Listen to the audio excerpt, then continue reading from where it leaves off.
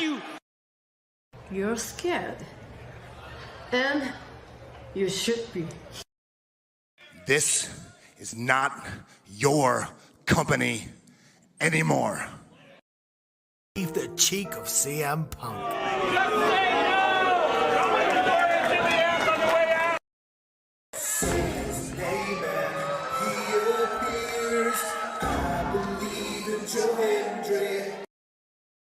Out. Combo move. This is what they've been doing. Hey, McAfee. Everyone shut the up and sit down! We got a mom in the front row who taught her daughter how to suck dick. I'm Mina Shirakawa. I used to be a model. I want to put on a big show. And that's the bottom line, because Stone Cold said so. What is going on, everybody? Welcome once again to the Saturday Shenanigans, hosted by yours truly, the Renegade J.J. Williams. Hi, guys. Hi, guys. CM Punk drama bullshit to the side. I still consider Heyman the worst AEW champion they've had. First of all, we're going to bring in Walter Cruz. I said that as a joke when, what's his name, did his promo Monday. He said, I'm from a prestige university. I said he majored in Steiner math. We've got the Heeb man, James Hebert, in the house. I do really cool and dumb things. On the internet. Right. A lot of shit going on here. A lot of fucking crazy ass shit. Where is Noah JD? Well, say his name and he appears, because we believe in Noah Foster. Fuck is this intro? It is one of those things where as fans we do have these desires for what we want to see, but sometimes you can't always get what you want, and there are reasons you truly don't get what you want. I wouldn't even listen to this in Grand Theft Auto San Andreas. What the fuck is this shit? God, rapid whack. Like I said, never been a greater time to be a wrestling fan than with more companies in a more lucrative spot, in a more comfortable business spot, in a sense of mine it seems than ever. Again, WWE is not the only one. It is not the end-all, be-all. So let's go back to the Renegade Wrestling J.J. Williams to get the official word. JJ, speak! Make sure you tune in every week, because you never know who's going to drop in to join the Shenanigans. Catboy is in the house. Hello, my internet family. I say if you want to make them as evil as possible, make them really mad. We have Mansfield joining the party now. What is going on, Josh? Like I told no one when we were in Cleveland, him joining JC was just an unfortunate side effect of my shenanigans towards you, JJ. I know how it can get better, Noah. The panel chooses you. Shut the fuck up, Josh. He said that so like. We got some of the intro back. Yeah, I was gonna say. Just think how you and I had lunch together the other week. That was different. Ladies and gentlemen, the King is here. Say his name and he appears. We believe in King A-Train. There are so many believers in Joe Hendry. The only person on this panel that doesn't believe in Joe Hendry is King A-Train.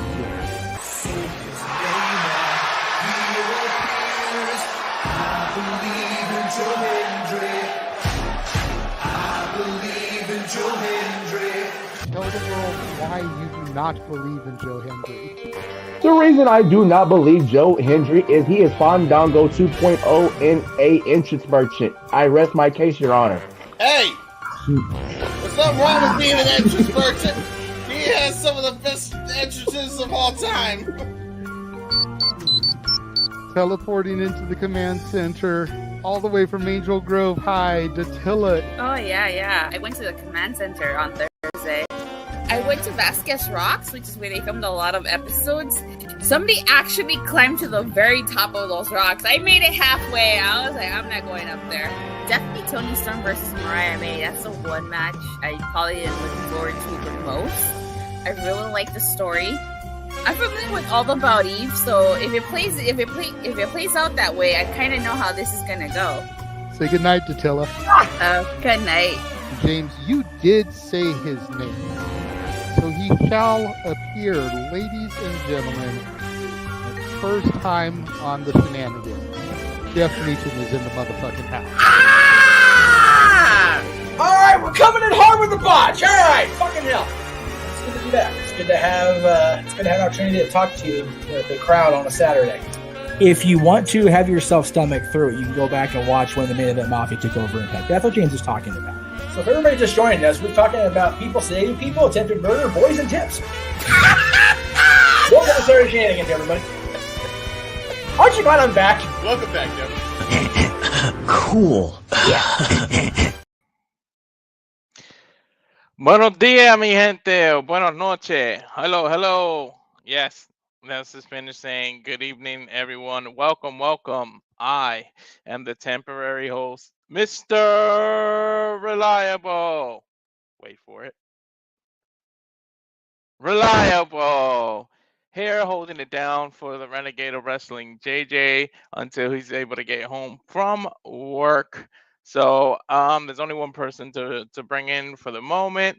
So bear with us while we get more people to come in. We're going to finagle a little bit and go on, but I'm going to bring in the Heat Man, James Hebert. How are you today, sir? Hi, it's me. I am doing better than I was yesterday.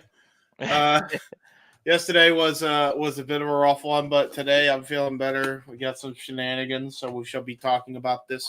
But since we got some time to kind of just shoot the shit about dumb shit, so I got a derpy idea for you.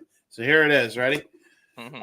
I have a new faction idea called the Wrestling Rangers. It's like the Power Rangers, but wrestling. All right? And here's the people that are going to be a part of the Wrestling Rangers. We're going to have Axiom as the Red Ranger, Hurricane as the Green Ranger. We're gonna have the Blue Ranger be Mystico Sin Cara edition. We're going to have Black Taurus as the Black Ranger. We're going to have Zaytara from the first Mae Young Classic as the Pink Ranger. And Zeuxis from the second Mae Young Classic as the Yellow Ranger. And then we're going to even have two more Rangers. Ready? The Gold Ranger is going to be Tiger Mask the fourth, and the Silver Ranger is going to be Hologram. You like my idea? Sounds like a group. You got to throw the Tilla in there. The Tilla's their manager. She's their Zordon of the group. Then no, your eyes don't fool you. This isn't a UFC watch along because it's just me and James. This is the Saturday Night Shenanigans. And already, ding, ding, ding, winner, chicken dinner. Daniel with a $5 super chat. Gotta love me some Beavis and Butthead in the intro. Yeah, we love it. They channel surf for a while, but then they found us and they got to. And they just decided to stay on us. They decided to stay on us, yahoos. You know? Yeah. If we can get that MTV promo or whatever network they're on now, I think it's Paramount, right?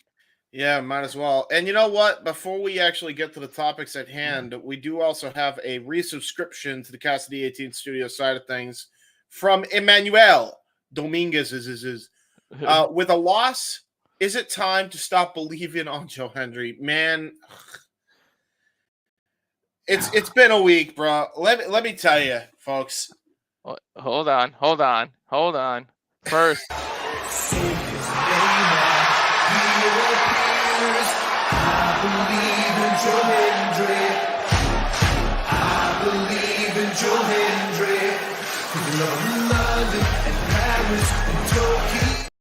He said his name. We had to do the shtick, otherwise we wouldn't be who we are. But go ahead. That is true.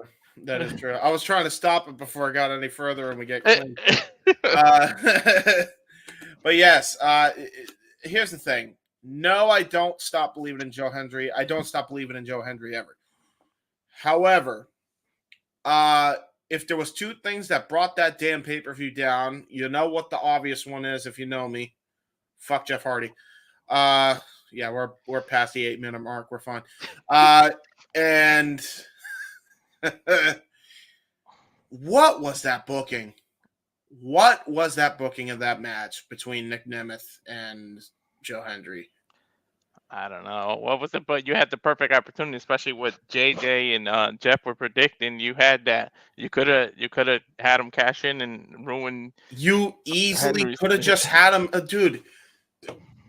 I don't understand how hard this is to understand. Like, the guy was the referee and had won the trophy to cash in at any point to win the championship. He could have hit his finishers on one or both of the guys, then go for a cover and count his own pinfall. And it would have been legal to do so. He had the whole deal right in the palm of his fucking hand.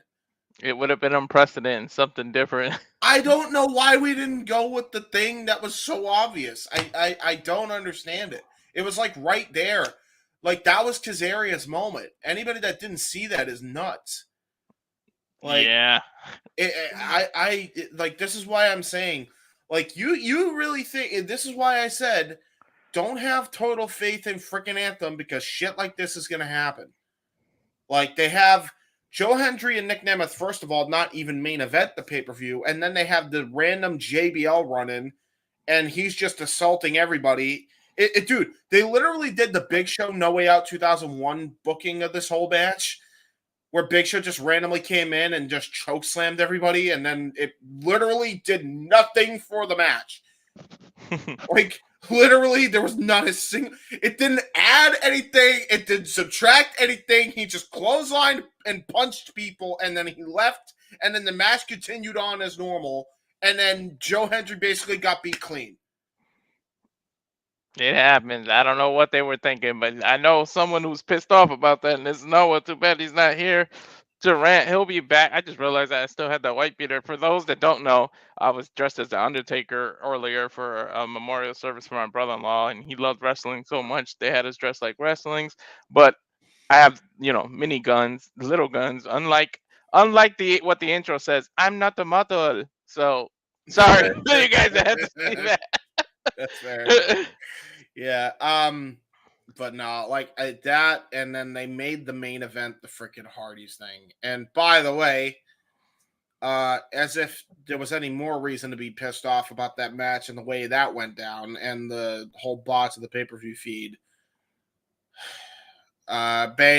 Chris Bay unfortunately got hurt in that match, and then I guess he did something on Impact TV that exacerbated that nagging injury that he got from that pay-per-view. So, all the best to Chris Bay. That dude is such a hell of a talent. I hope he gets well, because that sucks, man. Like that, he was one of the best stars in that show. I think him and Ace Austin were holding down that tag team division for a long time.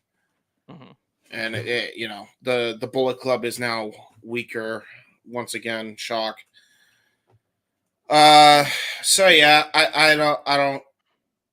Well, while we're shooting the breeze and we got people watching, let's get into the first topic, because I figure it's going to take a while to talk about anyways. But earlier, and thank goodness it was early, we got to enjoy it. We got to do, even Eric got to do his thing early, and we got to love when WWE is overseas. But we yet had another Saudi Arabia show. We had a show from Riyadh, or it's no longer, Riyadh. I guess, country redacted. But yes. Of course, we had Crown Jewel. So let's talk about the fallout and what we think about that. And chat, join in. You can PayPal, you can super chat. Yes. Give your thoughts below. Let me run all the PayPals underneath. Or you can super chat JJ's channel as Emmanuel did. So James, what did you think of Crown Jewel tonight or today? Earlier today. I thought that it was decent. I thought that the two matches before the main event got way too cut for time, and in reality, it's a lot of people have been complaining about it now, so I'll just come out and say it. I think the excessive advertising of every damn event needs to be lessened, and it needs to go. I think 7 matches are the way to go, and they should have made time for all 7 matches and not just axe one of them in just a brawl, basically. I'm over the bait and switches with that, and I'm over them not putting 6 matches on. Otherwise, I thought the card was pretty solid. Yeah. But yeah. I think just to piggyback off that, 6 is the magic number for them, but I got to give them credit for the way they creatively took away one of those matches. I predicted that might have happened with Seth Rollins and Braun, But so I got a correct prediction with the wrong match, and it sucked. It broke my heart, even though it was laughing. It's like, man, you said it during the wrong match. It was hilarious, and go back to the archives to see us doing that watch along. But continue. There you go. But yeah, overall, thought the card was decent. I thought the last two matches before the main Ultimate match there, which main evented, I was really surprised that it just went short. Like, I feel like LA Knight, Andrade, and Carmelo should have been a bigger deal than it was, like time-wise, and it only got like 8 minutes or something. And then you had the live match, which, I mean, it was going to be what it was. Like, that is what it is. But I feel like Andrade, LA Knight, and Carmelo should have gotten way more time than it did, personally. But otherwise, I thought it was pretty good. So, yeah, it was a little short. I agree with you, but it's not the result I predicted. But I mean, I like how they got there, and you made the U.S. title relevant. Much like Gunther did with the IC title. Maybe LA Knight, is the key you need to make this other title feel important. Well, anything was better than Logan Paul, as we found out. So, I mean, better a guy who acts like a megastar than a guy who pretends to be megastar doing crypto scams. I mean, what? Well, at least somebody's actually defending the title on a more or less consistent basis. Yeah, and then compared to the other guy who's doing, not for nothing. And I know everybody wants to be like, well, Logan Paul's supposed to be hated as his heel. Dude, he's a dick. It's not a character. He's just a dickhead. This guy literally had his wife just gave birth to their child, and he's promoting his Lunchly product for his kid's birth. No, screw off. That is horrific. No, I'm not okay with that. That, like, it's just unbelievable, like, how tone deaf you actually have to be to think that that's okay. But I'm not surprised, because this dude filmed what he filmed. Mm-hmm. But yeah. Well, with that being said, we have a special guest that's waiting in the green room. The originator who actually grew the tree that branched out into this and what we do now. I bet you he's gonna like that metaphor now. I gotta do something with trees or grass or anything green. But let's bring in the man, the myth, the legend, Jeff motherfucking Meacham. How are you, sir? I mean, I'm gonna be the Chris Jericho of this group. I'll fucking take the ring tree, like gimmick, whatever. Fuck it, why not? I get the Chris Jericho gimmick and the Mick Foley look. I'm just fucking rocking the legend shit tonight. Very good. There you go. Anyway. So yeah, I was not sure if I was going to make it. I ended up not making it on time, but that's okay. Neither is the moderator. So it's okay. I've had a day, but I want to talk about what we're talking about on the show tonight, and then I'm going to vent at the end if the moderator will let me. It's been a fucked up couple of days, and nothing to do with anything like personal, just logistical city bullshit that needs to be vented. So we'll get there. But I feel that. As far as what you guys talked about, because I was trying my hardest to get upstairs into the office before we got too far in. So sad for Chris Bay. Oh my god, dude! Like, I can't even fucking process how sad I am for Chris, and I hope that it isn't a big easy to. Oh, we're going sideways, kind of like Chris Bay's career, unfortunately. No, Jesus Christ! Never too soon with me. I don't give a shit. I love Chris. I love Chris. I do, for the record. And I'm not like overly mad at the Hardys, because it's a fucking Hardys ladder match. Like, shit's gonna happen. Like, right? But yeah, I do feel bad for Chris. And the booking to the main event, Frankie has a fucking giant ass cup that he has to cart around everywhere instead of just giving him the fucking world title. What are we doing, Anthem? What are we doing? I don't understand that. Literally, dude, Jeff. I laid it out there. Anybody could have seen this. Yeah. He was the official, and he won the trophy. He had the ultimate I gotcha card. He could have counted his own pin. It's over. I fucking had Walter give me updates throughout the show, because he knew, like you knew, I was at Michael Myers' house, and he's wearing the Halloween gear. Like, that shit fucking writes itself to celebrate that shit when I'm at Myers' fucking doorstep. Like, come on. and they don't give him the belt. I'm like, They what don't. I don't understand it. What is Jeff always saying? It's not hard to book. hard to finance. And it's not hard to finance because TNA is still. God damn this motherfucking phone in its fucking ass. All right. Hey, you know what? Fucking makeshift shit here. Hey, it's Saturday. Some shenanigans gotta happen. I have been attacked by a Care Bear. I just want to put that out. A fucking Care Bear launched itself at me off my brother-in-law's desk. I am not okay with the Care Bear attack on Saturday. What the fuck, dude? And it's not even the Grumpy Bear. No, it's one of the cute ones. Like better that bear than some other bears on the internet. I'm just saying. Yeah, well, these fucking bears on the internet. That's gonna be part of the shit I talk about later. Yeah, there you go. Well, if you watch cooking videos, be careful because somebody's out there cooking bear shoulders and stuff. Who want that Care Bear?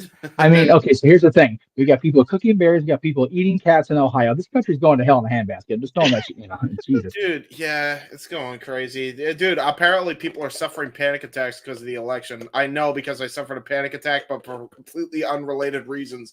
I had to go for it yesterday, so that was fun. All I know is, James, on the news when Teresa and I were eating dinner after the event today, all I know is the anxiety level percentage was 69%. I'm like, yep, that sounds about American. I love that it's 69%. Yes, it couldn't have been. It couldn't have been any more, any less. It had to be right at 69. I just can't wait for Tuesday to hurry up so I don't have to watch these ads anymore. No. I can't wait for fucking Wednesday when it is over. Yeah, exactly. But as far as the show this morning, I have not seen the show because I was out the door at fucking 7:00 because I'm a crazy person. But I did keep up with this also. I'm going to watch the show tomorrow, and I know for a fact, JJ, I'll talk about this more with Heat Bumps in, but Natalie is going to lose her goddamn mind at the way Roman lost. Oh my god. Yeah. Like, on behalf of all the gingers worldwide, Roman, we're sorry. Standard unscrewed the pooch. Oh, fuck. Yeah, right. Oh, so crazy. Not surprised they've won. I was surprised Cody won, however. I was very surprised that Cody won. Kudos to Kevin Owens for going all in on the repping the Papa shirts. That's tremendous. I love Kevin for that. I love it. What else was on that show? The women's four-way was a clusterfuck. Kind of like the women's four-way Friday night, last night was a clusterfuck, but whatever. They retained, so was it really necessary? No. What's my weather? I was inside for most of the day, and of course, the minute my ass walks outside after the day of days, it starts raining. Then I'm like, because of course, fuck me, thinking about the nature. Exactly. Anyway, other than that, pretty good up until today. The rain's been threatening, but not been delivering. Today it delivered. Nice. It was 80 degrees yesterday, and that was cold today. Yeah, that's because New England. That's because Mother Nature's been battling with the McMahons in Connecticut for all these years. Yeah, so, right. So bipolar up there. So yeah, I mean, I'm not shocked that Cody won. I mean, no, because I haven't seen the show. Right. Was there any interference at all? Because I honestly thought this was going to be Cody's to lose just because of the Kevin Owens factor. I can't whistle, but clean as a whistle, that main event. Yeah. I mean, both the title match or both the crown jewel matches, I guess, like pretty much went the way we expected. So it's wild though. That's the women's one had a bunch of interference, but that's what we expected. Which we expected, like I said. Yeah. To me, I feel like the Kevin Owens one made more sense. I feel like even if you already did interference spots, that made sense to have an interference spot too. Okay, so I'm going to intercede on behalf of my friend today. That's what I'm going to do. First of all, can we get my shit in the bottom, Mr. Producer? Thank you. Yes. But as far as my friend, I would like to implore Paul Levesque and Nick Khan and everybody else not let Adam Pearce work on November 2nd anymore. Okay, 2021, he takes an F5 from Brock Lesnar. 2022, he takes an F5 from Brock Lesnar. 2024, he gets RKO'd. Let Adam Pearce alone. What's your? By the way, what's your PayPal, Jeff? /. I don't care. I want it out there. Oh, okay. Plus, I'm on my phone, so typing is a deficiency. Yeah. It's really simple. It's PayPal.me or whatever the PayPal fucking URL is /Jeff Meacham. Very simple. Or it's like, awesome. Okay, so that. All right. And, Awesome. and if you're going to spell it like it's supposed to be spelled, fine. If you're going to spell it like the chat room, don't do it. Anyway, exactly. Just look. You know his who I'm name talking is about, spelled chat for room. you right there. Spell his name and don't fuck it up. Okay. Yeah. MEECHAM. Did you Chat room? You know who I'm talking to. Don't fuck around there. by the way, before you got in here, did you hear about my Rangers of Wrestling idea? I did. I'm not opposed to it. There you go. A little too much in car for me, but that's okay. Hey, listen. Hey, Mystico is better than Sin Cara. We just have to have him dressed as Sin Cara because that actually has blue. So, Blue Ranger. That's fair. Hey, did anybody else notice in Power Rangers that the Yellow Ranger originally was Asian, and then the Black Ranger was black, and then when they switched them out, the Black Ranger was still. Yep. Yeah, I'm like, I know we're trying to not completely be politically correct, but we just switched them around. Why are we even fucking bothering? Why? Just saying. Anyway, that's profiling, ladies, boys, and girls, and that's wrong. Profiling, that's wrong. Oh, that's okay. It's still not as bad as I was in the first day I came back and instead of the opening. Now I was just on one that day, and that's okay. There you go. Because I mean, to be fair, before I came in, y'all were talking about boys and tits. So, that's true. That is true. That wasn't my fault. I am Tinsky in that case. And that was his first episode back. Yeah, yes, I am Team Sinsky in that case, except unlike Roderick Strong, I'm on a baby kill like Team Sinsky. So there you go. There you go. Or attempted fetal murderer. Sorry, Roderick. I don't want to classify you incorrectly. You were attempted fetal murderer. Yes, indeed. Anyway,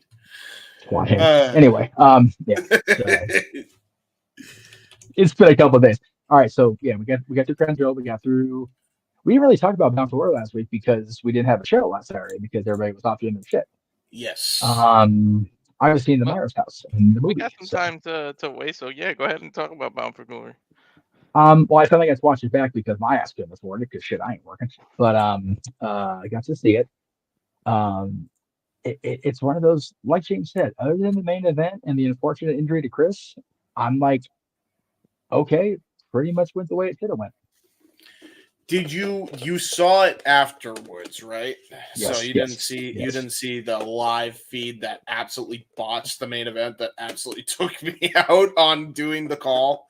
Well, no, because okay, so I didn't watch your guys' coverage. I actually watched TNA's coverage, and that wasn't not to watch us. It's just I wanted to get Tom and Matt's initial reaction, and then I'll go back and watch y'all shit later. But I did have it. I had the actual feed.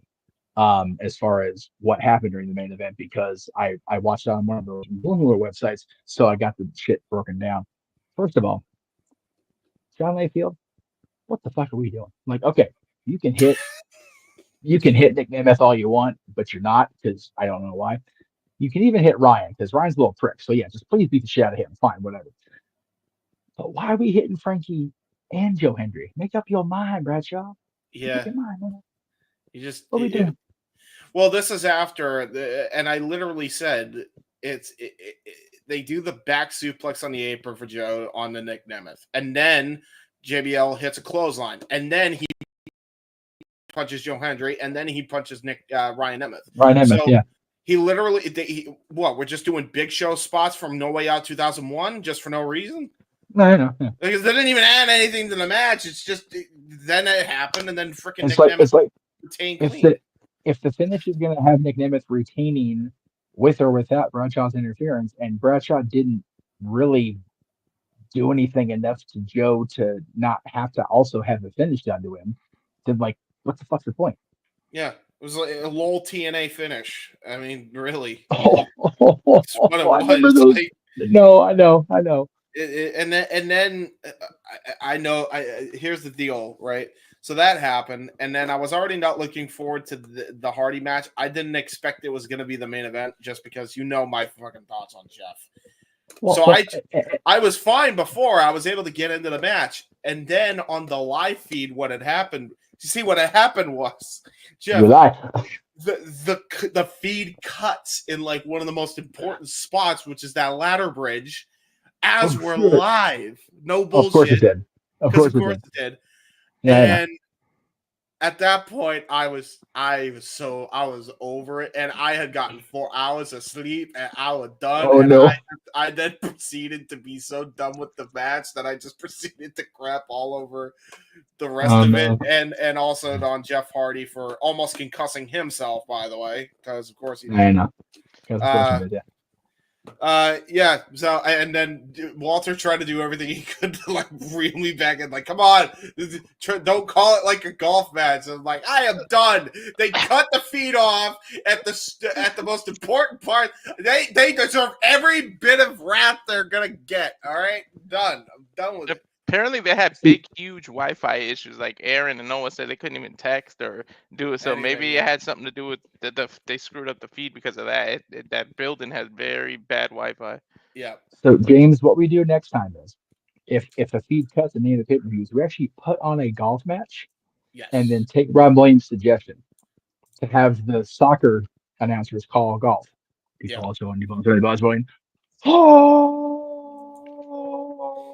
Nice. That's what we do going forward.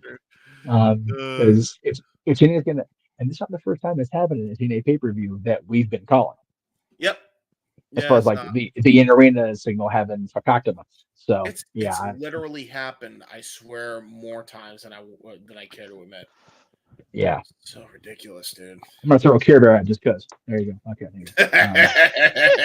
Because he doesn't care. Through a Care Bear. Care Bear's my new prop. Thank you, Neats. Appreciate you. I don't have a care and I don't have a bear to give a about this pay-per-view.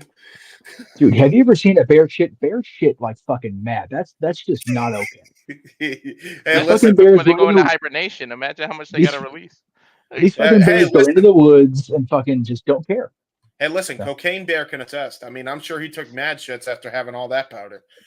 Cocaine Bear is a crazy mother. So, oh, by the way, since we're in Shenanigans voting, like we're not really into the topics for real yet. I'd like to acknowledge that JJ sent me. Thank you. That JJ sent me the links to the 2 Winnie the Pooh horror movies and the Mickey Mouse horror movie, and encouraged me to watch it. And I said, "Why you do? Why? Why do you think I want to? Why do you think that I want to see Mickey the Mouse and Winnie the Pooh as horror characters? Like I worked for the mouse. I am a lifelong mouse person. I don't need to see Mickey cutting bitches. Like I don't need to see this. I don't need to see this. Five Nights at Mickey's. It is bad enough we've got Mickey beating the fuck out of the Jonas Brothers in that clip. Like for real. Like that's enough for me. Like Jesus. You got a problem here? No, Mickey the Mouse. We need to get that meme back in this, by the way. No, we do. We have to. I was so disappointed. I went to go use the little tot in the car seat. Abu shit, and it fucking like cropped it wrong. I was like, oh, dude, I like that it's cropped wrong. There's an interior. I know. It's just fucking like all you see is half the kid's face going Abu shit. I'm like, what the fuck? Dude? I warped this poor child more than his parents already did. Clearly. Oh God. Oh Lord. But anyway, yeah, I am content in life not knowing that Steamboat Willie and Winnie the Pooh are cutting people. Like I'm okay with that. Yeah, I'm 100% okay with that. I'd rather be ignorant to that fact, to be honest. Yes, ignorance is fucking bliss. And speaking of fucking bliss, what the hell is this dumb shit getting scammed $1 million on a Bliss impersonator? Did y'all see this shit? Yeah, yeah, he spent $1 million because he thought Bliss was asking him for stuff. Freaking, he got catfish so hard he smells like fish from all that catfish, and he's got my God, $1 million. Fuck. Bro, he got catfish to the point he became a lobster and got put on the roll, bro. Jesus Christ. Yeah. Yeah, you fucked up, dude. Like, my God. Dude, even Ryan Cabrera almost feels sorry enough for you to pay you back. He's not going to because you're a fucking idiot, not Ryan Cabrera. But yeah, true. Yeah, just the news and wrestling, just like we're gonna cover shit today. But some of the boneheaded ones, you just go. And this is why we do what we do, because the people below us on the food chain are doing even more stupid shit than we do. So that we can talk about it and make fun of it. That is true. That is true. Yeah. How I don't know how anyone falls for something like that. Yeah, I mean, it's one of those. I get ignorance, and I even get mental illness not like actually making people be aware, but if you are a wrestling fan with enough access to technology to be able to contact Alexa Bliss, wink, wink, on the internet.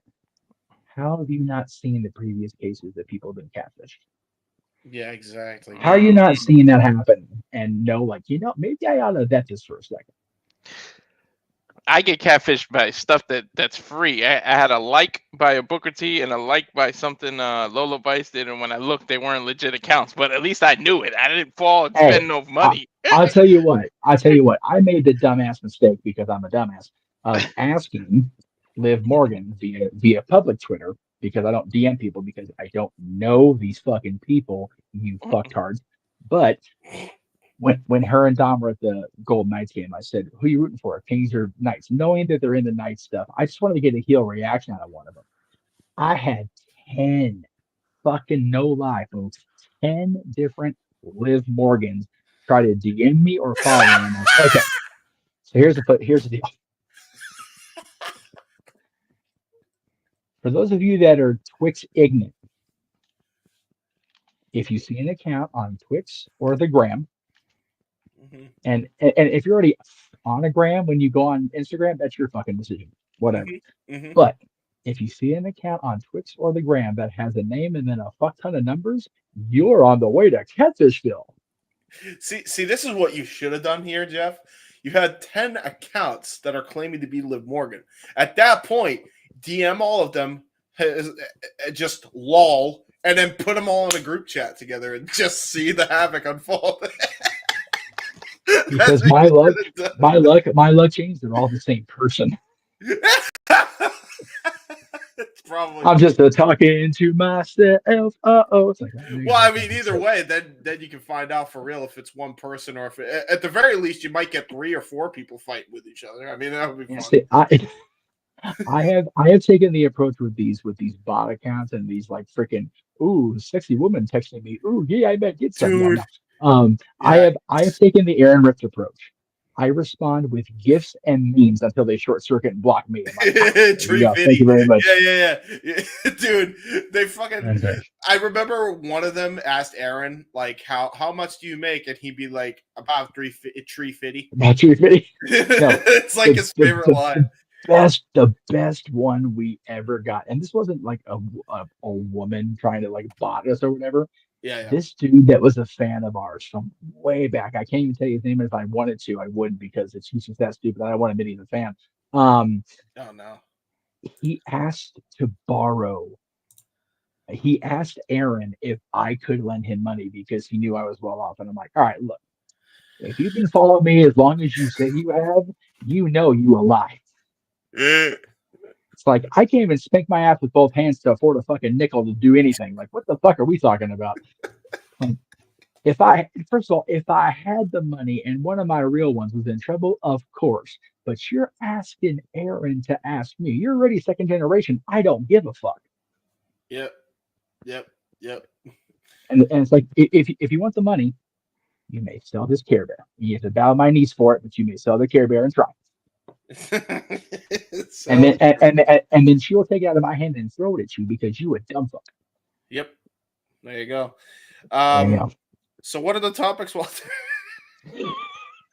Well, let's go into the first one, which is topic 1. Wake the fuck up, Noah. The new WWE ID program. So I'm oh gonna yeah, from Bleacher Report, and then we'll get into it. So it says WWE new development program sparked conversation online this week as fans and insiders question what this could mean for the future of independent wrestling. If my thing could, Walter types when he talks, folks. Give him a second. On October 29th, the company unveiled WWE ID, a new initiative that would provide up-and-comers with the path to join global juggernaut. It's the latest advancement in talent development following I got it right that time. Following the introduction of the NIL program, which is the Next in Line program for those who don't know, in 2021. As a result, the company has partnered with Booker T's Reality of Wrestling, Cody Rhodes' Nightmare Factory, Seth Rollins' Black and Brave Academy, Elite Pro Wrestling Training Center, and Rikishi's Knox Pro Academy. Details about the inner workings of the new project are scarce, but this announcement prompted drastically different perspectives from wrestlers and onlookers. Still, it's unclear how WWE ID tag and contract status will affect the indie scene yet, and many want to see how this plays out. So that's what the Bleacher Report is reporting, and then they go on to give their opinion of the pros and cons. So I won't get into that. Yeah. But let's start off with Jeff, since Hebert, obviously it was only two of us, but you had to go first. But let's go with Jeff and how he feels about this. So, first of all, the key phrase. Wow, close up. Hi. Okay, we're going to review now. Got it. I was thinking I was going to do review, but okay, it's a solo shot. Scream Jeff all day, all night. Okay, anyway. This is what we call a Jeff ID program right here, folks. Okay. Jeff. I was trying to back it up since you were close and I hit remove. Go ahead, Walter. I'll handle the buttons with the. What happened was shit happened. All right. Somebody figure out who's at the fucking button. Okay, now, anyway, the key phrase Walter said was, "Let's see how it plays out." Yes. They had this one independent promoter go on there and go, it's like, it's been an hour, dude. Slow the fuck down. Calm your tits. Like, Jesus. God, dude. It's so bad. And seriously, just scoot back, get up from the office desk, go outside. You see that green shit down there? That's grass. Touch it. Fuck me. Golly. And if you're in Walter's neighborhood, go to his house. All around the place there's grass. Smoke it. Chill the fuck out. Golly. Now, I said that part because that was the funny bit. Okay. Yes. I actually am in favor of this, and people are gonna crawl up my ass about it. _ Jeff Meacham on Twitch and Instagram. Not that I'm gonna answer you because you're fucking wrong and I'm right. But just like my dad said, it's my opinion. It should be yours. Yeah. The thing is, WWE has always tried to, when they bring people in, dissuade people from, oh, well, they did it this way here, and did it this way here. It's like, one of the big people that had a problem with that, and I remember this because it was on the first season of Tough Enough, was Harvard Chris. Yep. Now, I love and respect Dr. Nowinski now. Major help. That's all I'm going to say about that. But when he came in, he was trying to coach the Kowalski way. And freaking Al Snow went, no. We do things this way here. WWE getting at these kids from jump will create an environment where they are set up for success in WWE. And I say it like that because we have a similar terminology with my son in high school. We're doing everything we can within the system of adults that are helping the different facets of his educational and personal life to set him up for success down the road. You get a kid 17, 18 years old that comes into Nox Pro, which, by the way, having Nox Pro is awesome because not only do you get Rikishi, Gangrel's an instructor of that school too. Yep. For the record, love me some David and Keish. Saw that they're part of this. But you get somebody that gets into Nox Pro or Reality Wrestling or the Nightmare Factory, and WWE has eyes and hands on them from day one. All they can do is grow. Mm-hmm.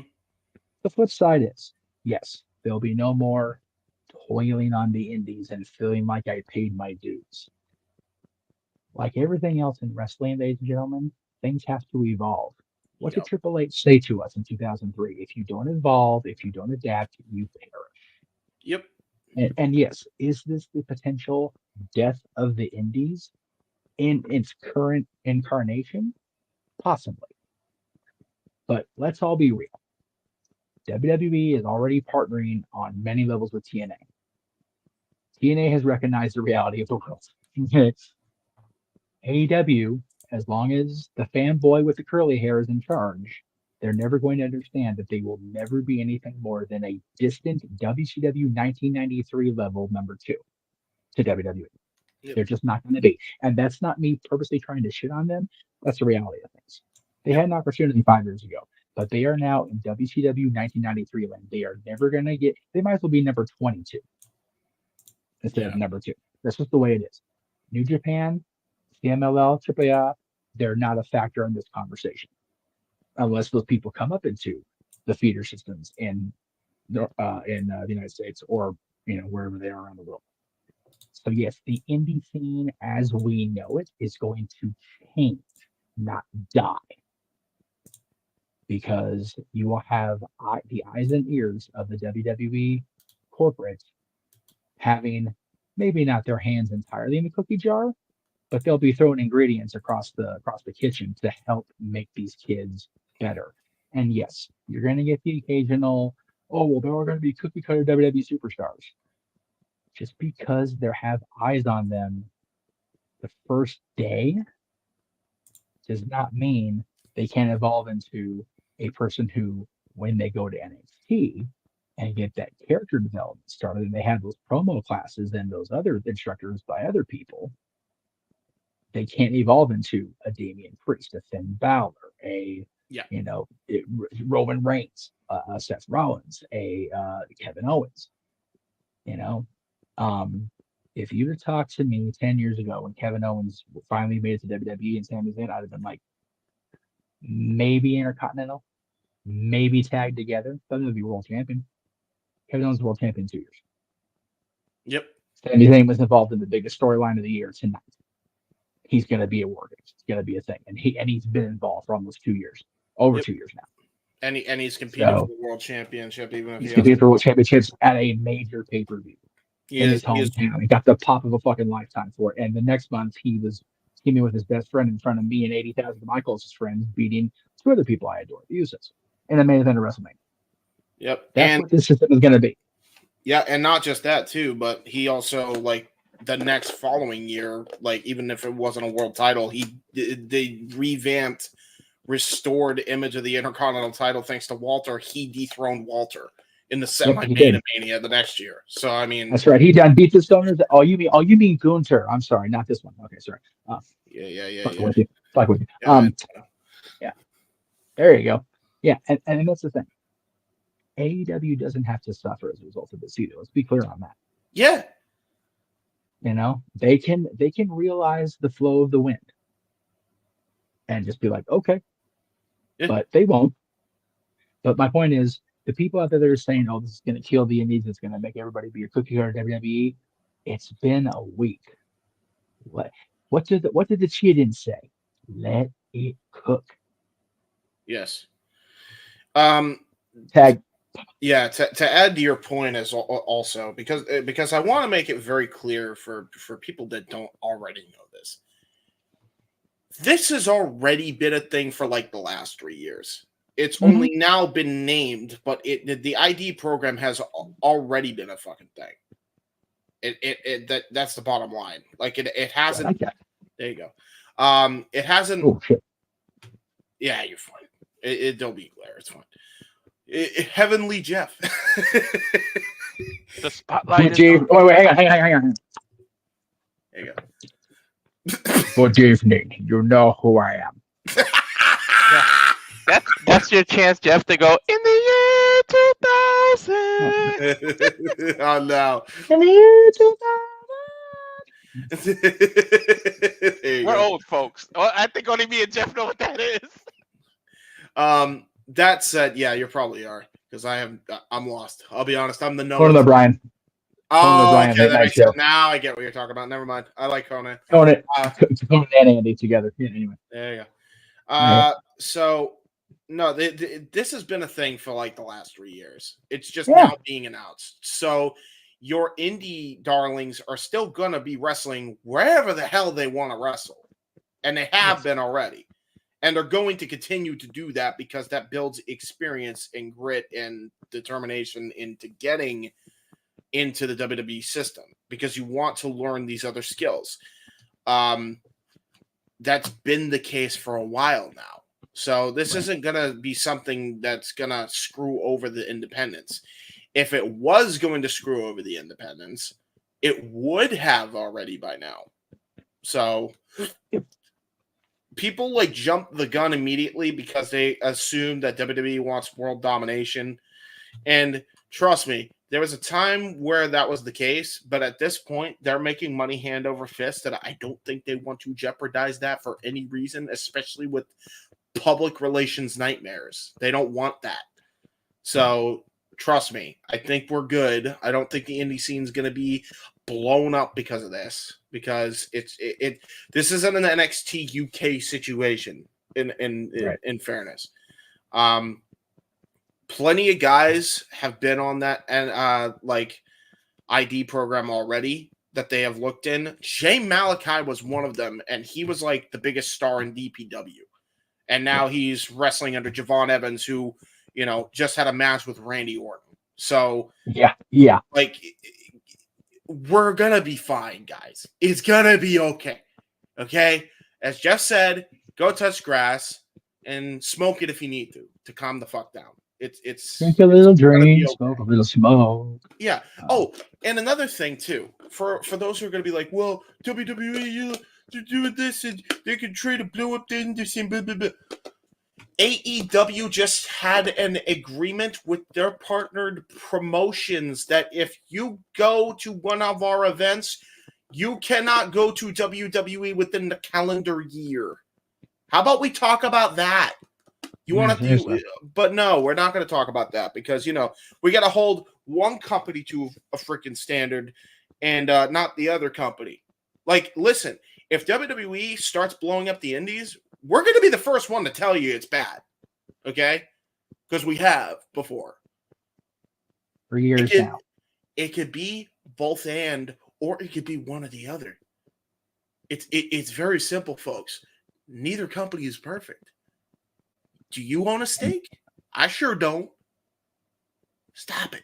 Get some help. Yeah, it's honestly one of those things, and I've said this from the beginning.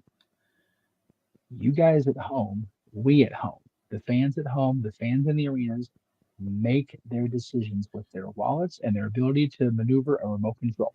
Yep. Nobody is telling any of us to sit there and watch WWE, Raw, SmackDown, NXT, the pay-per-views, the pre-live events. And by the way, as I've said, if somebody is holding a gun to your head and making you watch these shows, and especially our shows, because fuck, if you're having a gun to your head watching our shows, god damn, what the fuck? Get away and call 911. Like, seriously, you guys all have a choice out there. Yep. You don't have to watch these cookie cutter kids from the indies being groomed into WWE superstars. You can still watch AEW and have the 5-star matches if that's your prerogative. Mm-hmm. But if you're going to bitch for the sake of bitching, then you're no better than the people you are bitching about. Yep. That also can pertain to the wrestlers too, by the way, which we'll get into our AEW topic later this evening. This can pertain to any. It can pertain to anybody. Yeah. I will always remember watching Heyman's biographical documentary and having Crockett pull his punk card. Yeah. So okay, so you're gonna sit there and you're gonna work for me and you're gonna do this thing with Todd, but now you don't have an opportunity and you're sitting here and bitching. Are you gonna sit here and bitch? Or are you gonna take action? ECW happens. Yep. And like when I think about this, I don't know why everybody's so afraid of change. If Vince McMahon, be careful, I'm going to give him some credit, was afraid of change from from the territory system to what we got, WWE wouldn't be what it is now. Can you imagine if everybody was just scared from changing and he was like, I'm not going to do this? What would the wrestling industry be now? You guys, change happens. Like Jeff said, you got to evolve with the times. Vince did a brave thing and he introduced television and weekly shows and all that. And then we got it only helped. It made companies like WCW for what it was, but it made all these new companies come out of nowhere. TNA wouldn't exist if Vince didn't do that change. So like change is going to happen. It has to come.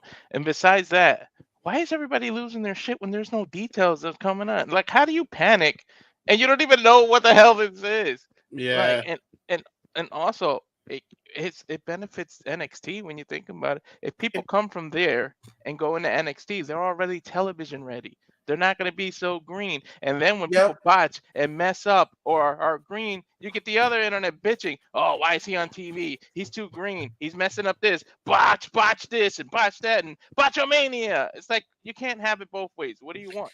Like, hey, by the way, people who are freaking out about the ID program, Will Ospreay was under the ID program before it was called the ID program for years, and he decided to sign with AEW. Guess what? Who is the biggest star and the biggest babyface in AEW right now? Will Ospreay. Yeah. So it's going to benefit the entire industry. Like, I don't think people understand that, but it's going to benefit the industry, not harm it. Yeah, Walter, you brought up a great point. People are so afraid of. They have to have an instant reaction. Do you know when you should be scared at something said that has vagueness to it? Not when WWE announces an ID program. When people like Rumstone, who was the head of the head of the Department of Defense years ago, came out and went, "I don't know where, I don't know when, but somewhere something bad is going to happen." That's all for me. Nothing more. Thank you very much. It's like, Mr. Rumstone, can you give us a fucking clue? We are post 9/11. And we scared, dog. Like, we don't know what's fucking happening. Can we have a little bit more information? Yeah, exactly. When the WWE announces a new program on a weekday, and we're over here in fucking Code Blue on Saturday, calm the fuck down. Yeah, Code Blue my ass, bro. Yeah, like, seriously. The only Code Blue I'm worried about is my blue balls. That's a whole other show. All right, like seriously, you don't even chill the fuck out. Like, God damn. You need to calm down. Do you ever get those math questions in homework, and the correct answer is not enough information because you can't solve it because you don't have everything? Sometimes things just don't have enough information, which is why that's my life now with this new core master that giving our kids. Exactly. Exactly. Trust me, I know. I got 3 of them, and it's like, huh? Go ask your brother. Like, when did 2 + 2 turn into a Lego project? Like, why is it not just fun? Like, what the fuck? What are we doing? Dude, that's me with algebra 100%, bro. I can't stand new algebra. I used to beast algebra, and then they changed the rules, and I'm like, the fuck is this? Nowadays, it's like 2 trains are traveling 60 miles an hour. Which one has OnlyFans on it? Which female has an OnlyFans account on it? That's what that is nowadays. I mean, you did say a train. People like to run on trains. You know what I'm saying? That takes out the true question is this the whole train, and why is Godfather driving it? What are we doing? Exactly. And yes, the fact and Undertaker likes it. What were you gonna say, Walter? Go ahead. I said an Undertaker likes it because we know that Undertakers like hoes. Hey. Well, I mean, he's a married man now. To be fair, I don't know. Still, you got to give. At what point he did? The fact that they try to break him with that was hilarious. I don't know how he held it. Hey. So Undertaker's. So is his new favorite politician, and we know he ain't above getting the hose. Well, yeah. Hey, listen. I'm taking this show off the wrong rails. I'm gonna fuck it up. Trains. Yeah, he hit the switch and went the different rail. Donald Trump's probably a first-class ticket, unfortunately. Dude, I will tell y'all this right fucking now. My Monday stream, the day before the election, is gonna be dude. I'm gonna have everybody hate me. I don't give a fuck either. Yeah. My pre-election stream is gonna be one that's gonna like probably ruin friendships because I'm so over this fucking shit. I am. I swear to God. Yeah, but like. It's even hard to get back on track. A full opinion when you don't know details. So it's like, that's the bottom line. We've literally had this news in the pipeline for a fucking week. Just settle your goddamn tits. Like, golly, man. Yeah. Sometimes sometimes us older folks like me like to just go on a drive and clear your mind. You don't need to exactly know where you're going. Just enjoy the trip and travel and adventure. Seriously, after the 2 days I've had, I got a beer waiting for me at the commercial break. I'm gonna go get that fucking beer. I'm gonna sit here. I'm gonna enjoy the goddamn beer because sometimes you just need to fucking kick back and drink the alcohol. WWE with this program, by the way, not only just literally like helped their own bottom line, but they actually just benefited the entire industry forever. Like you mean then, now, and forever? No. Haha, haha, exactly. Together. But no, for real, like they have literally preserved the industry's future, and they've been doing it anyway. Like I said, the Will Ospreys, Swerve was a part of that before he got signed. Keith Lee, same thing. There was a lot of guys that were part of that ID program before they called it the ID program. Like, that's just how it was. This is before they were in NXT. Like, Devitt was on WWE's radar for a while before he signed NXT, folks. Like, it's just now more prevalent, and it's just, we should just name this something, because we do this a lot with talent.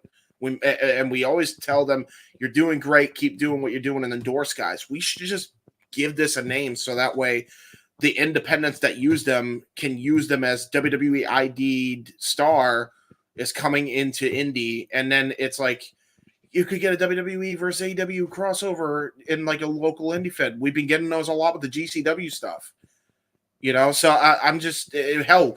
We got it with TNA, who's partnered with WWE, and we got Ring of Honor, who's owned by AEW, and they had Athena versus freaking. What? Why am I forgetting her name? I shouldn't be forgetting her name because she was awesome. She's a new champion in TNA. Oh, Masha Slamovich, yeah, and she won, and she had a hell of a match in Prestige Wrestling. So it's like, we're gonna be fine, folks. We've got the most recent former Knockout champion being part of a tag match in an NXT ring in the middle of ECW fucking arena on Wednesday night. Yep. I think we're okay, folks. Hell, yeah. AEW's got their own crossover. Why can't WWE have theirs? Why can't WWE have an ID content program? Hell, AEW probably has one. You don't know that, folks. They probably do. I bet you the other half of the Nightmare Factory, QT Marshall, has an AEW ID content program on their end. Yeah. The bottom line is this.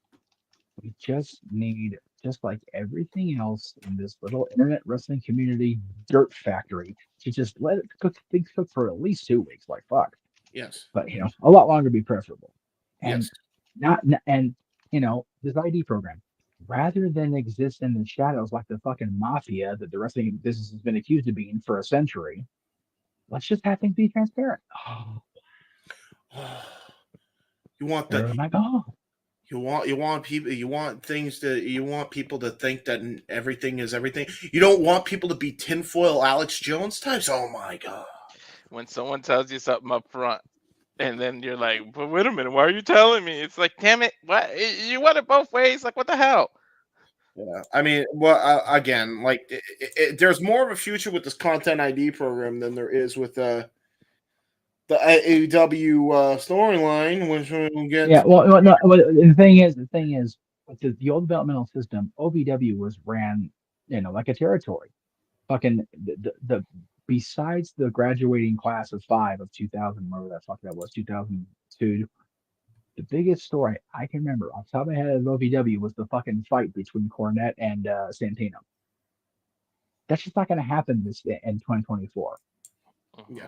It's just not shit. Like the world has changed, not just wrestling. And the problem is these old fucks, older than us old fucks, can't deal with the fact that everything is out in the open now.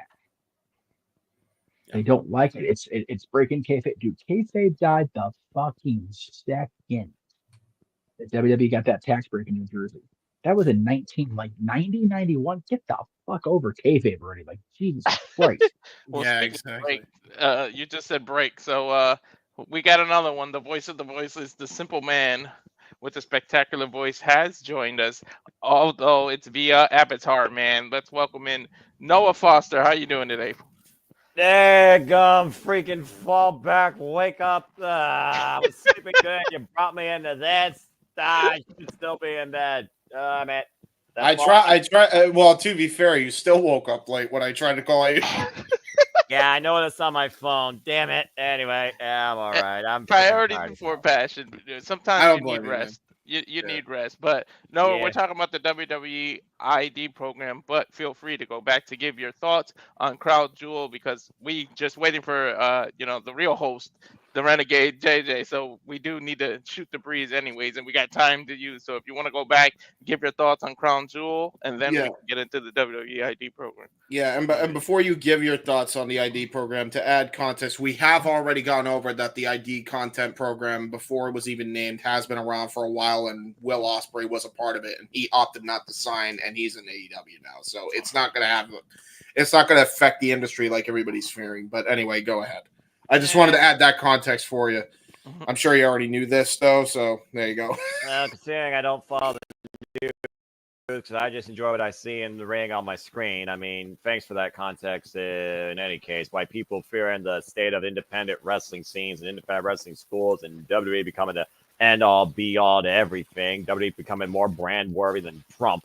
It feels like that to me. This is just WWE's extended effort to try and recruit for the ongoing future of their form of professional wrestling. I mean, led by Seth Rollins' school, Booker T's Academy, Cody Rhodes' Nightmare Factory, the first of three, the more to come. It just feels like to me it's developmental territories or factories for future WWE superstars that probably be promoted from any of these to NXT. For me, it just feels like another ploy for WWE to once again spread their W as far as they can across the world in any way, shape, or form to expose WWE. I don't necessarily see a fear, maybe an annoyance, but that depends on who you ask versus those that just watch the business versus those that work in it. So that's my simple take on that. I just hope it means, if nothing else, more opportunity in developing professional wrestling. It just doesn't have to be underneath WWE. As far as Crown Jewel, I will say this for the Paul Triple Deck era.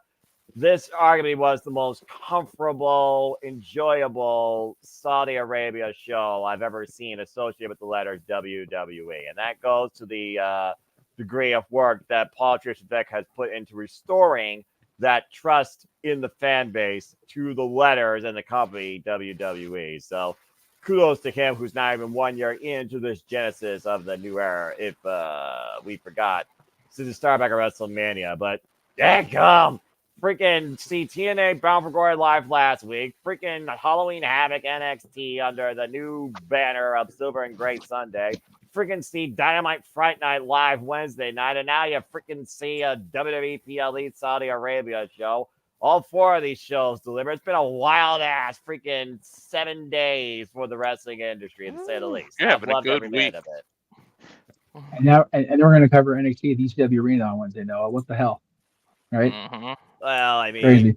Yeah, the NX F&T goes to the place of ECF and W. It's going to be very interesting. The women definitely are going to carry the show, as NXT usually does. But the card is looking quite promising. And I'm looking forward to seeing this, whether or not I'm doing the coverage for it or I see it the next day on the CW app, because, again, I have no services with CW on it. Yeah. We'll work on that for you before Wednesday. Don't worry. No, So Noah, are you? I do want to also point out that for those who are worried, and I mentioned this before, but I'll mention it to you as well. What? The whole ID program thing. Not everybody technically has to sign if they don't want to in this. Correct. Right. AEW, I think, I forget what the name of AEW's is called, but they also have a similar program, I believe.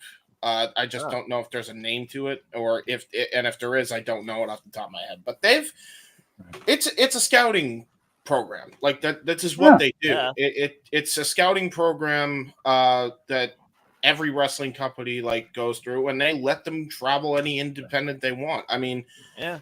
It is what it is. I'm okay with it, because at the end of the day, if Will Ospreay was under he was under an ID. He was scouted by WWE for a long time before he signed with AEW, and I think, and he's in.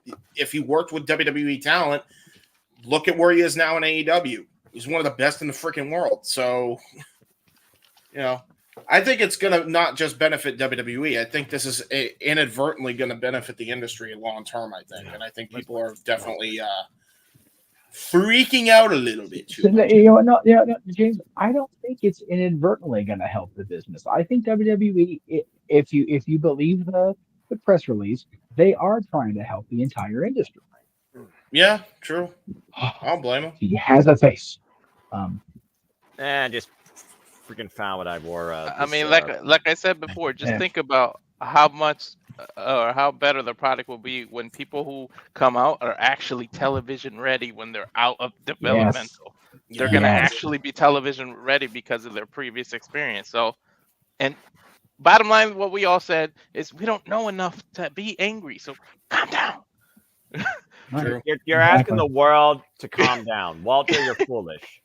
That's true. I just before I forget to commercial. I just love. I talked about the NXT coverage. I love the fact that we're going to the most extreme wrestling venue in the United States the day after we elect a new president. Extremes, indeed, my friends, indeed. Well, I mean, Philadelphia is going to be a wild area anyway because of the election. If the last election was anything to go by, so this might be an interesting NXT in the ECW arena. There might be a lot of things. Hopefully, they'll be positive and not negative. Let's hope. Yes. Well, when you go in the world, someone's always going to try and turn the negative into positive and vice versa. It's just a matter of which side does more of the other versus the other. And hopefully it's more of the positive than negative as I live by. But again, people are always going to assume, judge, reach a certain point without any real reasoning with some of them. And others are just going to see how things go until everything's made official and they see actual results or, failures from the fallout. We'll see what happens. Like anything else. Yeah, and impromptu, I'll do this, Noah, because there was no Shenanigans last week, and you got to go there live. The three of us gave kind of brief our thoughts on Bound for Glory, so you were there live. How about we get your thoughts on Bound for Glory? I'll say it once, I'll say it again. There is an undeniable, unmatched, unique passion when it comes to the TNA faithful and the Impact Zone that still lives up today.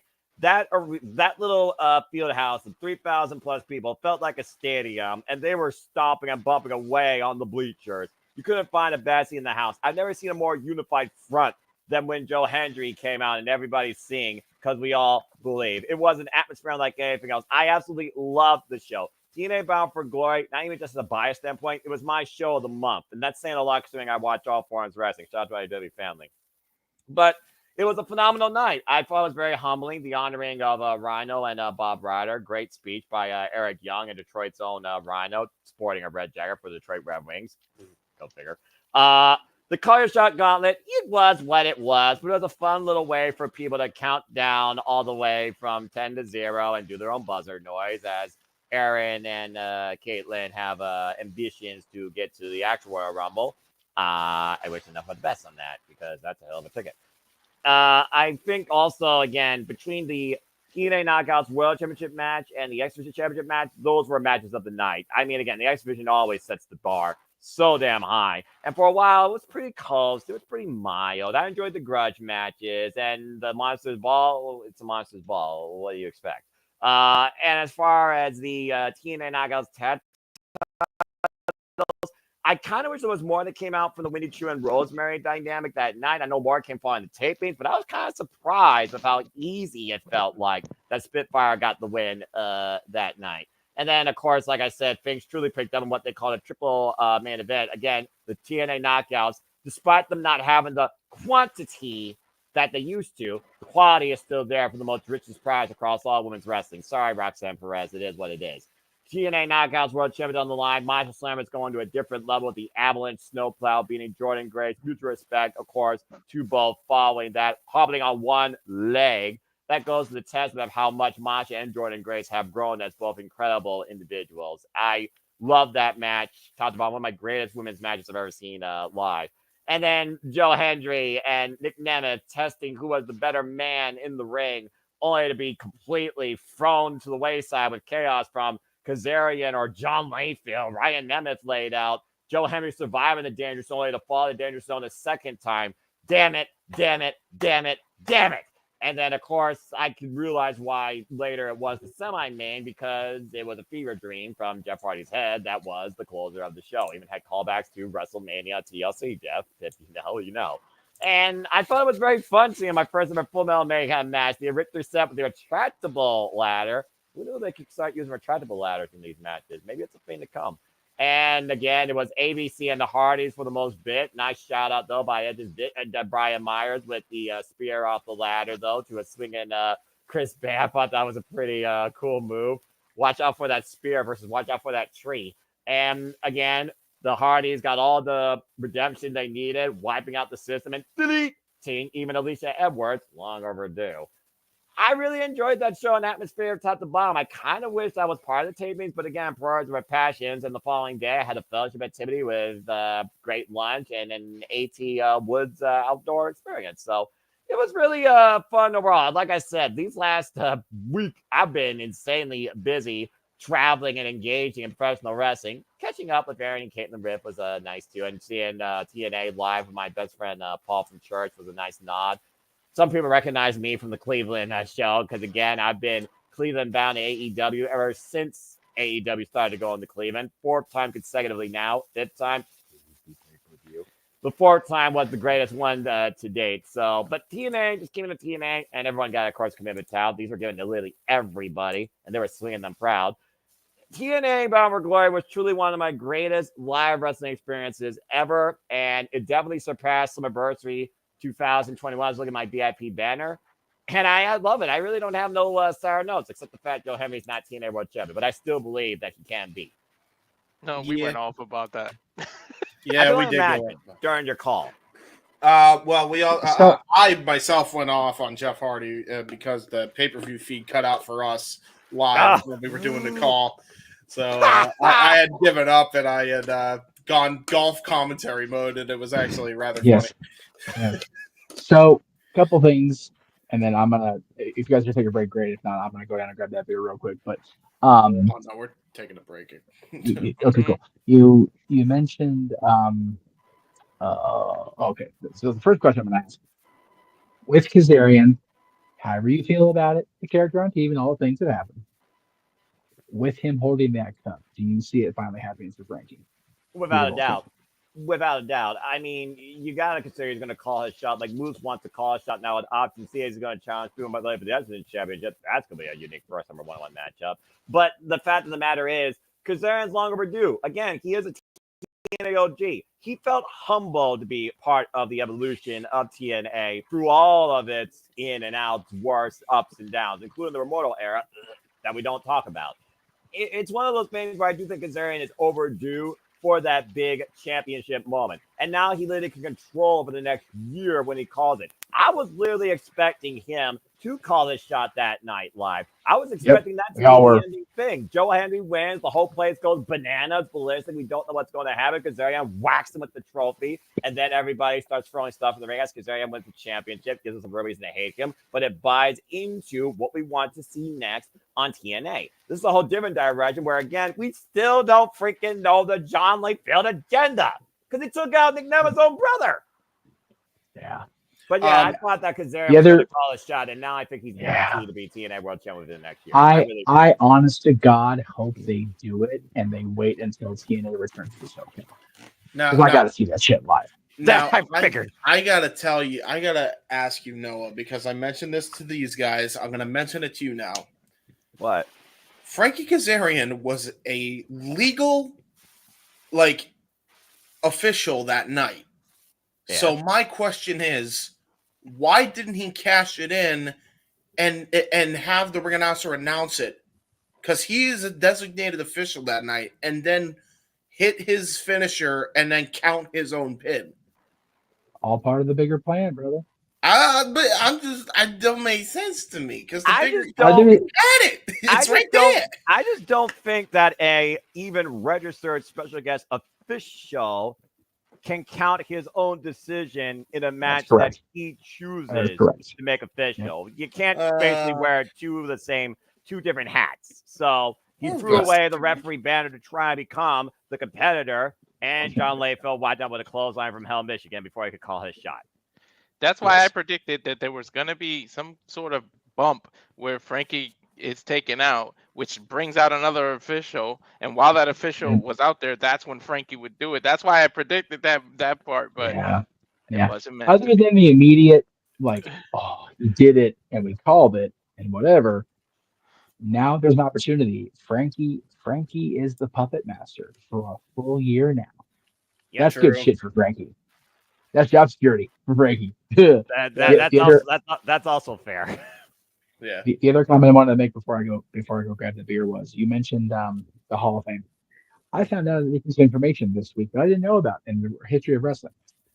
I was actually it's how I found this out at dinner with Teresa. We were eating, and I looked on in the car on the way to dinner. Salt and Pepper came on, and What a Man, the song "What a Man," which I remember played Lawrence Taylor to the ring WrestleMania 11. Right. So I'm going down the WrestleMania 11 rabbit hole, just reading up on the show because I don't know everything despite my bravado, and No one does. going down the list. It turns out that one of the interviews that Diesel and Shawn Michaels gave to promote WrestleMania 11 was the first ever internet-based WWF interview. Do you know who conducted that interview? Bob Ryder. Oh wow. Okay. Wow. Wow.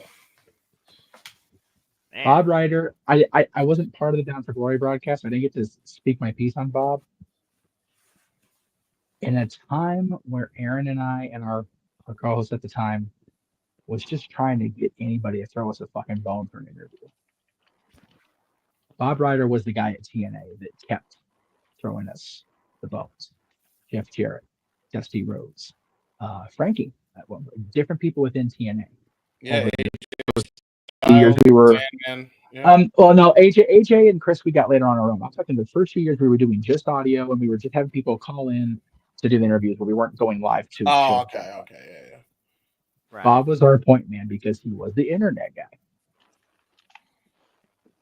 I heard, shit about Bob Ryder later in life before he passed or whatever, and I refuse to believe it because there was no greater advocate for the no DQ brand, which was a different name at the time that I'm not allowed to say because there's litigation and shit. But there was no bigger advocate for the no DQ brand and us getting an opportunity to just make something of ourselves by interviewing these stars of the past, of today, and tomorrow than Bob Ryder. So him getting any sort of recognition by the company in front of their hardcorest of hardcore fans at their biggest show is so fucking cool. And I was so happy to see that happen. I saw it on delay because I was out watching my Kings win and out getting my ass scared at the Myers house. But it was so fucking rewarding for me after 22 years to see Bob Ryder get his induction. And on a different level completely. Good for fucking Rhino, man. I love me some Rhino. So that was Who's cool the to see man? Now the Hall of he Famer. was. Yeah. I was really yeah. thinking he was going to spear Tommy Dreamer, I mean, like he did yeah, I last was couple of years. waiting for it. I mean, he got DDT by freaking Ray. I mean, he called himself the freaking, the bridesmaid. I was like, yeah, come on, Rhino, gore him. Aw. Yeah, it's one of those. I think everybody should spear Tommy Dreamer at least once in their life. We predicted. There's simply predicted. We just thought that when Rhino came out, Tommy Jr. was going to be the next entrance, and that's when you spear him. That's what we were. Right. That'd have been fun. Well, But I mean, no, hey, Tasha Steelz gave him a moment during the Call Your Shot Gauntlet, so there's that. Yes, but I am so happy for Bob and his family that he got the recognition because, once we kind of lost our way to have continual contact with all these wrestling promotions to get the interviews, it's like really didn't get it's the hit terminology now. Didn't get a chance to give Bob Ryder his proper flowers. So I'm glad that TNA did that last weekend. Yeah, and again, you happy saw for the Bob. people. Yeah, you saw the people that honored him during the video package, the TNA alumni and OGs, the current roster, and it goes back to that impact, pun intended, that Bob Ryder had not just for TNA but the wrestling business. How Eric Young always called him the most humble man, the man that picked up the check. God bless him with that. When it came to those gatherings and those dinners, and him not even having like that family atmosphere for himself, but wrestling allowed him to have that. I mean, it was very telling to hear all this because as somebody that looks at all things wrestling, I sure as hell don't know everything, but I'm happy to engage in everything and learn about anything. That's why I look at different wrestling, even in my downtime when I'm not looking at the mainstream. I'll just go on YouTube and watch like Pro Wrestling Eve do a stream of one of their Wrestle Queen shows or what. We got Power Struggle Monday morning where freaking Shiga Takagi's challenging Zack Sabre Jr. for the IWGP Heavyweight Championship. So I can't wait for that. And the conclusion of the Best Super Juniors Tag League and Taiji taking on David Finlay. I mean, there's just, again, wrestling is limitless, to take a quote of Keith Lee. It truly is something where there is no boundaries towards what you can see, engage, believe, or find a connection with in this industry. And Bob Ryder kind of bridged all of that, and you bringing that up just further cements that statement. So that's really Again, the first ever internet-based WWF interview, the guy that really spearheaded WCW.com, the guy that freaking built TNA's digital brand from the ground up. Yep. He's all Famer just on those defenses alone. Basically, Eric helped you Young's- guys out with no DQ, Eric Young's speech really tugged at the heartstrings. No, it did. It was again, even staying in character, and it was a piece of crap. I hate to call himself the king of TNA. This is really good. It's like, you know what? In the context of the Hall of Fame, Bob Ryder, Jeremy Borash, who I love Jeremy, and Double J and Jerry Jarrett. Without those four guys, I don't think we're sitting here talking about TNA having bound for Water last week. Nope. Amen. Do that. All right. And there you go, Walter. We gotta get a commercial break so Jeff can get his beer and I gotta go potty. All right. So we'll be back after these words from our sponsors, who are us.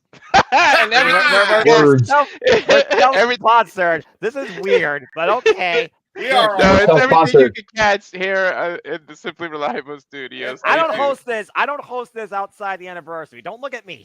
And before you go and hit it, Walter, I'll end it with this before we get to that trailer, folks. We are our best advocates. And now for a taste of things to come.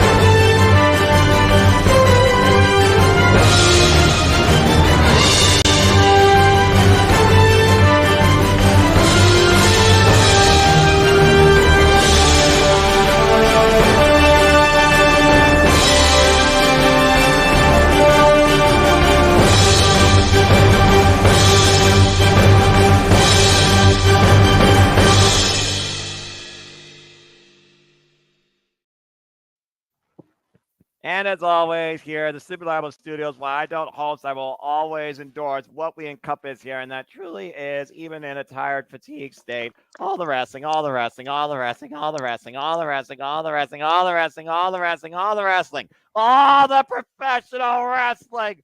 Damn it!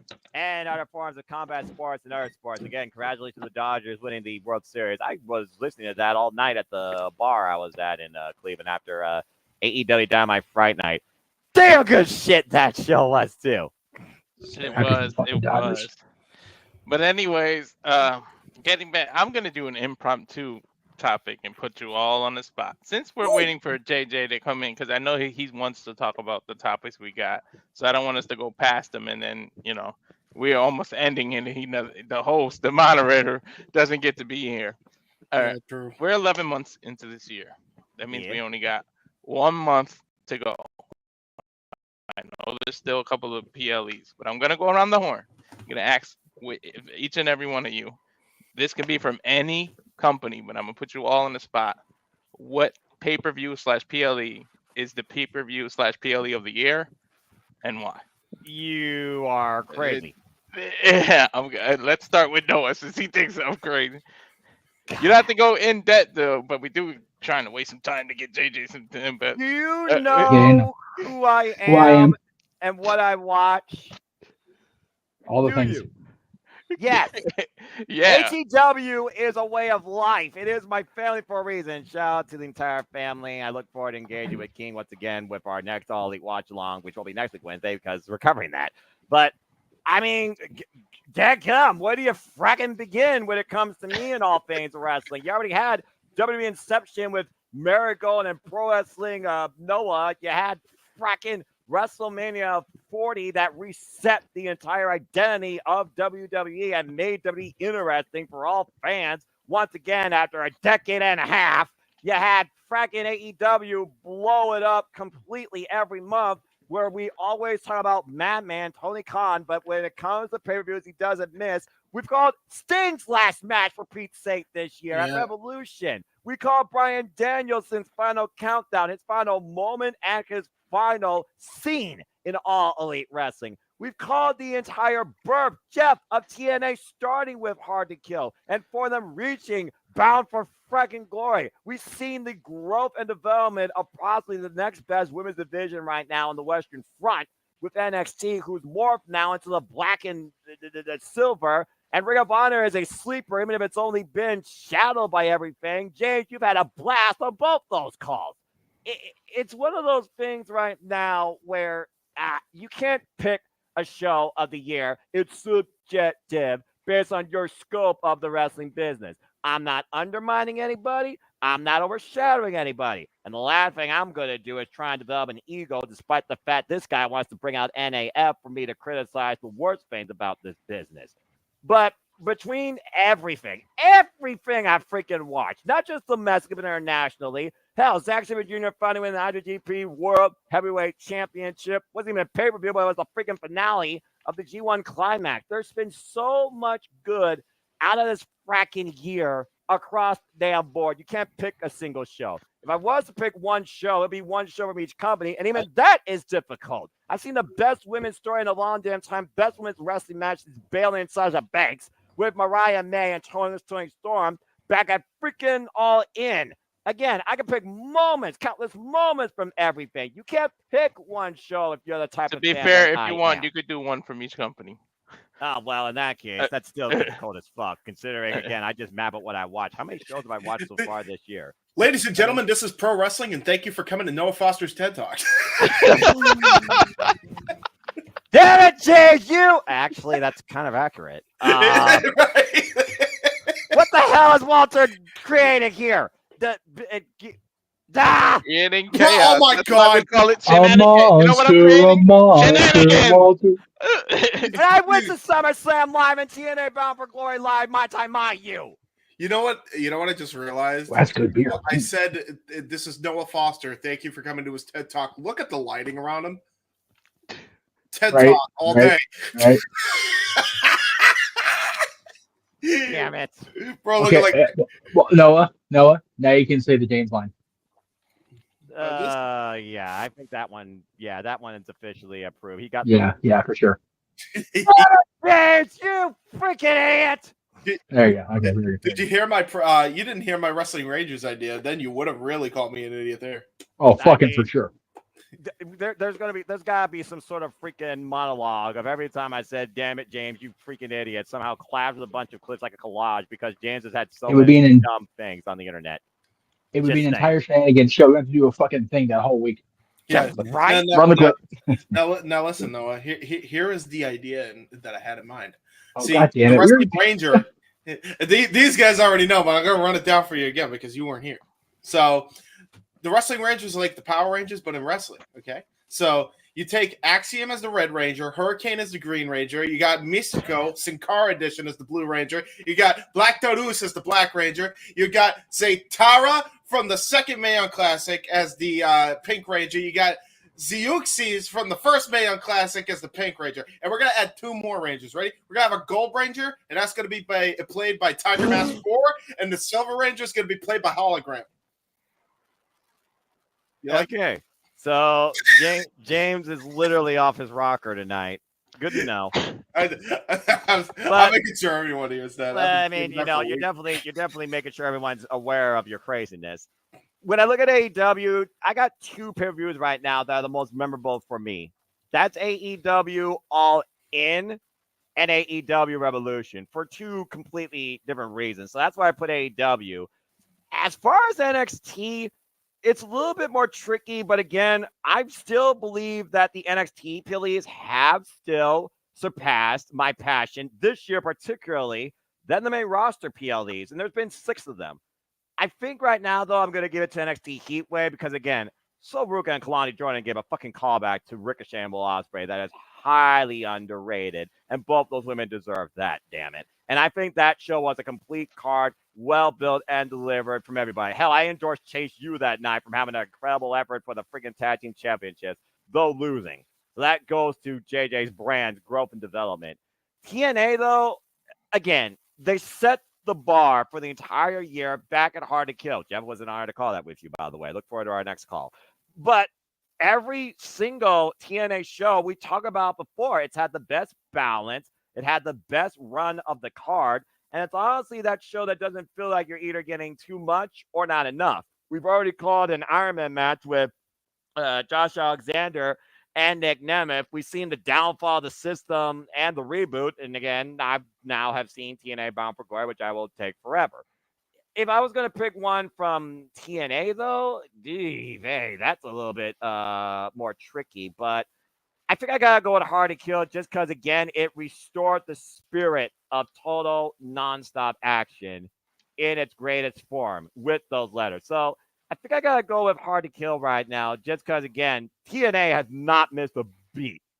And as far as WWE, I'm not going to lie, all the international shows still felt more like glorified house shows. Each had their moments, but if it wasn't for the audience, what were we really watching outside of Monday Night Raw or SmackDown-driven roster experience? I'm just saying.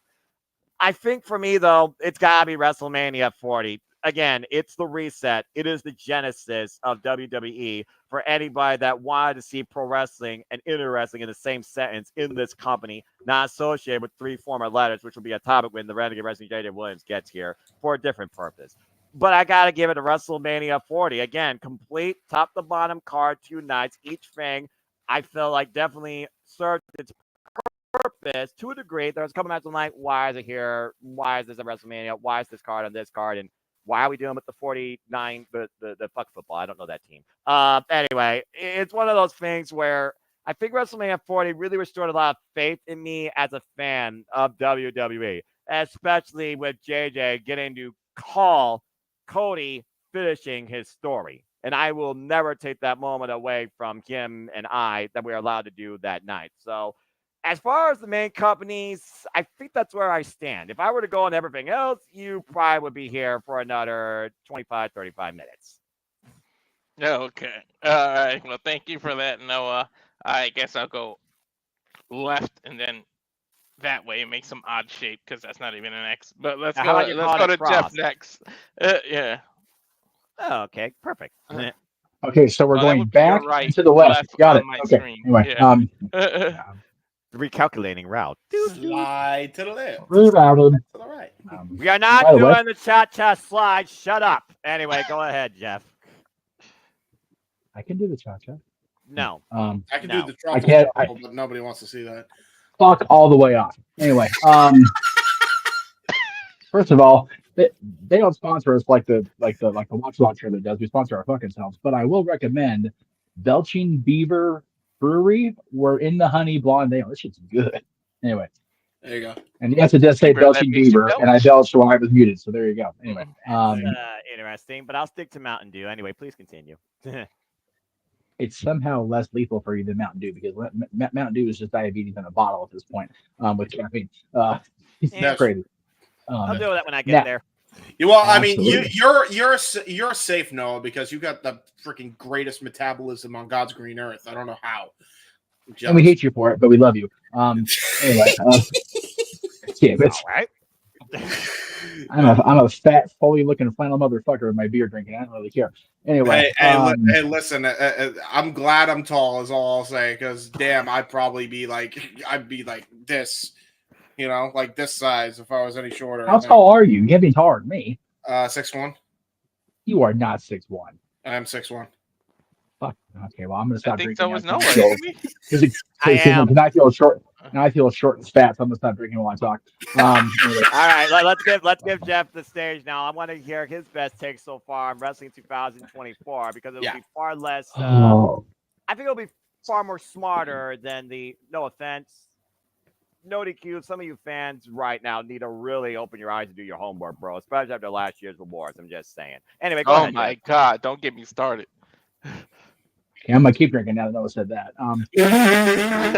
Make up your mind. Anyway, You're like the IWC. You can't make up your mind. Fickle. Anyway, go ahead. Fickle. How dare you?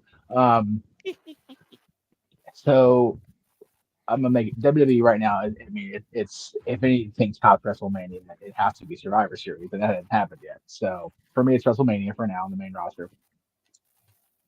NXT, I feel like a lot of the TV specials have really delivered.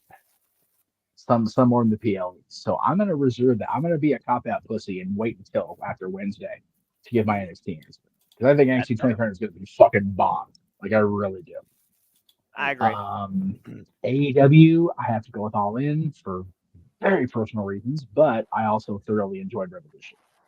Again, for personal reasons. But All In, I still haven't shown Teresa Bryan's entrance, and I think I'm going to get all stuck back to him again when I show her because it's such a beautiful thing. TNA, that's hard only because I haven't watched them all this year. Because after I got my little slap on the wrist from Google, I kind of just stopped watching the pay-per-views because I had to pay for them. That's fair, honestly. I'm just being honest. But of the other ones I saw, I think Hard to Kill will be my And again, knowing I got to call it, fucking awesome show from top to bottom. Such a good show. And again, even though Scott D'Amore's exit was nigh almost right after that, it was still a solid return of TNA. And whatever we believe about the relationship, that show was also, I feel, the beginnings of the TNA NXT partnership, which has just been so fucking cool to see evolve over this last year. By the way, how fitting is TNA to have a name like that? Because I call it the little engine I could, because there's just no dying in this company. It is truly hard to kill. This company just keeps on sucking. Yeah, that's accurate. No, it is. Yep. When you think about how many times that company either could have or quite honestly should have died. Besides the Hogan era, let's just stop beating up that dead horse already. Because God, my foot hurts from kicking that poor little fucker. When Tessa Blanchard became a world champion and all that shit went sideways in a hurry. When the Carters came in and had to take financial control because Health Stop had that slightly little scandal. Just everything in the last 22 years. There is no reason this company should still be going. And they are. Once I read Scott D'Amore was leaving, I thought that was going to be a nail in the I thought for sure. Yeah, I was going to come back and it was fucked. Yeah. The guy that brought TNA back to life is taken out of the company. That is a testament to the support that TNA gets from their fans and the support, all honesty, that Anthem gives that company. We don't have to like Anthem. Yeah. And their corporate bullshit to recognize that without them, there is no TNA anymore. That's fair. So the TNA, WWE, NXT. I really like the Prestige show we called, whatever show that was. That was up in Portland. That shit was fun. Yeah. That was so much freaking fun. So much fun. Oh my God. You talk about off the fucking rails. Good grief! Right? The best use of Allen Angels and Evil Uno that AEW's used them. You know what? To give an honorable mention, you can throw Bloodsport 10 in there too, or 11. Was it 10 or 11 that we thought? It was 10. It was 10. 11's coming up. 11's coming up. It was 10, and you all had a blaster in that. Yes, they did. Bloodsport 9 ruled too. The Shane Baszler Slamovich match. Yeah, 9 was good. 9 was good. I'll also say this: we need to find a way to get in contact with Stevie Richards. And I say that because when you get a picture with Stevie Richards in a Dude Love T-shirt, Evil Uno, and me, and we're good to go with the Faces of Foley cosplay.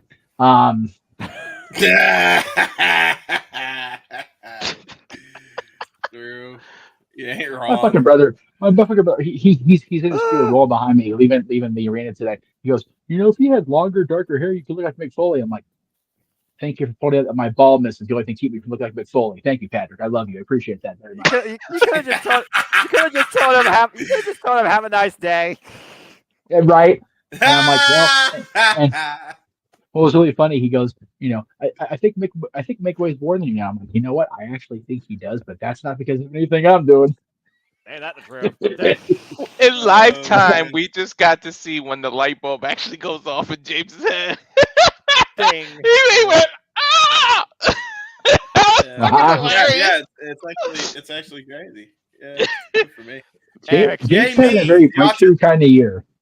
Yeah. It's especially for me. Year in general. Yeah. And again, next year we don't have Hard to Kill. We have the Genesis. Genesis means the beginning. Yes. The beginning. So I'm very curious how that can scope out TNA's 2025 because that will be the beginning of the year. I only hope that they keep the weekend between Genesis and Royal Rumble PLE free. Please.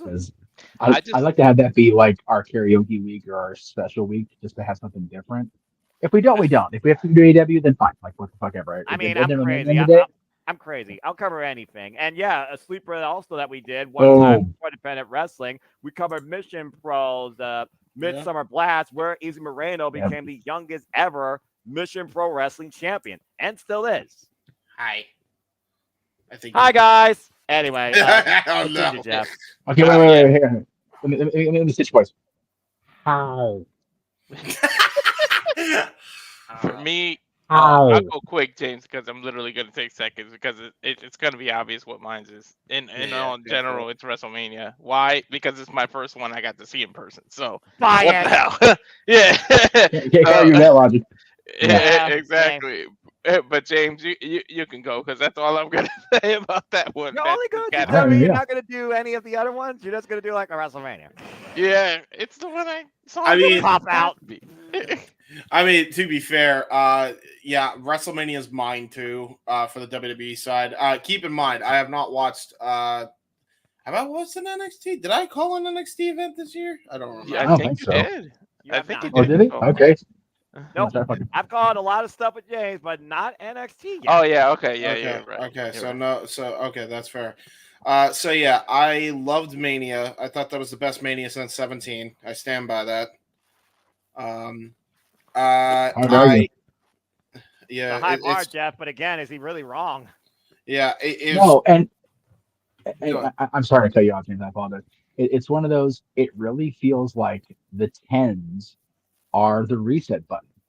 WrestleMania 10. That was the real point of the new generation kicking off. However bad that shit turned out, it was what it was.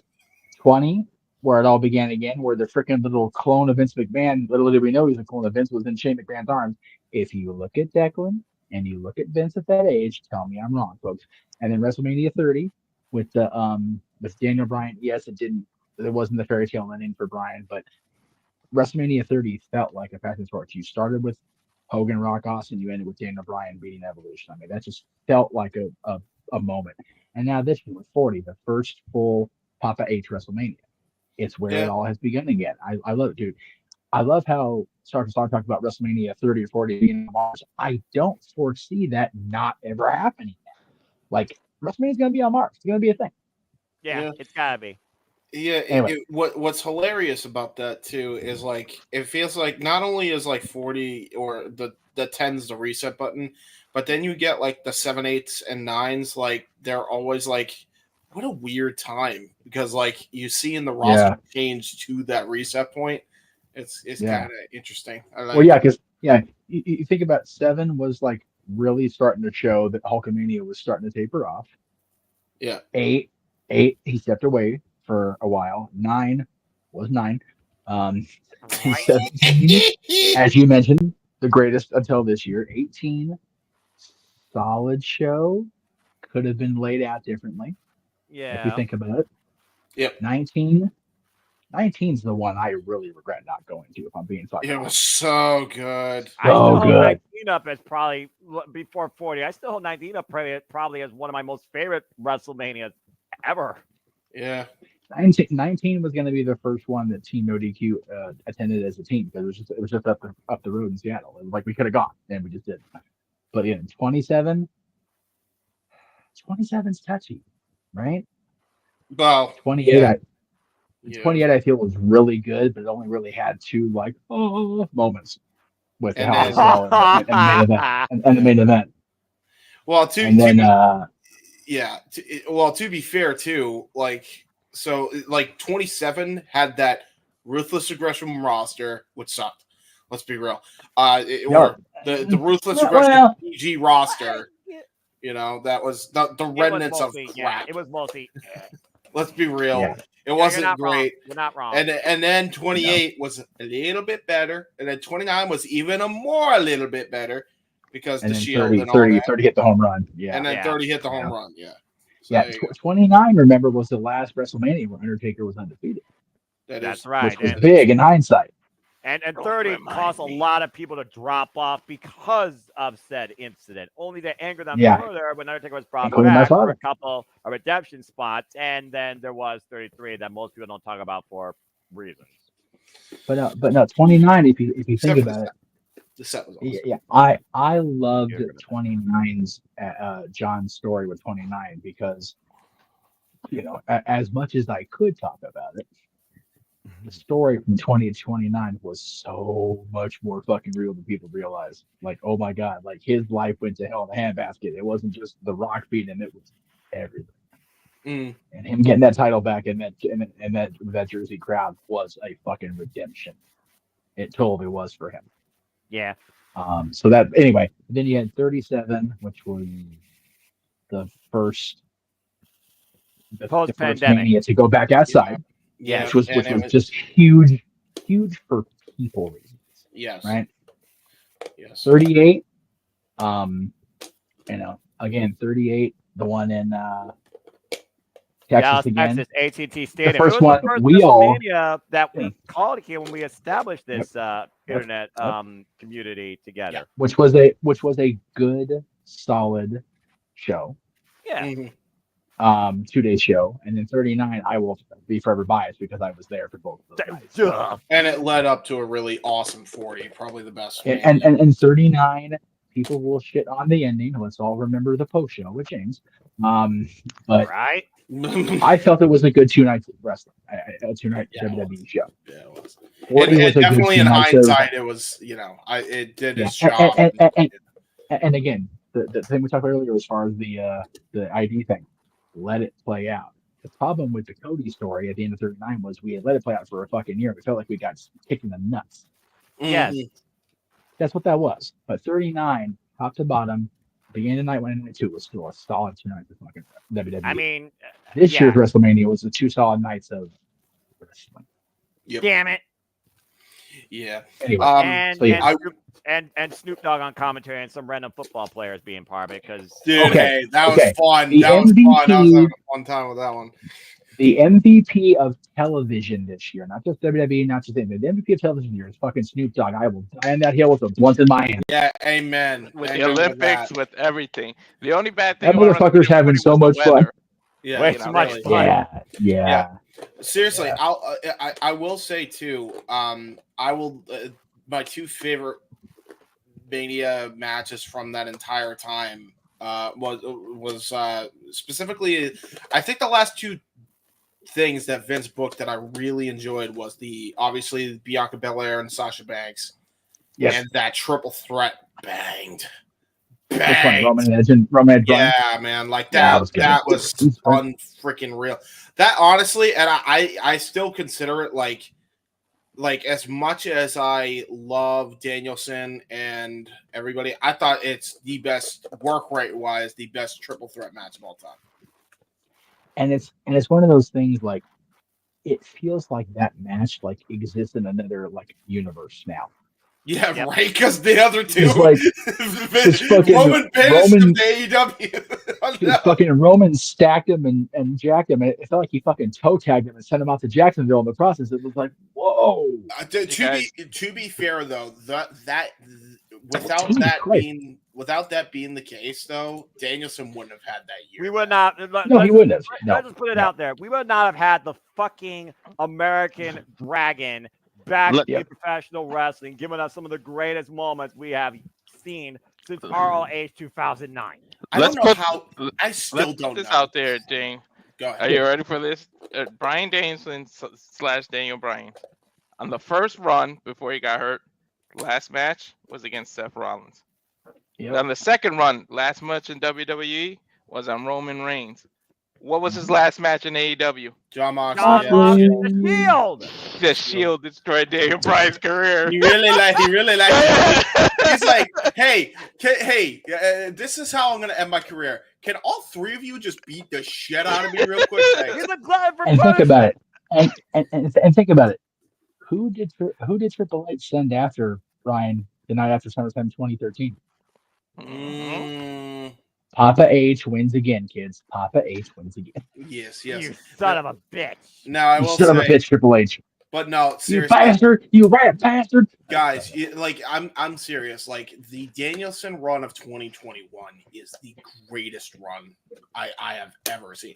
How he never won Wrestler of the Year to this day boggles my mind. From every publication, he should have been Wrestler of the Year. 5-star matches across the board. The only time he shouldn't have been Wrestler of the Year is obviously in the PWI magazine because they go by kayfabe. Well, but you know what though? I'm pretty sure Meltzer's award is now co-named after him because he's won it so many times. No, I know. Okay. Yeah, but I'm saying like he did get the Bryan Danielson award, but did he get the Wrestler of the Year award? Because I feel like he should have. Isn't that what that is? No. That's a different award, Jeff. That's more about technical wrestling greatness because Bryan Danielson was one of the greatest, not the greatest technical wrestler on the planet. Although Zack Sabre Jr., you and I called that in Osaka. Zack Sabre Jr. did pin Bryan Danielson, and Bryan only shook his hand. He endorsed him after that match as the greatest technical wrestler today. It might as well be called now the Zack Sabre Jr. Award, and now that man's the IWGP World Heavyweight Champion. So if Meltzer's award that's co-named for Bryan Danielson and Ric Flair is not the Wrestler of the Year, this is why Dave Meltzer confuses me, ladies and gentlemen. Yeah, because he's a confusing person. The male Wrestler of the Year is not the same as technical wrestler. I don't get it either. Okay, and then he has another section for best mic talker. So there's so many. That's different. Like that's different. But it's like you have male Wrestler of the Year, best technical wrestler, and then like I don't know. It's confusing. Women Wrestler of the Year, of course, was Timeless Tony Storm, who sent us. That was for PWI. No, yeah, it's a PWI. All right. So anyway, so we're back to the original topic. Sorry. What a freaking segue! While James only talked about his WWE show of the year, but that was still good shit. Yeah, what else did you like this year? Prop 2 would take us a lot while to talk about. Love Mania. More prop 2 than my ATW view. Good grief. Exactly. JJ, save us. Mania 40, great, like I said. For AEW, oof. Considering you've called pretty much every one of them, I think, except All Out. I gotta go with All In. Yeah. This year's All In was so damn good. You lost your damn mind when Nigel McGuinness came back. Yeah, we all did. Fuck. Yeah, that was that. It is a toss up though. I say it's 1A and 1B. It's the other one is probably Dynasty. Ooh. Yeah, I'd say Dynasty mainly for the Ospreay Danielson match. That was good though. Yeah, Ospreay versus Blank this year. Pretty much, yeah. Right. And any match with Ospreay, or but the thing with that is like that whole card of All In is like great top to bottom. Even by the way, yes, that includes the Mercedes Britt match. I don't think it was as bad as nearly as people are saying it is. Nope. Cry me a river. And also, I like the short car crash that Darby and Jack Perry was, even though it was Jack Perry. Right. So like and work rate, you cannot deny that even the Young Bucks still weird. Like the show slapped on all fronts. So you got to give them credit. And now Private Party finally beat the Young Bucks on a new AEW Tag-Team Champions, and I saw that live, and I can imagine your reaction to that when you were calling it. Yeah, you know what my reaction was? I'll give you a reenactment right here. Thank God. That was my reaction. We all knew that had to happen. Yeah, you needed to. It's one of those things where if it didn't happen, you were going to break up a team that was there since day one, as Avatar Man just popped in the back room and gone again, and back again. It's one of those things where it had to be their moment. They literally have been like the first team on the Young Bucks radar when the Young Bucks signed them to AEW from HOG. It had to be their moment. And I'm so damn glad I got to see it. Don't do it. Oh, for the fuck's sake. If he doesn't get here by freaking, and let's keep in mind, I already fall back, but you guys are officially going to fall back here soon enough. So tell me this could go even longer. If Jada don't be here, then fuck it. I'll take the reins and freaking wheel us into these. The show will go on forever. I'm taking the reins for now. I just wanted to keep talking to give him a chance. I don't want him to miss this topic. Reign. Yeah, we're trying, JJ, but no, my wife yelled at me and said don't cop out. So yeah, but I was saying, like, all you did was WrestleMania party. So yeah, I'm not even done yet. So you're not done though. Yeah, that's my AEW show. My TNA show. WWE. My TNA show, definitely Hard to Kill as well. And then the New Japan show, because I know I called a couple of them. Yes, you have. I feel like what were the ones that we were called? Remind me. I think it was it Windy City Riot? Oh, actually, I think I might have did that one. No, you only did the Jack Perry match solo. I definitely was on. Yeah. Windy City Riot. It was Windy City Riot. Yeah. I turned my back. That was the first time I turned my back. You called the strong. You called a couple of the strong shows because they weren't in the middle of the damn night. Oh yes. Oh, I called. I watched Wrestle Kingdom with you. I just couldn't call because it was ass early in the morning. Oh yeah, so I did watch that. And the one match I got sick on was evil to the point you thought I had COVID. You carried that, and then I called the rest of the show. Yeah. And I was just like, well, you see, folks, this shit sucks because evil sucks and the House of Torture sucks. Accurate.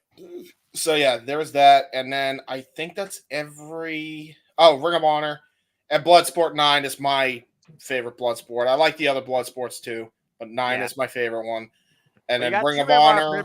So that should make it easy. You had Supercard of Honor and Death Before Dishonor. Yeah. Okay. So Supercard of Honor. and then Maple Leaf Pro Wrestling. The first show or the second show? I'll go with the second show. I don't know. When all of you come back. Speedball right. Mike Bailey and Konosuke Takeshita. Speedball versus Blank is a whole nother conversation. My God. Right? No shit. Seeing that man live against El Hijo de Vikingo. Finally saw a Speedball match live. Yes! Oh yeah, Godspeed the Vikingo, dude. I hope he heals up too. Shit. Yeah, dude. Him getting hurt, and then Bay got hurt, and then there was one other person they got hurt. Right? Vikingo will come back from that. Chris is still. He's a Viking. He'll survive. Yeah. I hate to bow out, but I have been asked to bow out. So Walter, if you want to give me the topics really quick, I can run through them real quick just to give everybody a perspective on my. Sure, hang on. The next one is Vince McMahon's new endeavor. I'll believe it when I actually see it, a press release from Vince's front himself. Until then, it's all hearsay and bullshit. I personally, look, if he's not directly involved and they're literally just financing it, who gives a fuck if his name's on it? Like, honest to God. Yeah. Hold on, let me give him all. Give his points, and then we'll go back and. So a certain journalist put his foot in his mouth twice this week. You know what he's talking about. You know who he's talking about. NorCal or Ohio? It's Meltzer. Okay, fuck it, Meltzer. Next. Okay. Fuck it. Forever fucking. We kind of touched on it, but new AEW World Tag-Team Champions. Is it too late? And what will be the repercussions of the former champions leaving Dynamite? I don't think it's too late for Private Party because they actually pulled the fucking trigger and gave the title. If they hadn't done that Wednesday, it would have been over, no doubt. Because them together, I like those guys, but they are greater together than the sum of their parts. Yep, Sorry, absolutely. that's what it is. As far as the fellows who live down the freeway here from where I'm at right now, if they come back as the baby faces trying to help save the company from Moxley and it's presented right, I will be willing to see how it goes. Oh my God! I'm never ever going to come back from me disliking those two guys again because I felt personally like they got too big for their own britches regarding my involvement with them. Right? Like, I'm never going to shy away from that. That just is what it is. But I'm a big enough person. Obviously, I wear the flannel very fully-ish. I'm a big enough person to admit that if their characters are presented right when they return to television, then I will let it be. Whisper words of wisdom, as JJ's dad would say from their favorite band. Let it be. I'm willing to let it be. But if they come back as the Young Bucks again, and all that AEW talk still is predicated on Tony Khan being this guy behind the Moxley stuff. If he's the fucking higher power, I'm done. Imagine if it's the Young Bucks that are the higher power the whole time. Okay, that would be even less okay, more okay with me than it being Tony. Like, I would not be surprised if it was the Bucks, right? That wouldn't bug me near as fucking much. It would. James, save your rent. Save your rent because we're I'm trying. To I'm get him to trying. do his stuff. Wait. No, real quick. Yeah. Swap you and Noah. I actually swap me with Noah and then put me above James. It's okay. It's okay. It's a good James. That's a good James. It's okay. I like it. I know. The Young Bucks ruined everything. Oh, no. Okay. Hey, I am never going to cheer Matt and Nick Massey again. No. Fuck But if them. the Jacksons can stop out Jacksoning the original Jackson 5, I'll be okay with them. Anyway, as far as there's where you can find me doing my own version of cool and dumb things across social media. Monday show, which is the day before the election of each of these things, I am prepared for the reality of torpedoing half my friendships because I am so fucking over that fucking Agent Orange piece of shit motherfucker getting away with the shit he's been getting away with. So I am gonna go off Monday. I am wearing my freaking anti-MAGA hat, my Mecha Mania shirt, and fucking watch the world burn around me. And then I'll see everybody Tuesday. Oh, you got me so good with that Kamala hat the other day too. That was Is freaking that not the hilarious. greatest fucking thing? Like, I want to wear it on every show I'm on, but I've only got one more till Tuesday. So it's like, I mean, whatever. But I'm an agent. Dude, I am the Joker. I am Heath Ledger. I will watch the world burn because I'm so fucking over this shit. I'll leave you with this joke. Then you know what the Trump and the world champions of baseball have in common? Okay, well, hold on. If we're gonna compare Trump and the Dodgers, you may want to have me leave now. No, you'll get Okay. it. Okay. All right. Okay. They're both Dodgers. All right, that's fair. That's fair. Oh, I wanted to say my piece about this. I've asked the three of them to let me say my piece about my travels the last couple of days. Okay. Really quick. I understand that we in Los Angeles are happy that the Dodgers won the World Series. Lord knows I'm happy for the people in my life that are Dodger fans, and there are quite a few of them, including in this house. However, if the collective dumb fuckery of the world that travels on MetroLink and Metro ever gets in my way, like they got in my way getting up here yesterday, I will be on the 11 o'clock news.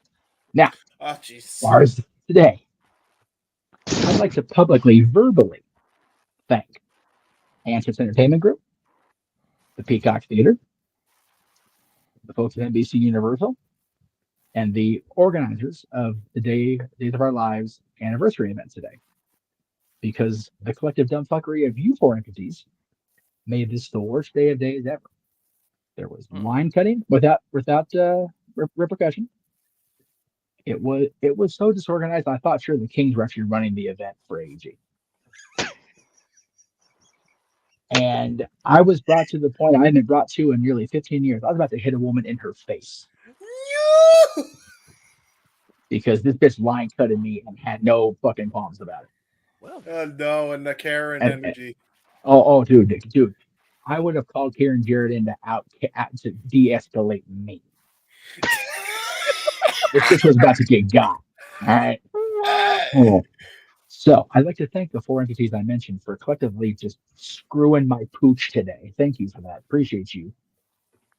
And oh, by the way, across the street, the Kings fucking blew it 2-0, leading the loss 4-3 in overtime. So fuck you, Kings, for screwing my Saturday even more.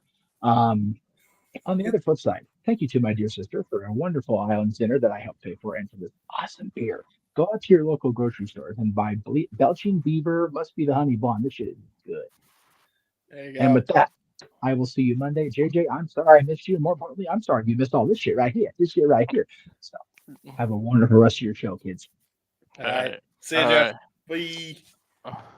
Why? Don't kiss me. Don't kiss me. So back to the improv. Oh wait, I think he wants to come back. I will kiss you if I want to, and you won't like it, motherfucker. I didn't consent to this. And then there were 3. Good damn. So obviously, let me go back to what WWE. Obviously, I said WrestleMania, NXT.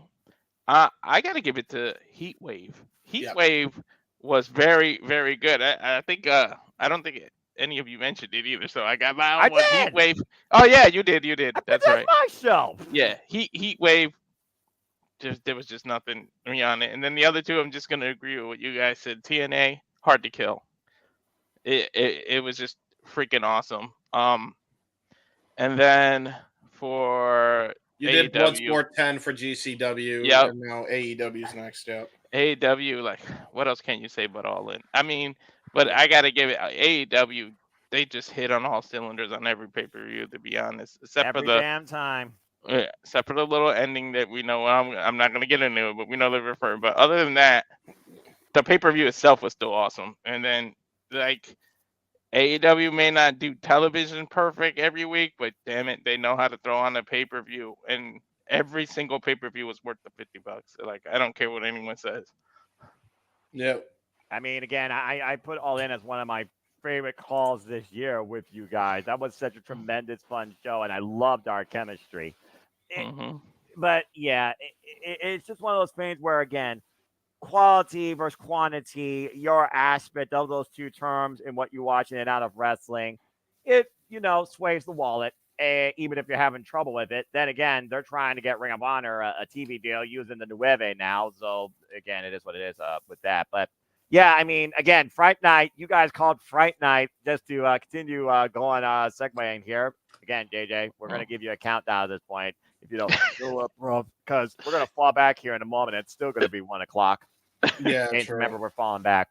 Yeah, I know. I did that prematurely. That's why I wasn't here, folks, for the hour. Sorry again. And again, I've been up since 9 a.m. I have all the excuses in the world. I'm the hardest working man people know, apparently. But I don't call myself that. But Fright Night was a really fun delight. They started with a couple of dark matches. We got Nyla Rose in action. She planted somebody that screamed like a siren. We had Serpentico going one-on-one with Cleveland's own Rumble, Batman Rumble, Shane Taylor, 216 represent. Of course, former Ring of Honor World Television Champion. We also had getting thrashed by Satnam Singh. And then, of course, we went into the actual show. I mean, the atmosphere, again, it was wild. About the same level of capacity I see usually at the Cleveland AEW shows. You guys called the show. So, again, I don't know if you captured that same energy like I did. Adam Cole, Buddy Matthews, hell of a hot start. I love that match. I love the fact that Buddy was pushing Adam Cole to once again find what he was when he was undisputed and prove that he wasn't fragile. Now we're running back out to Malachi Black and Adam Cole. This should be interesting coming this week, Wednesday on Dynamite. Orange Cassidy's promo was well received, talking about how AEW found me, I found it. I am AEW. Interesting challenge put out there. And again, he still doesn't have a catchphrase. If someone has a catchphrase for Orange Cassidy, I encourage your creativity now in the chat. James, I'm the juice. I'm the juice. You son of a bitch. Of course. And then again, I like OJ. not the football player. He's gone now. Not the football player, clearly. Yeah, not the very bad criminal. Anyway. Well, yeah, it's a different conversation. It's the pits.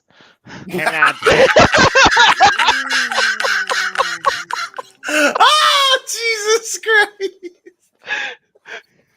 Walter strikes again. Home run. Dodger style. Master, I told you guys.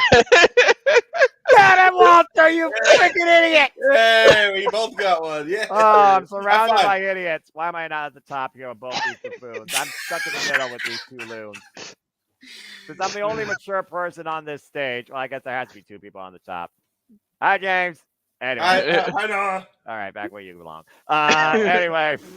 What do you mean? Hey! I take offense.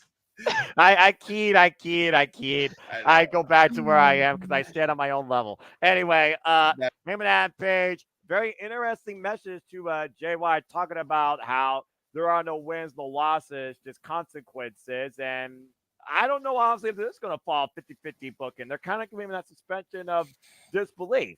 And then, of course, we had the confrontation with Kyle Fletcher and Crowns Up, United Empire's Mark Davis, Dunkzilla. Good to see him back, but doesn't look like he's medically cleared yet. But I think they're going to use that as a catapult for Kyle Fletcher versus Will Ospreay, clearly.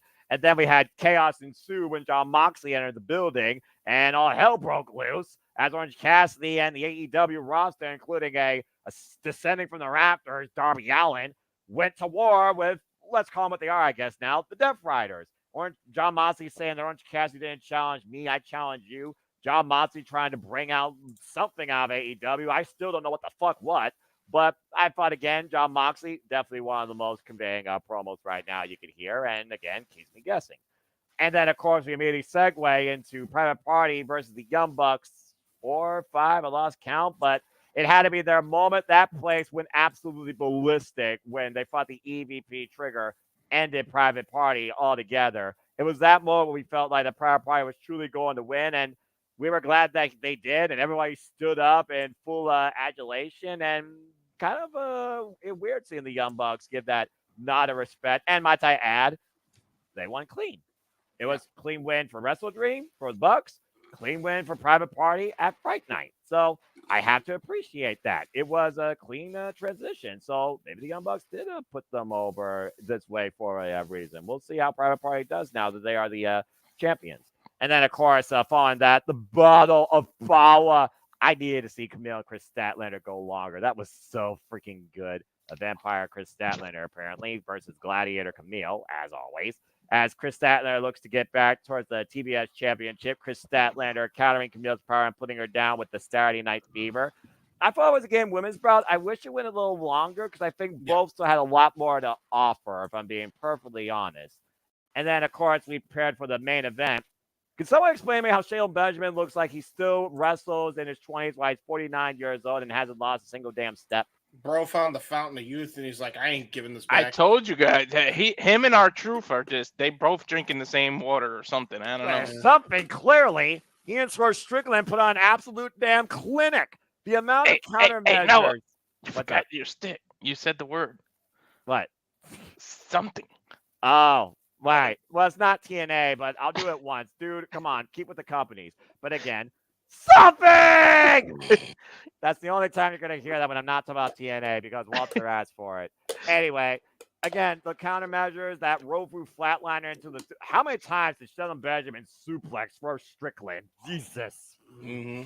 And then he DDT'd his ass after. Yeah, he DDT'd his ass. That was nuts. Yeah, no kidding. And then the follow-up flatliner while Swerve was out on his feet, while Swerve was able to get the Swerve Stomp clean win. By the way, I don't know if you all noticed, but there were MVP chants throughout. People respect that, man. The first ever IWGP Intercontinental Champion. Dude, this is Shelton Benjamin's third match in AEW, and he's already been booked better than his entire last run in WWE. That ain't hard. That ain't hard. I mean, dude. Dude, a 4-year-old could have booked Shelton Benjamin better than freaking Vince did in his last WWE run. There was at one point he forgot he worked for the company. This is accurate. Remember those stories coming out? This is also very accurate. And then, of course, after Swerve Strickland got the win, MVP on the phone, everyone was waiting for something to happen. And next thing you know, lights go out, and All Elite Wrestling just got almighty. And boy, is MVP back in business. Bobby Lashley coming in with all the drip in the world with that freaking suit. And the endorsement post, I don't know if you saw, he shook hands with Tony Schiavone. I swear, Bobby Lashley had one of the biggest smiles I have seen in a long damn time once the whole TV beatdown went off the air. It was really something special. Love his theme. What was the atmosphere in there when Bobby Lashley came out? Absolutely ballistic. Freaking So holy he shit did- chants raining out before he even got in the ring. He did all that traveling just in case he gets a phone call. Well, I mean, if you follow Shafir Boz on the Twix, he'll tell you what his day was like. So there you go. Thanks, King, for that. And again, I thought Dynamite was really fun. Then it went into Rampage and seeing the new faction, the Vendetta. Truly, Deonna Purrazzo has become the godmother, and I love it. And wait, who's in the Vendetta? The Vendetta is Deonna Purrazzo and Taya Valkyrie for the time being, but I don't think she's done recruiting. And right now, Zoe Lynn got mollywopped by Taya Valkyrie during the match and post-match. Things that instigate that annoying Nat Stokely Hathaway. Taya went loco on Zoe. Poor Zoe. I thought it was a game trios match with Top Flight and Dark Order. You had a high-flying clinic to close things out with Leo Rush and Commander. And I got to see Butcher, so I was happy with that opening meat match with Los Fascinables versus the Butcher, JD Drake, and Beef. So that was a fun Rampage experience. So I enjoyed my entire All Elite time. And Tony Khan keeps teasing pay-per-view. Well, I think we could definitely do a pay-per-view here. Well, do it already, man. You've done 4 damn shows here in Cleveland. Come on. But definitely that was my best All Elite Cleveland experience. Thinking about going to All Elite Wrestling in Columbus, but haven't Cleveland decided. Rocks. I'm thinking Damn about right. coming to Bridgeport, and I'm thinking about going because the tickets are mighty, like perfect pricing. If you saw me far off on the right hand side, there's a section of the ring. I was in the section to the right of it. My ticket was only $20. That's what I'm saying. Like their tickets are awesome. Like I almost just want to go. They're almighty prices, pun intended, with you know, with the newest edition. Right. And again, I have not seen Collision yet because I'm #spoiler free. And again, I needed sleep. So I need something on my Sundays or my Monday night. So I have that on DVR. So I'm looking forward to seeing Anna Jay versus Mariah May. I'm looking forward to seeing Harley Cameron versus Amara Thunder Rosa and Commander versus the new Protostar Kyle Fletcher, and seeing what we get to call on Wednesday night with our simulcast. But you guys got to call AEW Dynamite Friday night. How was the call on the show for you guys? It was good. We had pretty good fun. I will say there were some things that didn't translate as well on TV. I thought Camille could have been utilized better, and this match should have been pay-per-view quality, considering the two caliber talents in the ring. Mm-hmm. And then they just did what they did. It made Camille look weak, beyond weak at this point. That's one miss to me, but everything else I think was pretty damn good. There might have been like one other thing I didn't like, but I don't remember now, to be fair. It was Halloween Eve, to be fair, as well. So yeah, and plus I was already, my sleep schedule's been all over the damn place, so I don't remember shit. Welcome to my life. Yeah, I remember your rant on. You might as well go on it now about what the new tag thing. What? Oh wait, no, because it's actually a topic. Never mind. Because don't explode the Hebert. I'm just saying. No. We'll get to that later. About to say. He has a short fuse. Yes. Well, but put it out right now before it blows up. But that being said, yes. Walter, you got to call up Friday night. What was your takeaway on Wednesday Night Dynamite? I didn't call Friday night. You did? No, JJ called it. JJ did. Walter had World Series duty. Yeah. Well, that's right. The Dodgers. I'm sorry. Yes. Yeah, if you're in the Cleveland area, go check out Corner Alley and the Clevelander Bar. Very nice venues. Anyway, but yeah, I mean, I enjoyed my time in Cleveland, my time in Detroit, Tina Bound for Glory, AEW Dynamite Friday night. I've seen Collision, Dynamite, TNA pay-per-views. I've seen SummerSlam. I've had a hell of a 2024 for a live wrestling experience. It's good grief. I gotta go to a TNA show. But You they do. never. I don't You think they're do. anywhere near me ever. Well, I mean, they're going to center stage in Atlanta, Georgia for Final Resolution. Of course, we ran the trailer. Again, folks, Super Predicting will be back here. I'll be moderating, whether it's with these guys or another gaggle of folks. Super Predicting, of course, still to come for AEW, Full Gear, WWE, Survivor Series, War Games, and TNA Turning Point for the conclusion of November. We still don't know officially if we're going to get Ring of Honor Final Battle or NXT Deadline. So stay tuned for more on that, folks. But that will conclude the Super Predicting for the year 2024 as far as I can tell. So, yeah, there's that. All right. So for now, before we get into the rest of the topics, we could take a short commercial break in case people got to take a liaki and what else. Hey, I'm JJ now, so that's what he calls it. So, Stick to your own stick, Walter. But yeah, go ahead and run another deck. Wait, hold on. If we're taking a liaki, does that mean we got to acknowledge P? Run the commercial before I go back to sleep. Now for a taste of things to come.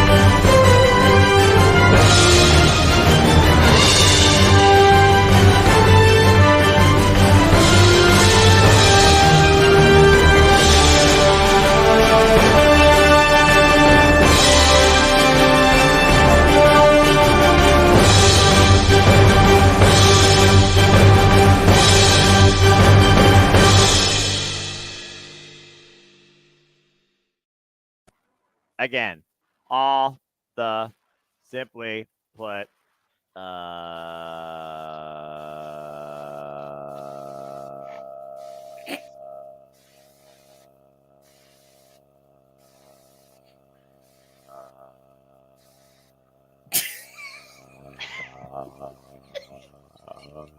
wrestling, damn it, and other combat sports and other forms of sports and entertainment that we cover here. Joe Hendry for TNA World Champion. Oh wait, I said.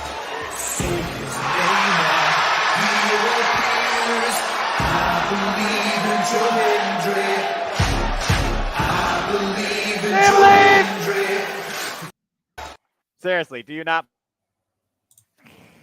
All right. Anyway, welcome back once again, folks, to the wildest shenanigans we've done for a while. We are still stalling for time because traffic probably sucks out there in California. So I'm not sure what the fuck else we can do besides impromptu even more. But we've covered every company so far on the domestic front, and I'm the only one that knows stuff internationally. So I don't know. What we always say for those of you is, if you want to dictate, super chat. It's as simple as that. Yeah, go ahead, folks. It's your time now to be in the host seat. Go ahead and put out your questions at PayPal or Super Chat, and we will address them on the air. Otherwise, we might as well play some friggin' wait music until something actually happens. I was just thinking that. Because we have to say that. I know JJ really wants to talk about that. Motherfuckers playing. Noah's in the studio. He's playing lo-fi. Tell you what. We're all. Too bad we're too far away from the Royal Rumble, so we can't really give early predictions. No, we can't. But it doesn't mean we can't be optimistic, man. Look what happens at the countdown in February. All right, enough of that shit. Oh, dude, that sounds amazing. I love that. But the lo-fi, man, you want to develop an atmosphere that makes you want to go to sleep or sells your mind and body. That's what you listen to. I was listening to some Sonic Frontiers lo-fi with the fishing spot. Yep. That is such a banger of a track. Seriously, how they made Sonic lo-fi work, I'll never know. Sega, you're brilliant. Lo-fi in general is like the shit because that's such good workflow music. I didn't realize how much. I didn't realize I needed lo-fi in my life until I just started flowing as I was listening to lo-fi. I was like, "Ooh, this is helpful." And here I thought Angelico was the only cool vibe. Boy, was I wrong. But yeah, I mean, between various lo-fis and also during long car rides and bus rides, Japanese city pop, I've been much more relaxed. I also found like a courtesy of Ghost Chill. 2-hour compilation of water video game soundtracks. Very relaxing. Yeah, those are good. Yeah, I feel like the ultimate water soundtrack is still Dire Docks from Mario 64. I don't think there's another one that surpasses that. So. Dude, anything in the Mario 64 sound font is tremendous. Like this is accurate. I mean, again, OG game. What is it? GameCube gaming. Although I did love the Astrobot soundtrack. I just It was N64, but you're close. I didn't grow up on that side of things. I've been a PlayStation guy my whole life. I followed every generation. I was PlayStation solely outside Xbox 360, and prior to that, I was Sega Dreamcast. To this day, I still want to go back and play Power Stone, the original Crazy Taxi. I still listen to the I love the Sonic on the Dreamcast version. I love that game. Sonic Adventure.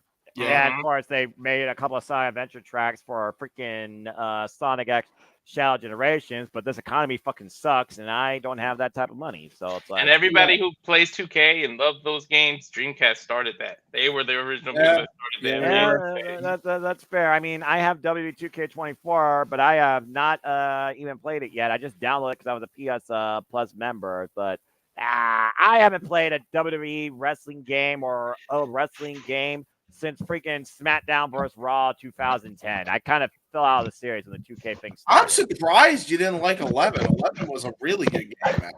I was in a different mindset back then in life, and I wasn't into wrestling video games back then. I honestly don't even remember what I was playing back then, to be perfectly real with you.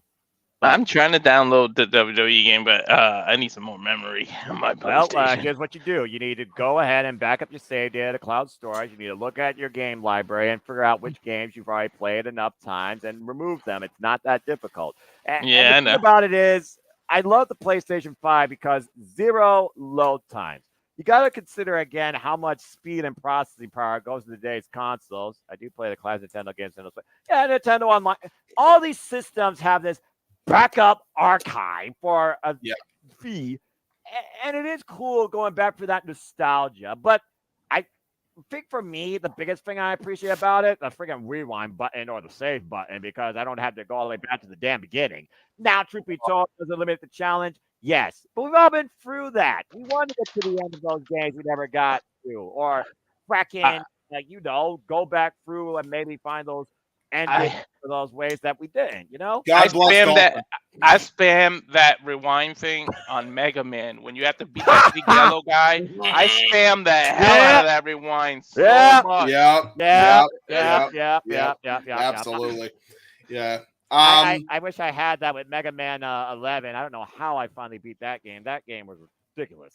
You know what I think is such a Sonic game that gets such a bad rep is Sonic Heroes. I really do. What? I really did. Yeah, you would be surprised how many people really didn't like Sonic Heroes. Are you kidding me? Sonic Heroes was the first real definitive evolution of the Sonic 3D genre. Sonic 2006 sent it back in the dark damn fucking ages. Dude. Oh, my Lord. Dude, Sonic 06 started so promising, and then it just... dude, Shadow the Hedgehog was even worse, by the way. Don't even get me started on Shadow. Ever beat that game, and it still pisses me off to this day. Dude, the Shadow the Hedgehog game is like the controls are wonky. It's garbage freaking play.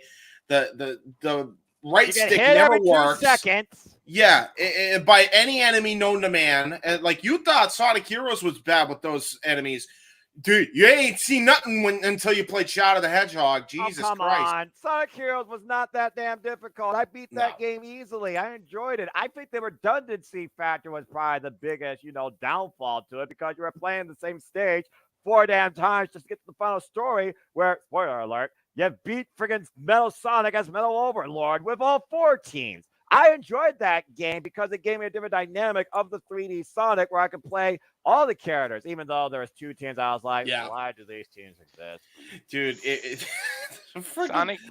Sonic versus Mario Olympics is underrated too. That is, yeah. I give the you original. that. The original is the very original. fun. I don't know about the second one because again. Oh, Winter Games is really fun. Winter Games is actually really fun. That's a different segue though, a different season, so it's a whole different form of sports. I mean, so I'll give you that. I mean, I look at how many times they reinvented Mario Party for Pete's sake.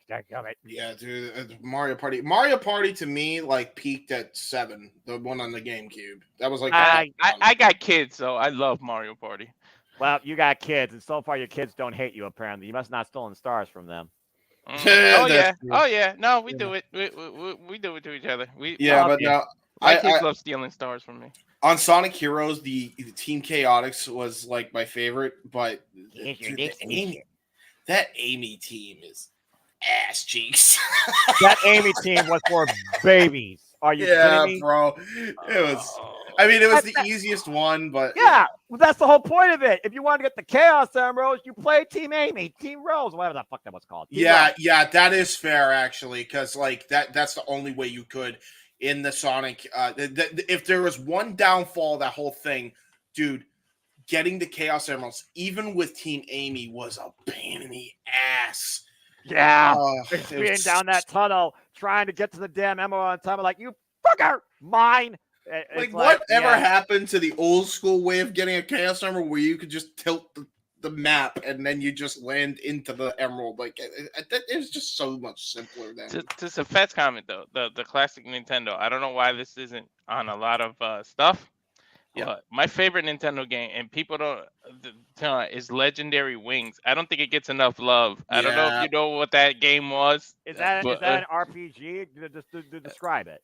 Yeah, it's basically, I guess you're angels.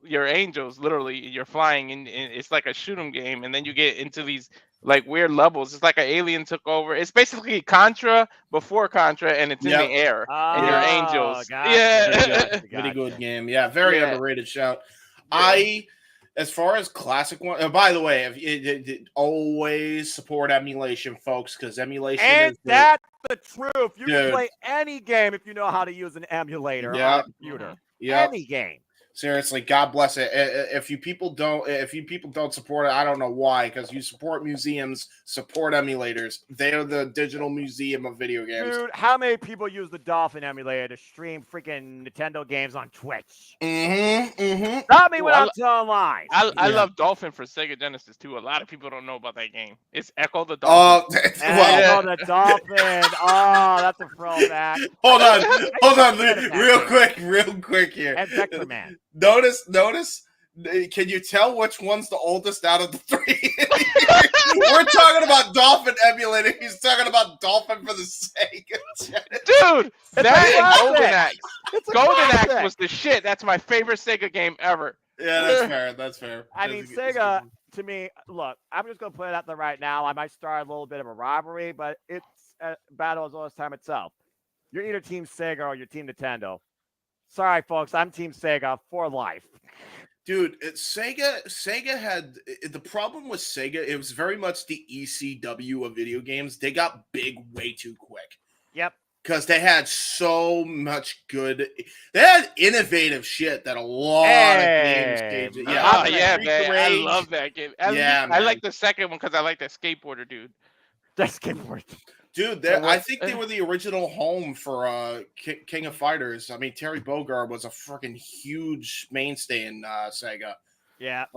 He was big time there. And then, of course, Sega had all their classic IPs, and now they're reviving some of those classic IPs, including, to Alicia's point, Streets of Rage. I mean, you think about how many games, though, not necessarily emulate, but copy that similar dynamic. We talk about Virtual Fighter, for example. How many games breathed off that to give you the side-by-side fighting dynamic you know today? Mortal Kombat, Street Fighter, Tekken, Killer Instinct. Shall I continue? Yeah, and then, of Smash course, Bros. Yeah. Smash Bros. Defined Oh my its own God, genre. Killer Instinct. Ah. Open world play. Streets of Rage, Double Dragon. I cannot wait for Double Dragon Revive. I'm always going to be a fan of Marion and Double Dragon Neon. They need to make a redo of that. Wait for it. Get your ass on that, all right? Damn it. Shout out to Mega McDuffie, by the way. Incredible composer. Was it Bill? Awesome. Bill, and I'm trying to think of the Double Dragon character. I know one of Come them's on. Bill. He's Billy. blue, right? Billy. Billy. Yeah. Who's the other one? I'm putting you on the spot. Think of it. I can't think Come of it. I know one's Walter. Billy. Damn it! You idiot! It's Jimmy! Billy, Oh, it's yeah. Jimmy! All right. Can you tell that we're really being impromptu here, folks? Yes, we are. Yes, we Yeah, are. I and mean, the hell, people who aren't Team Sega, you wouldn't have had Sonics without Sega. So think about that. I mean, about to say, I can name every Sonic game in existence, and I didn't even start with Sonic 1. I started with Sonic 3 and Knuckles. Yeah, true. Remember the code? There's a code in the original Sonic where you can choose your levels. Yeah, and I wish I knew it to begin with, because at first, when I played the original Sonic, I was like, oh, okay, I went game over. I go, what the fuck? Gotta start over? And also, there was only 6 genres at that time, not 7. Which I Sonic Rush on the DS was a freaking pain to play, but I love any of those handheld Sonic games was a pain to play. Yeah, true. You want to talk about pain to play? Fucking Ninja Gaiden or Gaiden, however you want to pronounce it, for Nintendo was a That's the pain in original the ass. Rage Quit game. I don't care what anybody tells me. Yeah, and so the with thing is, Battletoads. I will say, as much as it was the original, and as much as those were the original, Dark Souls will still make you like punch a bitch. I fucking swear to God, like I hate Dark Souls. I can't do it. Punch a bitch. I hate Wow. it. Rage Quit. I'm revealing my age, but Battletoads, and then the original, the Ninja Turtles game, when you're in the sewer and you got to freaking take the dewire the bombs, and you're oh my God, that's so freaking raging. Ugh. The last time okay, I'm gonna go ahead and bring it close to the modern times. The last time I actually rage quit was that fucking cut of a triple-headed dragon in freaking Cuphead. That was the worst freaking experience of my life. The devil was even easier than that. That was the last time I rage quit. And dude, I'm usually a composed man. I don't rage quit, but I was this close to Mistress Audio was the same way because she's a huge Cuphead fanatic. She is. I love Cuphead, but once you have to spread the devil, you could be on it. I got an S on the devil every time. Yeah. I need to replay that. That's one of the best soundtracks ever. I'm still playing it a sequel now, and even Mr. Dice is pretty easy. All the little mini bosses. Yeah, I mean, I'm not a trophy hunter because I'm PlayStation. I'm not an achievement hunter, and no, I never worked with an achievement hunter either. Although I'm pretty sure Jack was always one of my favorites because he's a Tetris player. Respect, Jack Patillo. It's one of those things though where a game compels you so much that you feel like you want to play it again. The only other game I felt like that towards was Horizon Zero Dawn. I actually beat on New Game Plus mode. And I didn't even have to do it for the Platinum Trophy. I just did it just because. Yeah, I did that at every single Batman. I did the pluses. Can't be trusted. Dude, enough Batman games. Good grief. And Batman's still the Arkham series all day. That's what I mean. The Arkham, no argument. Beat him, we got to do the plus. Yeah. Well, I mean, yeah, and then you had Gotham Knights that came out after that, where you got to negotiate which of the 4 characters you got to play as, and then I feel like the DC video game franchise fell apart. You fought like Suicide Squad, for example. Killer Justice League had so much hype going into it, and it's like nobody even talks about that game. Yeah, it was a rare flop for the DC gaming lately. Like, because before that, they were smashing everything out of the park. Yeah. Like the original Batman game was the shit for Nintendo. Oh my God, it was. Yeah, it's almost like what's exclusive anymore is not exclusive. It just goes to PC at some point, like they did with Red Dead Redemption 2. Almost everything now is shared universally. There really isn't that many exclusive IPs. Although I think PlayStation is finally trying to do more with that with their PlayStation Studios editions. But Nintendo is still the most exclusive out of anything in the business. Xbox had Halo. That's still that's it. They have Master Chief. Good for them. Yeah, they have Master Chief. Good for them, and they're running that Fable. series to the ground in every way possible. Hey, what was the last Halo game? Halo Infinite or whatever? Yeah, well, then they continued to ruin the franchise by completely fucking over their canon and putting that shit on HBO and making it die a death. Anyway, Damn. Poor Cortana. I'm just saying. You're not wrong. Speaking of which, we talked about a Sonic thing. I wanted to mention this point. Speaking of emulation too, I had gotten Project Plus the first time it came out. Ooh. I don't know if anybody knows this, but this is a Smash Brothers mod where they added like custom characters. One of them was Knuckles. Dude, he's so fucking broken. He's so broken in that. I remember that. Yeah, dude, he glides in the air. He glides, brother, like full on, like he does in the freaking old school Sonic games. I couldn't believe it. Yeah, I remember when I first played as Knuckles, and I'm like, wait, he doesn't double jump. He can fly, and then he can climb. What? And then I was like, oh, it's a whole new world. I played. Yeah, he climbs the stage. He climbs the stage in the Smash Brothers mod. They made him climb the stage. It was like, dude. I mean, if nothing else, is so authentic. I don't know how well that works with most of the stages in freaking Smash not being flat walled, but angle. I would figure he would slip off or fall off. No, all right, it works. Yeah, you didn't super chat it. You didn't super chat it, but hey, I sleep next to you, so I gotta answer this. Well, let us know more about your life, Walter. Jesus. Hey, it's my wife. The most underrated wrestling game. I gotta say, GameCube's Day of Reckoning. I freaking love that game. I love that wrestling game, and people don't give it enough credit. Especially even from the entrances, it's the most realistic game. For that to be on the GameCube, awesome. We gotta play. We gotta play Day of Reckoning. I downloaded a mod from Miles. Forbidden DOR is incredible because they got the triple steel cage and Day of Reckoning in this thing. Jesus, it's so fun. It is so fun. That's a dark note in wrestling history, bro. I'm just saying. Yeah, I know it is, but the idea is still awesome, and like they did it perfect. Like you could break panels, and you could go like all the way down to the freaking ring, and it looks insane, dude. Damn, it's insane. That's like something out of a cartoon. The fall from the floor just. I've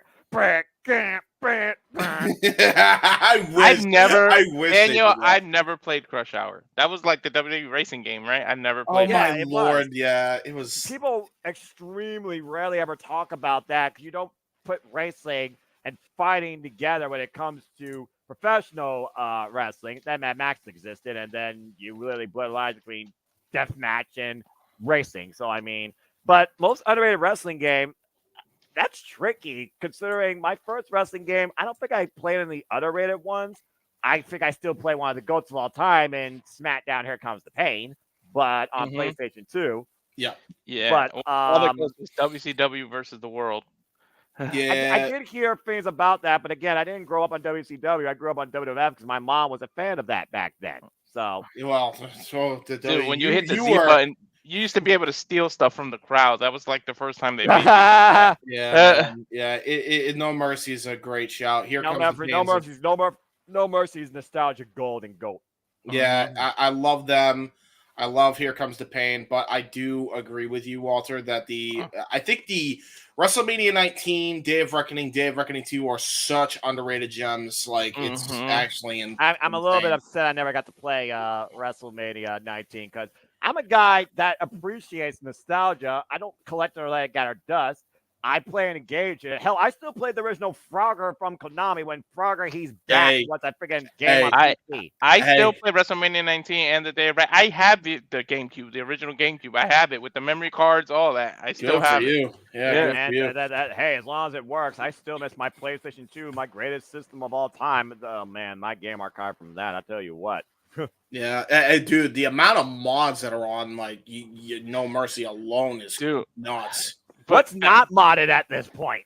Day of Reckoning, the roster alone, man, was just Dude, Forbidden DOR, they added the 19 roster into Day of Reckoning. It's great. It's so great. They have, dude, Brock Lesnar looks insane in that game because he still has that model from 19 where he just looks like a freaking action figure, bro. I say it looks like an action figure because how big he was. He was the original model for WWE Superstars. I spam with Kurt Angle on Day of Reckoning, man. I love Kurt Angle on Day of Reckoning. It's like people that play with freaking Melina in Mortal Kombat and spam every move that makes her teleport behind their opponent. Hi, that's me. As far as a favorite game, I mean, I agree with Walter. That was my goated stuff. But I'll segue this into another modding topic. Do you guys? So I mentioned SVR 11 before. Yeah. So there's a guy named Youngboy 11, and he is actually in process of making SVR Anthology. And for those who don't know, that means he is importing the entire rosters from SmackDown versus Raw, the original, all the way to WWE 12 and putting it in SVR 11. And not only is he doing that, but he's actually going to put the Rumble Roses characters in there as well. He is going all out for this. I'll tell you what the worst wrestling game was when Xbox tried to do crazy. WWE games. Holy I shit. know. I know. The Xbox Raw, was it called Raw? wait, Yeah, wait, it was called Raw. That's yeah. like the worst game Raw- ever. Oh my god, dude. I played Raw Raw. 2. I played Raw 2. Dude, it's very much like the SVR Sonic the Hedgehog 06. It starts so promising because the graphics are ace, right? Like you can and the creation suite is like ahead of its time. Like there's so many creative options you could do in Raw 2 that it's insane. You could do different lightings, you could have all sorts of shit. And then the gameplay happens and it is ass cheeks. Wait. I had a stick to do that. Hold on. Yeah. He's JJ. All right. Now I got a question. Yeah. Did you get it? Did you solve it? Did I solve what? It's save us. Save us. Oh. JJ, the original.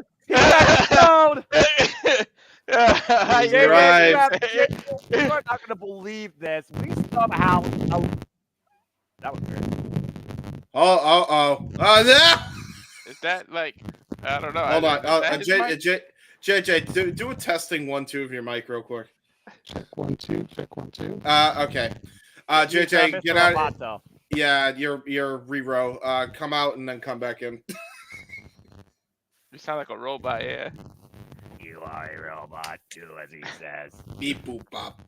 He took the red pill. Humans are batteries. I, for one, welcome our overlords. Anyway, oh my God, the red pill. That's my favorite movie ever, Matrix. That is an underrated movie. Okay. Well, anyway, I mean, again, how many Matrix movies have there been? Go ahead and get the movie with the filibuster here. There we go. You're all set now, JJ. Check. The proper there you spot. go. All right. After an hour of video game talk, we're going to pull the plug on this and insert coin for the Renegade Wrestling JJ Williams to finally steer his show to the finish line. JJ, welcome finally to your Shenanigans. Good grief. Okay, what have you guys talked about? Well, we BS out of the topics. Oh, I don't know about that. Yeah, Crown Jewel results and the WWE ID. Yeah, that's pretty much it. Okay, so you guys didn't go over any of the other stuff. Nope. No.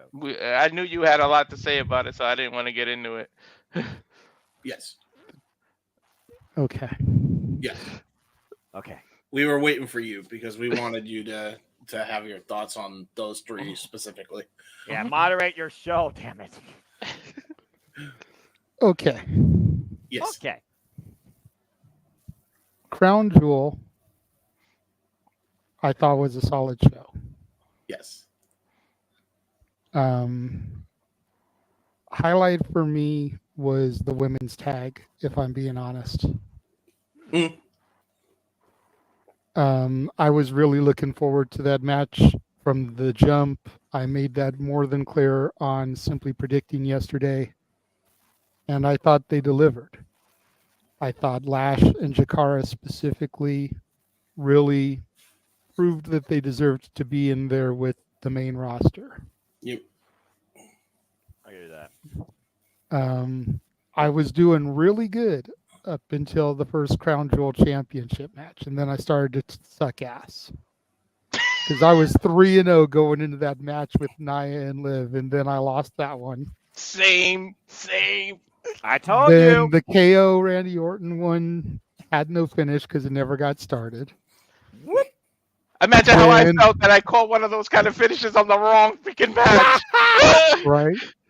Then Cody and Gunther went for Cody instead of Gunther, so I lost that one. Damn it! And I didn't get to see the U.S. title match because I was taking my shower at that point, but I know that Mello lost and LA Knight retained, so lost that one. So I went 0-4 in the final 4 matches and 3-0 going into that point. So, man, the odds were not in your favor. No, they were not. I was feeling good too. I was like, yeah, I'm 3-0. I'm 3-0. You live. So, we need the Sonic guys. We need the Sonic guys music. Same. I got cocky too early, JJ. I got cocky way too early. But all in all, it was a solid show. Mm-hmm. We were talking about it a little bit here, you know, just all the changes in the culture over there in the last 10 to 20 years to where things like this can even happen. When you watch those kickoff shows the Friday going in, especially at the foreign countries, you really get a good idea of what the crowd is going to be like, man. And say what you will about Saudi, say what you will about the blood money and everything and the means that this is happening, but those people were hot and they were ready for it. Oh yeah. And they were 0 to 100 from the first second till the end of the show. They did not stop. Mm-hmm. Yeah, I give you that. I You know, literally said I really would like to see them get a big 4. Yep. I don't know if Saudi is ready for WrestleMania like they were chanting during the kickoff, but I'd like to see them get maybe a real Royal Rumble, not the greatest Royal Rumble, or a SummerSlam or a Survivor Series. Maybe not a Survivor Series while they're still doing War Games, doing a pay-per-view with a War Games match in a country where we've got history of having an actual war in. Probably not the best call, Yeah. but Rumble or SummerSlam, I think Saudi deserves one of those 2 shows. I think Rumble for sure. I'd actually go with the greatest Royal Rumble match concept because I think that makes the most sense considering they innovated it, and it would make sense if you're gonna have the Rumble in Saudi. Plus, you have the roster size and you have the special guest appearance to make a 50 work. I'm just saying. You do, but Yeah. when people think of Royal Rumbles, they tend to not count that one for reasons. because it wasn't a Royal Rumble pay-per-view. Yeah. No, I agree. So that's why I say let's give them a real 30-man Rumble. I mean, hell, there was a sign in the crowd that said, "I believe in Joe Hendry." I don't know if Noah damn it, caught he said his freaking name. Uh-oh. All right.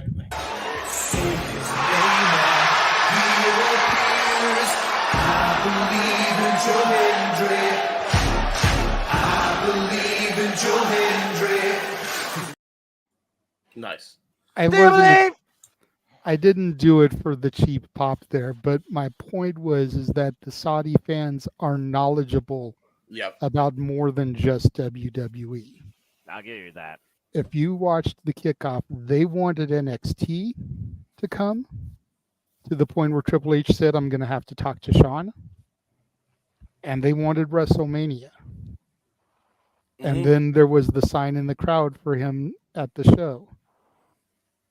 So it's like they want it all. Wait, hey. To your point, if you know, Saudi is innovative, right? They're doing innovative things. why not do your first ever actual TNA WWE crossover pay-per-view in Saudi? Worlds collide, yeah. Worlds There collide. you go. We keep lobbying for that in this NXT TNA relationship. So I mean, NXT started that with NXT versus NXT UK. Worlds Collide is their baby. So I mean, with NXT being its own brand, we talked about it during our call here, and we talked about it during Super Predicting, where NXT is looked at differently than Raw and SmackDown. It would be a unique first, and it'd be a unique first for NXT in Saudi Arabia. Mm-hmm. Amen to that. As far as the WWE ID, yeah, I'm really looking forward to this. Yep. I think this is a huge plus. I know there's a lot of people that are down on it that are trying to say WWE's monopolizing, what's the point of NXT if they're doing this? This is the, trying to see who's ready for NXT. Yep. This is scouting. Yep. The territories that they're working with, Booker T's Reality of Wrestling, Rikishi's Knox Pro, the Black and Blue for Seth Rollins, the Nightmare Academy, and then I forget the name of the other one and the guy that runs it, but the guy that runs it trained Tommaso Ciampa. He's trained a bunch of the guys that are currently on the roster.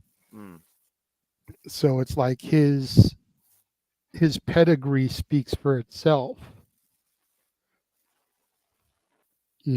So you think of Reality of Wrestling, you think about Roxanne Perez. Yep. I know that La Princesa works for Reality of Wrestling, Tiffany Nieves, who I've been high on. Mm-hmm. I think she also has a contract right now with the NWA, so we'd have to at least wait for that to end. Correct. But this is going to be, I look at this as when WWE travels and they have their dark matches, these are the people that are going to be competing in the dark matches to see if they're ready to get signed and sent to NXT. Mm-hmm. Get sent to the PC. And then go through the PC system in NXT to come to the main roster. Yep. That's fair. That's fair. To add context as well, JJ, and I brought this up when we talked about it, the ID program has already been around for a few years now. They just didn't have a name for it until now. Will Ospreay was a part of this. So there's a very good chance that they're a part of the ID program, but they don't necessarily have to sign if they don't want to, which is another aspect I don't think people are taking into account.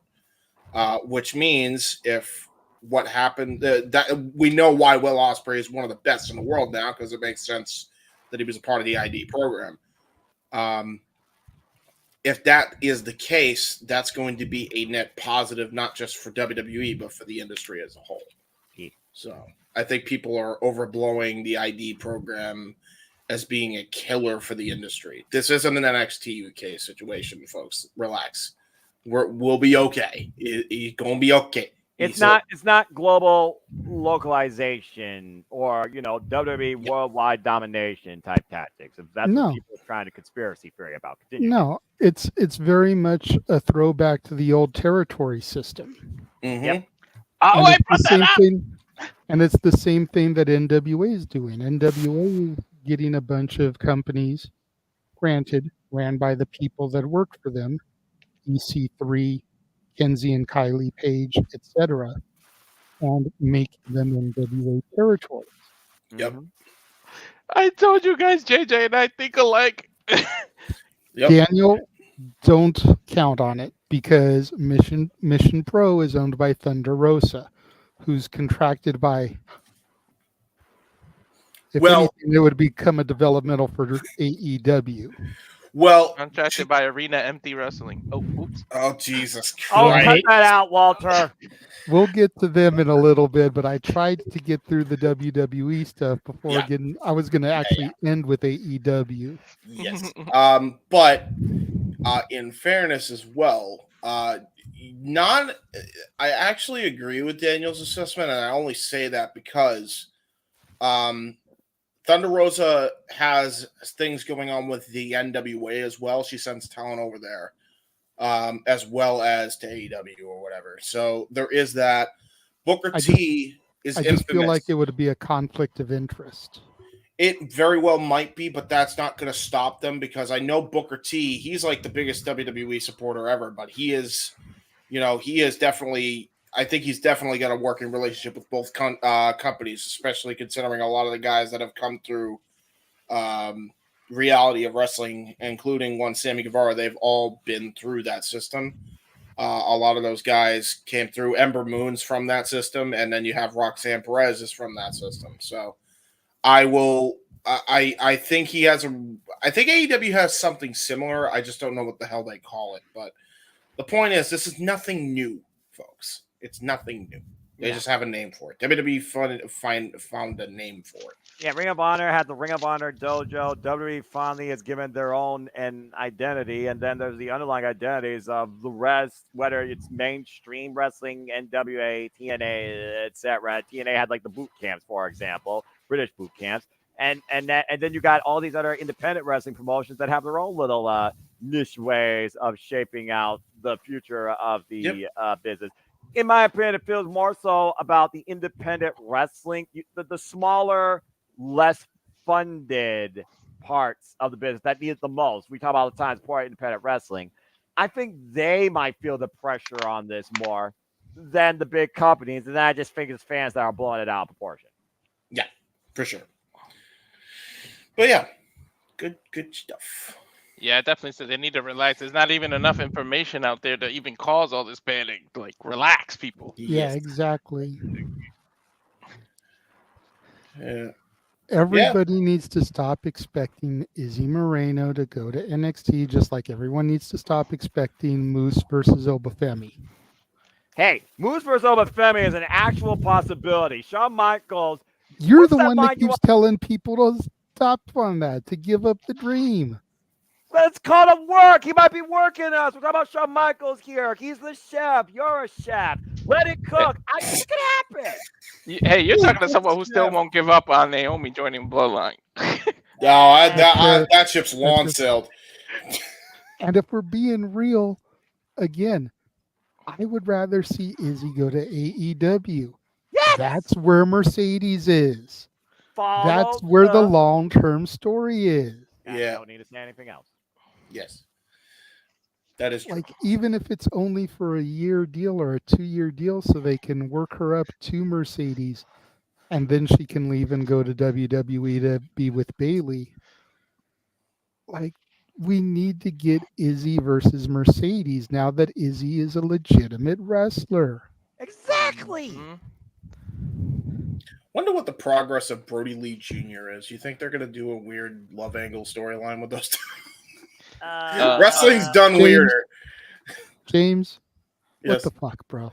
I'm just saying, they've done fucking weird wrestling. I have been back for maybe 15 minutes, and you've already got me what the fucking, bro. He's been on something all night ever since I came in an hour later. By the way, JJ, I came in an hour later because I fell back early with daylight savings, and I literally woke up 5 to midnight, and here Walter's lobbying me to be back here, and I've been stuck with this madness since before you came. Hey, I feel like I did a good job hosting, and I was able to go off on other tangents to save time. Yeah, you did. I'm going to have to go back and watch. And then we talked about video games for And by the an way, hour. I got to show JJ this because he didn't get to see it because he left early, and I didn't even know I was going to get it, but that's the other belt he left me. Nice. Well, yeah, you're doing a Kali and having it upside down. There you go. Yeah. I forgot you got to do it backwards in the camera. Yeah, and of course I talked about that during our Crown Jewel watch. The bottom line, people lack patience and lead to assumptions, and it's foolish. Well, Let's see what happens. I'm apparently All right. Well, we already knew that, So, James. so the next topic was Vince's newest endeavor. And I put Endeavor in all caps because of Endeavor, WWE Endeavor and everything. See what you did there. But apparently Vince is starting a new company, an entertainment brand, not supposed to have anything to do with wrestling. Details are still sketchy, but I just kind of wanted to get everybody's thoughts on basically Vince trying to get back into business here after everything that's come out about him. Whether it's true or false, we are not on the jury. It is not our job to cast innocence or guilt. But is it even smart for him to try to start a new business endeavor this soon after allegations come out about him in the entertainment industry? Noah. You're asking the guy that only for entertainment, professional wrestling, and game shows to talk about this first. Yep. Okay. Because I'm hoping you'll keep it simple. Yeah. Nope.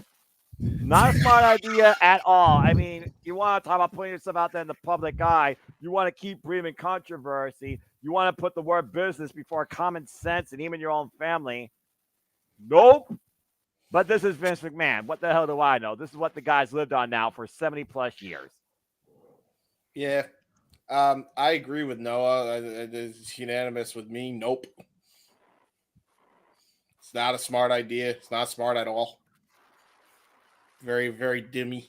Not good timing either.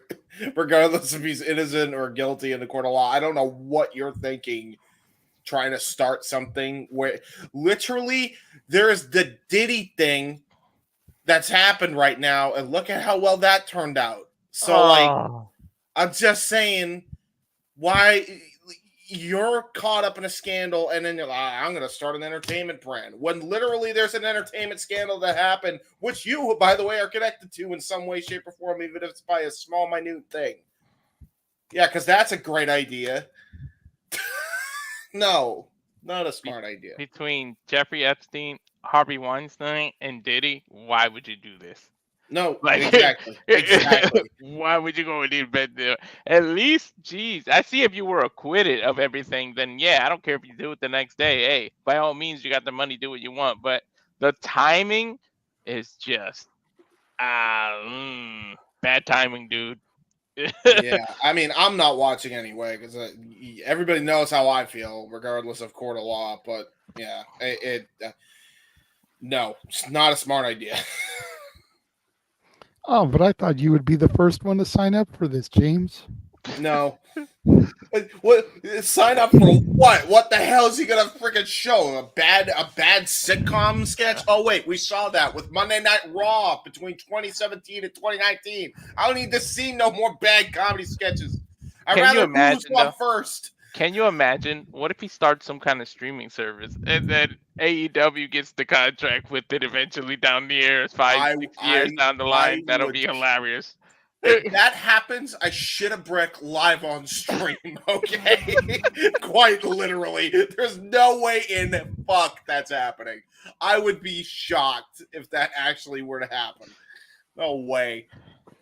It's 2024 now. Is there anything much less to be shocked about? I mean, left to be shocked about anymore? We still got 2 months. I'm just saying, we got about 2 months left. Don't count your chickens before they hatch, Walter.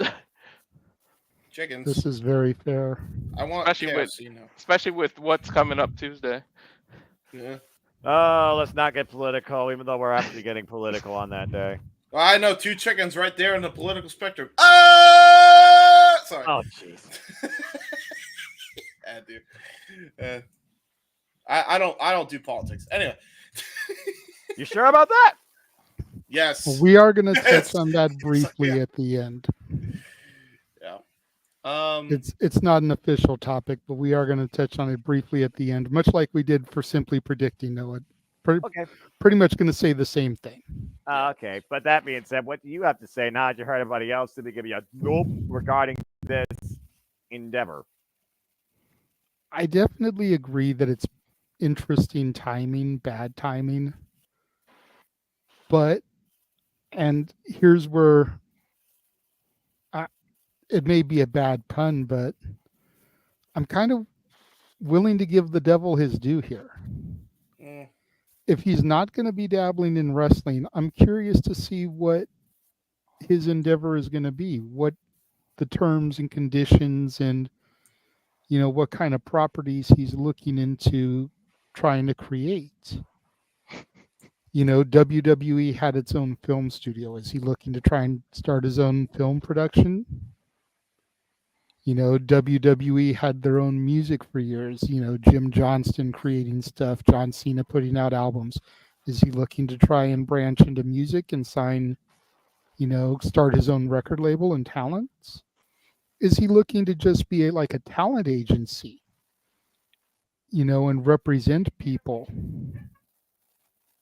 I'm curious to see what, whenever he puts out his press conference, press release, and like really lays down what it is that he's looking to do. I'm curious. I'm curious too, but at this point, with his age, the only endeavor he should be doing is how to keep his, stay above ground. Whether he's innocent or guilty, whether we've liked everything he's done during our fandom, every one of us has been watching wrestling, with the exception of my 10-year hiatus, pretty much for as long as we've been wrestling fans. We've been watching his creation. I'm willing to give the devil his due and see what he's got in store. It's like watching a new TV show. I'm willing to give it the first 2 or 3 episodes, see if it hooks me. If it doesn't hook me, if it doesn't catch my interest, I move on. If whatever he's throwing out there catches my attention, maybe I'll see what he's got going on. I think that everybody needs to be open-minded and not closed-minded, because he's not trying to do wrestling, which is what really soured everyone's opinions on him, was the way he was handling wrestling. Pretty much all of us tuned out to WWE at some point in our fandom because of the way he was booking shit. Yep. I mean, I can agree that that's how that started, but then the unsavory acts, even the small ones. We don't know how much of it is true, how much of it is lie. We need to wait for the day in court on that. And that's if people care to find out. And again, curiosity can be a very dangerous thing. As somebody that chooses to be oblivious to a lot of madness, for the sake of my mentality, if it's not affecting my life, why do I give a fuck? Exactly. Yeah. Speaking of not affecting our life, a certain journalist on social media put his foot in his mouth twice. Oh, here we go. Somebody pulled the Noah? Somebody else pulled the Noah? Any guesses on which journalist this is? Hold on. I'll do the face to guess. JJ. It must rhyme with Fetzer. Nope. No, it does not. No. It is the reason, Walter, why we say we're the only reliable SRS. Yeah, that's right. Well, I thought it started with Meltzer, and then nope. No, he's right. Now I remember because I saw it on Twitter too. Oh, I see. Twice this week. Oh no. Oh shit! Here we go. Noah with the sunglasses. Noah Cassidy is in the building. Whatever. So the first thing that he did, let me scroll down, is he reported that TNA offered AJ Styles the TNA Hall of Fame and that WWE declined it. To the point where AJ Styles came onto social media, and he, much like Noah, almost never posts. Yep. AJ tweeted, quote, "I'm still an active wrestler. I hope. I made the decision not to go into the TNA Hall of Fame, not WWE. I appreciate TNA, but I don't want to go into any Hall of Fame as long as I'm still active. My choice." Yeah. His career, his choice. Nice. Nice. The second time he put his foot in his mouth So he has both feet in his mouth now. Got it. was yesterday. Uh-oh. Oh, yeah, this blew up. When I didn't really want to get into the departures because I didn't want to have too much downer news. But for one of the departures, he tweeted about it. Indy Hartwell will be departing WWE and effectively be a free agent in 90 days. Indy retweeted, quote, "Wait, what?"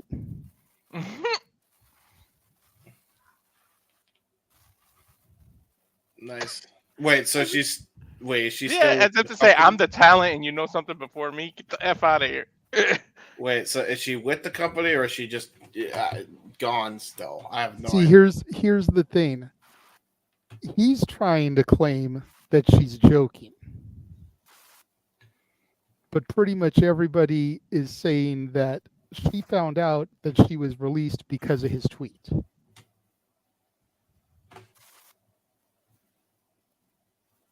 What? There's no way. He tweeted it, and her quote tweet was, "Wait, what?" Like she had no idea. Oh, okay. So it was bullshit anyway, basically. Well, no, she has been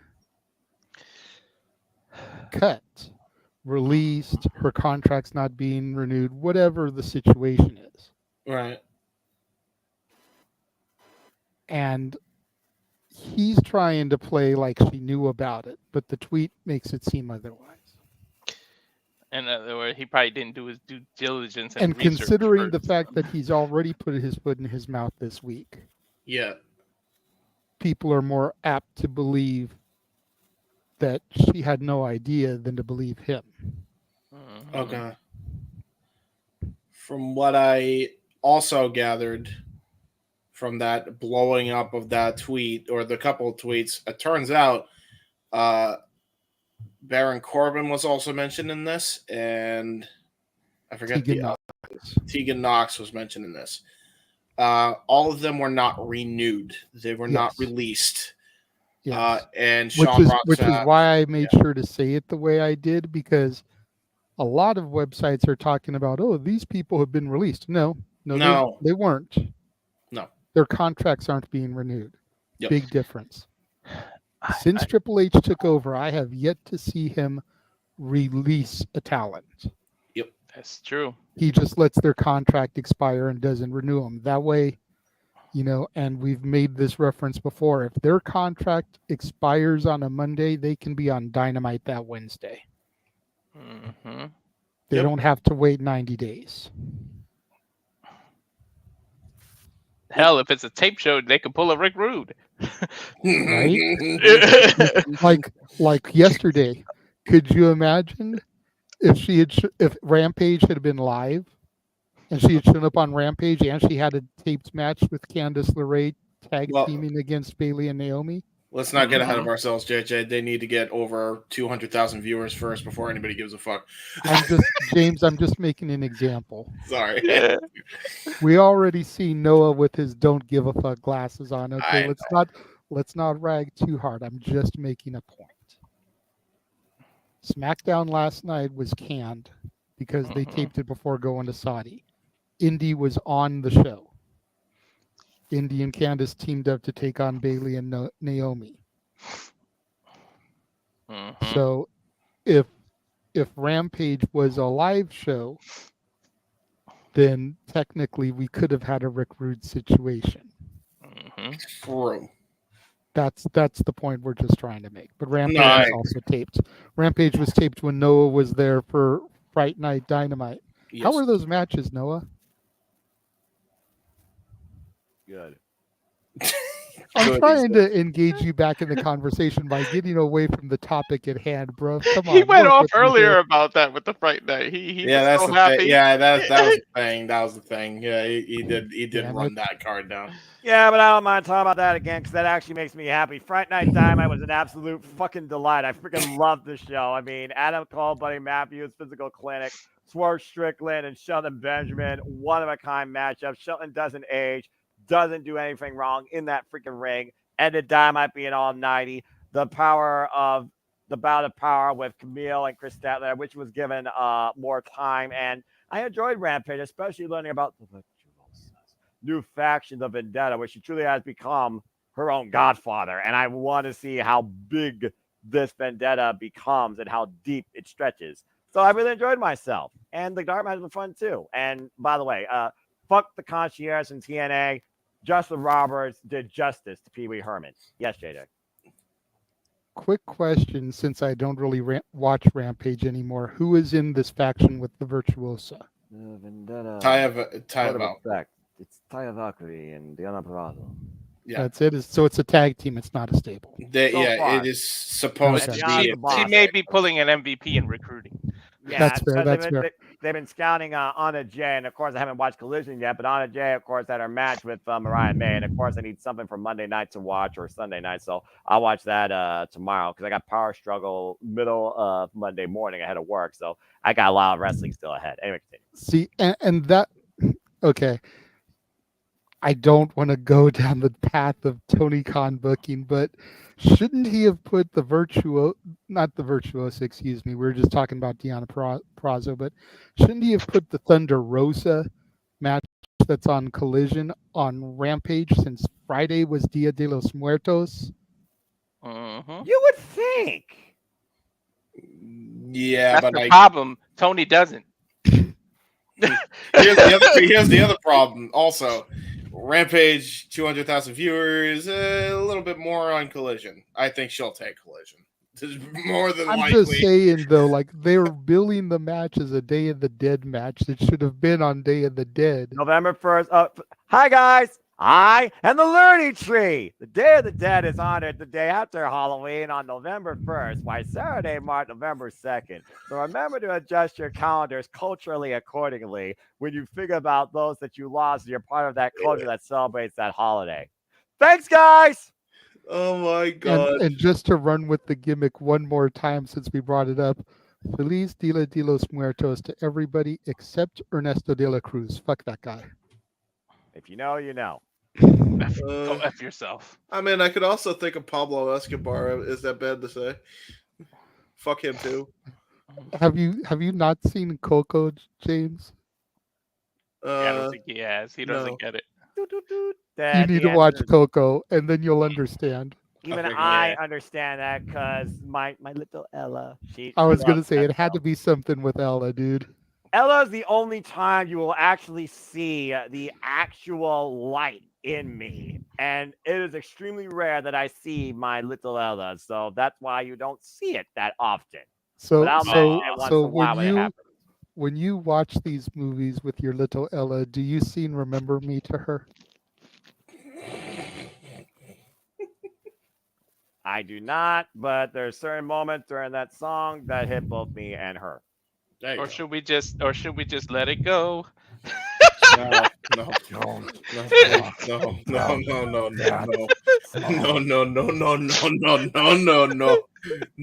I'd rather hear Mariah Carey than that. Also, adjust your radio tape, adjust your radio dials, because you'll be hearing it a lot between now and December 25th. Well, guess what? She is fully thawing right thawed. now. Oh, No, she's fully is thawed. I'm doing my best to avoid the freaking November radio. 1st, she gets thawed. It's either going to be that or Wham! Last Christmas that gets me first. Every year, it's always one of those. Armageddon. By the way, November 1st, they treat her like Demolition Man and just thaw her out. Bro, I don't think it's even thaw. I think she was thawing out for Halloween because she's already started. It's already started playing in stores apparently. Go figure. Dude, she posted a video like 11:59, 12 o'clock, Halloween going into November 1st, of her, and I guess it's her boyfriend, as Morticia and Gomez Adams doing like a whole waltz and everything. And then the clock struck midnight, the closet doors opened, and there was her dress from the All I Want for Christmas Is You video. Nice. At least she's having fun with it. Well, She does. It's like she gets in on the humor. It's like how Justin Timberlake has finally gotten into the whole "it's gonna be May." Yeah. He used to downplay it and hate it so much, and now he finally has accepted it and kind of So, plays along with it. Does that She mean plays does with that it mean, because she realizes like she makes bank Yeah. during So- the holidays. does that mean the Bengals always have a manic Monday and Rebecca Black is always glad that it's Friday? Yeah. Why she makes not? bank during the time you have to spend the most bank. Yeah. This is accurate. Dude, it could be argued. It could be argued, and this is a little side tangent, but from what I understand, y'all had like a couple-hour conversation about video games, so why not Yes, have a little yes, a brief yes, one about a Christmas song? So Yeah, we're fine. it could be argued that All I Want for Christmas Is You is the most like definitive Christmas song, most popular, the biggest standard, if you will, that has come out since White Christmas by Bing Crosby. Because you think about how popular White Christmas was when it came out, how it dominated the airwaves for years, and then you think about All I Want for Christmas Is You, and how when that came out, it's dominated. It goes back to the Billboard charts every year around the holidays, and some years even gets into the top 10 in the number 1 spot. Consistently. She does winter tours. Aura. She is playing the Yamava Casino over here on November 6th, doing an entire Christmas concert of her 2 albums. Yep. That's Aura. I mean, she is the original diva of music. There is no argument there. I mean, you're not wrong. I can't argue. It's her You're not cash wrong. cow, and boy, does she milk it. Yeah. She And doesn't good age on her either. for it, because she realizes it. Like, she can do tours the other 10 months of the year and play her greatest hits because she's had almost a 35-year career. That's fucking insane. Her debut album was 1990. Jesus. And then she can tour November and December playing just the hits from her 2 Christmas albums and make just as much bank. If not more. Yeah. Good for her. God bless her. Good on her. Still All right, so- one of the most annoying songs ever. Anyway, now back to our regularly And scheduled she's got her Vegas programming. residency. Yeah. Ugh. So okay, side tangent over. We did touch a little bit on AEW. That was going to be our main event. Yep. Okay. Take your glasses off. It's more James I have to be worried about than you, Noah. Yes. Oh, wait. Are you still on topic 4? Or are we moving on to the next No, one? I we're just want to going say to one last thing about AEW. it before he moves on. Okay. Okay. Yeah. Just all I have to say, could you please respect the talent enough? Can you let I know you got a deadline and everything. I know how news work. But could you let them put the news out first and then just report on it after? Like, can you respect them enough for that? Instead of just trying to be the first one to put it out. Like Chris Brown getting with every man's woman. He don't give a fuck. I have an idea. If you don't know the answer to something, you could just say, they are gone from the company. We don't know if it was a release or they're letting their contract expire. The more you know. That requires more writing, more words. People like to say things in less words. Do you want them to actually do research? Yes. Yes, I do. Yes, because you know what? That's what is required with a journalism degree. Unless you rely on Meta AI. I don't. I rely on the Simply Reliable brand. I was about to say, yeah, that's the only SRS that matters. And also, don't use Meta AI. Don't use Chat GBT for your research, people. Come on. Right. The world's becoming more and more lazy as we speak. All right. So our main event topic. Yes. We had new AEW Tag Team Champions crowned on Wednesday. Mm-hmm. The $1 million question here, and I'm going to start with Noah again because he's still the one man on the panel that truly has AEW running through his veins. Plus, he was there. Damn right. And I will say, I'm glad that you had as much fun attending as me and James had calling it. Because despite, the shtick, me and James really enjoyed this week's Dynamite. Yep. Until we started to hear some of the stuff online after it. And we're going to briefly touch on that in this as well. But oh, great. New Tag Team Champions, is it too late to really get some mileage out of Private Party? Because I feel like their time has kind of passed them by, kind of like the Acclaimed says. And then what are going to be the repercussions of the Bucks, the former champions, and the way they left Dynamite? A lot of people are saying they're going to take a hiatus, probably come back beginning of the year. Once things are all ironed out, once Kenny comes back, because Kenny's supposed to be part of one of the shows in Japan. Power Struggle this Monday morning. Oh, okay. Oh, wow. So, coming back with Kenny, the takeover angle that they were trying to run failed. Babyface Elite, which I know James has thoughts on that because he's very, very explicitly detailed it in our group chats. So he only needs to speak if he truly wants to, because I know how he feels about that. But I do want him to touch on the Private Party at least. His fuse is when it lit. gets to his turn. But yeah, we're going to start with you, Noah. What do you think? Is Private Party's time past?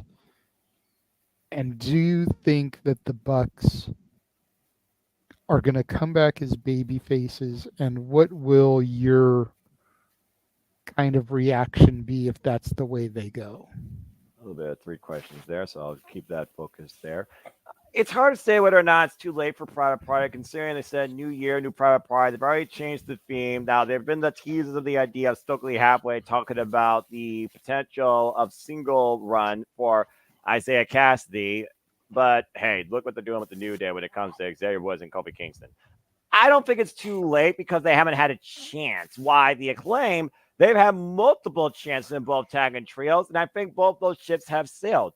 If nothing else, I think we give new reset possibility for the AEW Tag Team division. And with a lot of young and hungry tag teams we talked about before, such as the likes of Top Flight, for example, and seeing the tensions grow up in Top Flight, I think Top Flight and Private Party can be a very interesting program.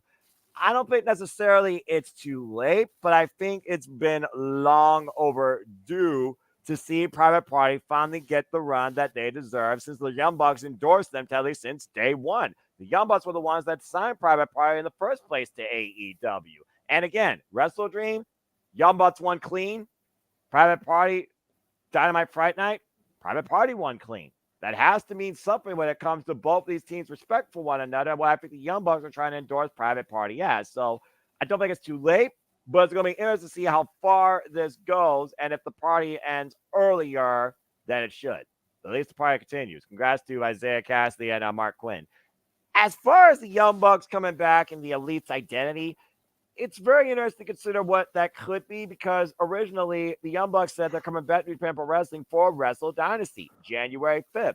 But they're no longer the tag team champions. So what sort of stakes or claim do they have to be part of that show and for somebody to confront them? Not to mention, Kenny Omega is already talking about being alongside Hiroshi Tanahashi, go Ace, and maybe a tag team match on January 5th at Wrestle Dynasty. He will not be involved in a wrestle capacity Monday morning. He will be a special guest at Power Struggle. And maybe that will lead more towards what Kenny Omega might be doing towards January 5th if he's medically cleared. Again, diverticulitis. You're never the same after that. That's Brock Lesnar. But we saw how Brock Lesnar came back badder and stronger. My and mother better. has that, and she's not an active wrestler, so I know the struggle. God bless her. As far as your the third question, babyface elite, I don't know necessarily if I can get fully behind that, considering all that tension and fallout with Kenny Omega and the Young Bucks. Not to mention, there's unfinished business with Kenny Omega confronting Kazuchika Okada one more time in an AEW ring. As far as Jack Perry, whatever. They're going to see a team count from him. I don't consider Jack Perry elite, period. So I don't know necessarily what to think about the elite right now, because when I think about the elite of the elite, I still put Kenny Omega at that standard because he truly is the better of the sum, even the generic sum. It's one of those things where I don't think I'm ever going to see the elite as baby faces, but I can see a change in the elite's dynamic again that could lead to Kenny Omega once again being associated with them, if not just for one night. But as far as confronting Jon Moxley, I just don't see Jon Moxley right now being viewed as the villain if he's put in front of the elite, babyface, gimmick or not. So we'll see. But with the Continental Classic that's going to hold up the end of the year after AEW Full Gear all the way to World's End like before, and Jon Moxley in hold of the position and possession, not even wearing the AEW World Championship, JJ, I'm holding out that this might be something that Tony Khan lets cook, and maybe we get a new AEW original leading with the AEW World Championship. Now, whether or not it's Darby Allin or somebody else we're completely not expecting, I have no damn clue. But right now, this is the best thing AEW has going for them in potential for a positive change. Let's hope it follows through. Everything that I'm reading, and believe half of what you see and none of what you hear. Right. But everything that I'm reading says that Orange Cassidy is going to be the guy at the end of the day. Probably won't be at Full Gear, because that's going to be the start of the story. Can't give it to him in the first match. No. But I think they're going to try to make Orange Cassidy the guy. We've all clamored for an evolution in Orange's character. And this may be the way we get it. Yep. Because he's going to be the guy trying to assemble everybody to fight the invaders. To fight the threat, to fight the poison. Mm-hmm. To be the vaccine, if you will. Yep. I understand your idea of assembly, but Orange Cassidy already said that he's going to do this on his own, because every time other people come around, they get hurt. Jon Moxley said he eliminated distractions from Orange Cassidy, taking out Chuck Taylor. I think Orange Cassidy is going to go through this battle on his own, but I don't see him recruiting people. I see people backing him up, similar to what happened with Darby Allin and everybody that came out to fend off Jon Moxley and crew Wednesday night on Friday night when chaos ensued. So I get what you're saying, but if it's not Orange Cassidy or Darby Allin that becomes the AEW World Champion at the end of this Moxley saga, I'll be really surprised, because I don't know who else you put right now in that spot. Yeah. Walter, I want you to go last, James, because I know how you're going to get. So, Walter? Well, first, let me say congratulations to them. It is about effing time that they had that. And, I'm glad to see him as a champ. Now, is it too late? I mean, you can debate it, but I feel like it should have been a long time ago. But no, because I feel like they're getting momentum now, and it's like a renewed push. Like sometimes we wondered how many times can somebody be like repackaged before they get something that clicks. Yep. And we've seen it work, and we've seen it not work. So I feel like they got a renewed push. They got momentum behind them, and believe it or not that I want to give the young fuckers some credit. They put somebody over. They did it clean. So maybe now they're like, you get to run it. Let's see what you do. So we'll see. And then what was the second part of the question? The elite. Oh, yeah. I'll never see the elite as a face. It just, even in the name itself, the elite. It's heelish in nature. I'm the elite. It's almost like saying we're the 1%. We're the billionaires. You guys are the poor ones.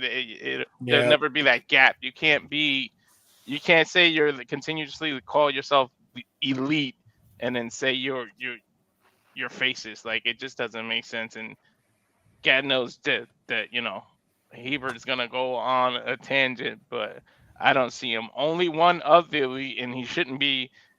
Is Kenny Omega. He shouldn't even be considered elite anymore. He should just be his own thing, separate from that, and do what he's got to do, and continue to be cheered for. Him and Kota Ibushi both get him far away from it as possible. Yeah. At this point, James, you're just waiting for Golden Lovers to reunite. Yep. Rather than this.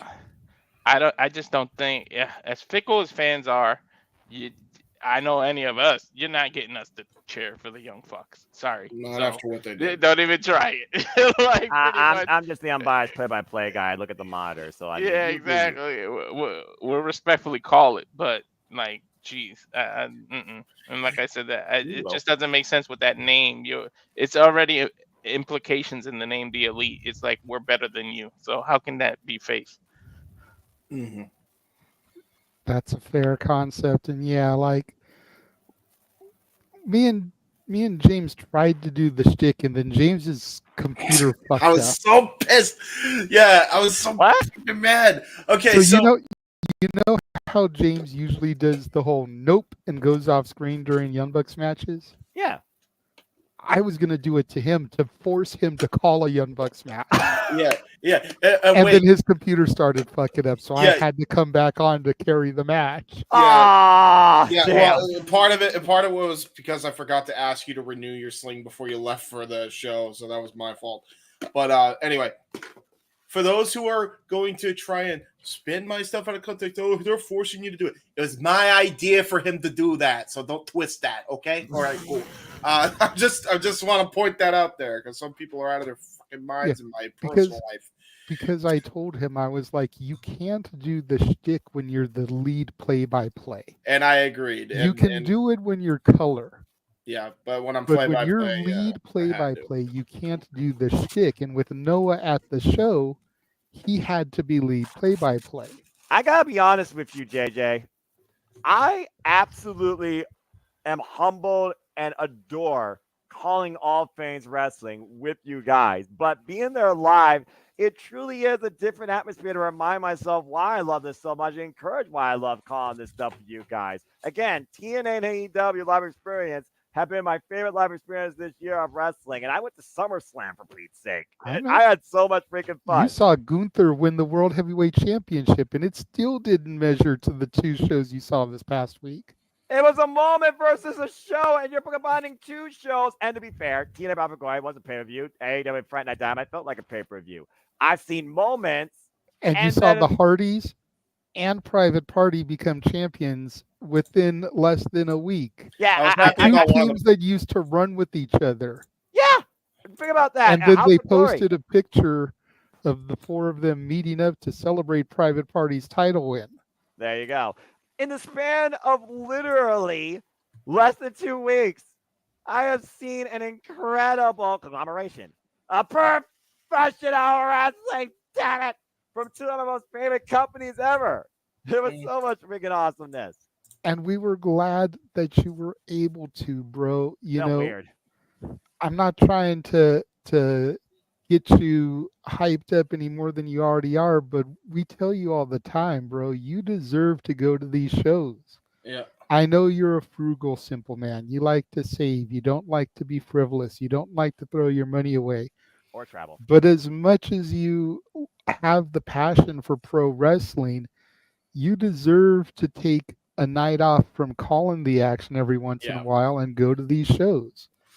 And as much as you're the backbone and the heartbeat of the multiverse of media, the Simply Reliable Studios, whatever the name has been for these things, we've now grown and expanded so much that any one of the three of us, any two of the three of us can team up.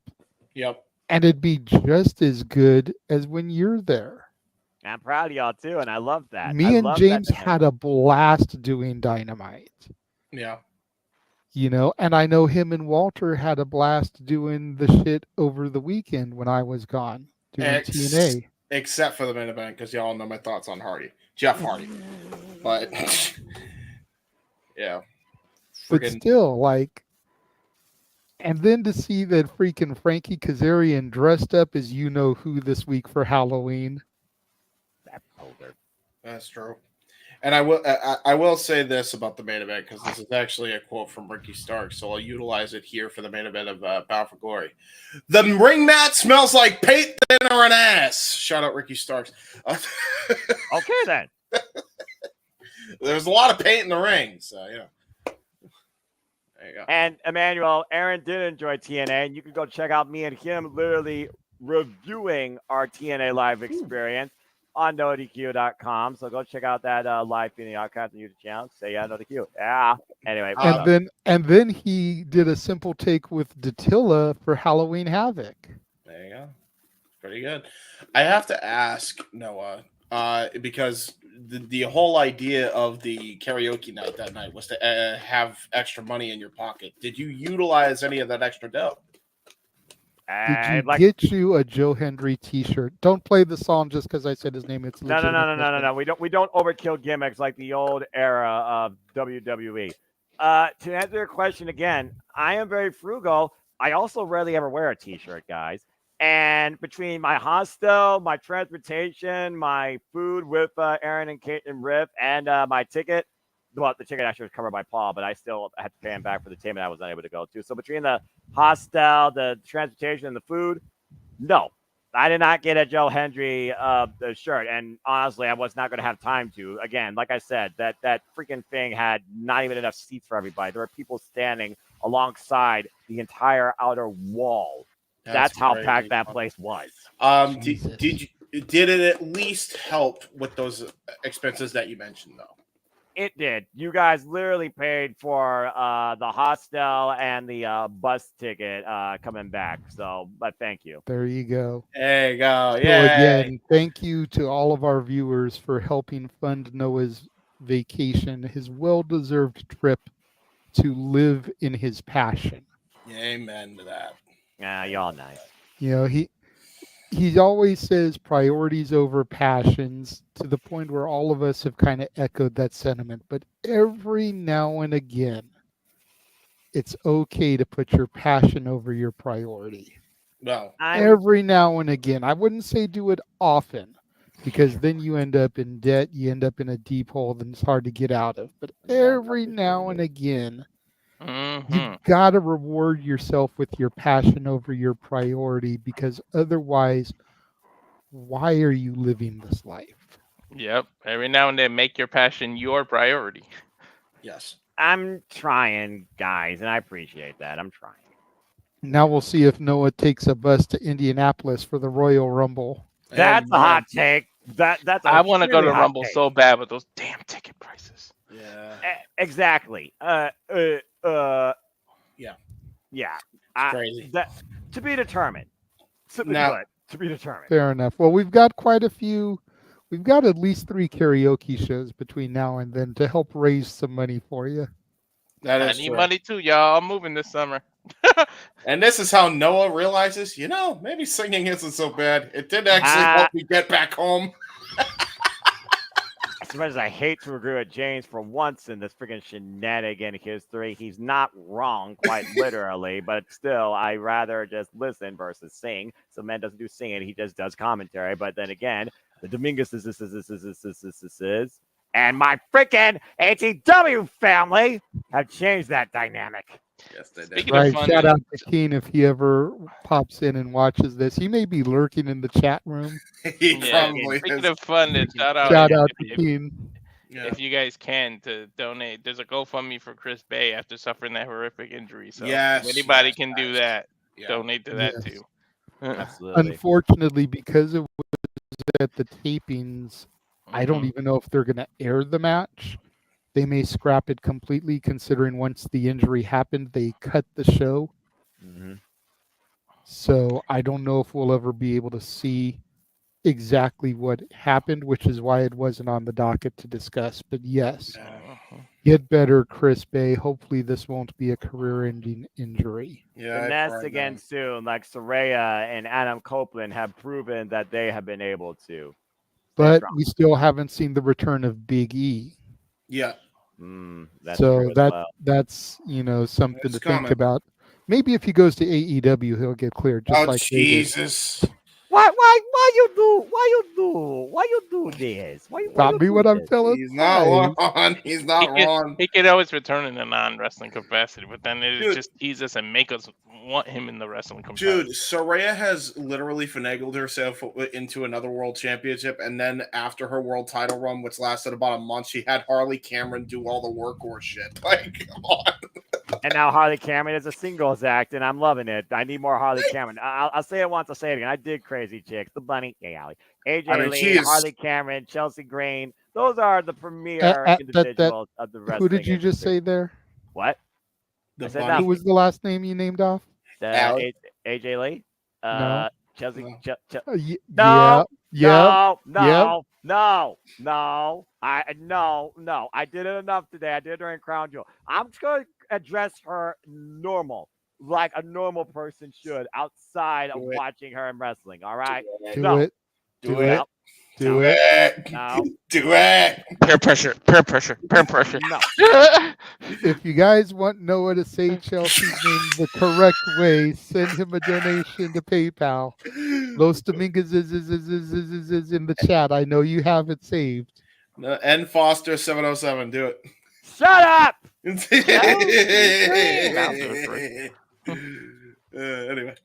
Anyway, back to the topic on hand as we get back from the left turn to Albuquerque. I forget who was left for the whole the AEW. It's James that's left. Oh yeah, that feud. We left him for last on purpose because.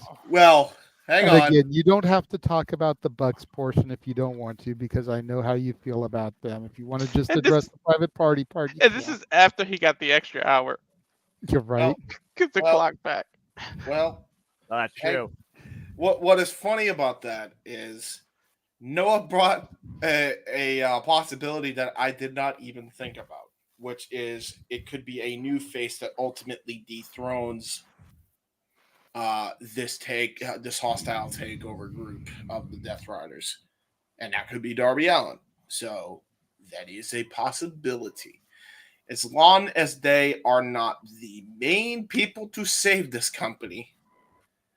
I'd actually give it a shot. So I've actually just changed my mind because of Noah's explanation. So you can thank him on that one. Thank you, Noah. But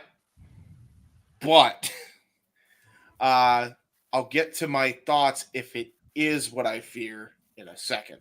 But first, the private party thing. Yeah, long overdue, like everybody said. These guys should have had the titles probably year 3, if we're being fully freaking honest. Like, they probably should have dethroned the Lucha Brothers, if we're being real, and then lost them to the FTR. That's how much I think they've fallen off.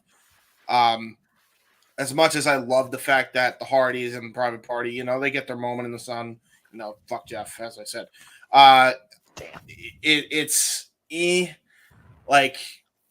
The whole Hardy family office thing really cooled them down, and I don't blame that on Hardy or anything. I definitely blame that on Tony, because that was just creative blunder. But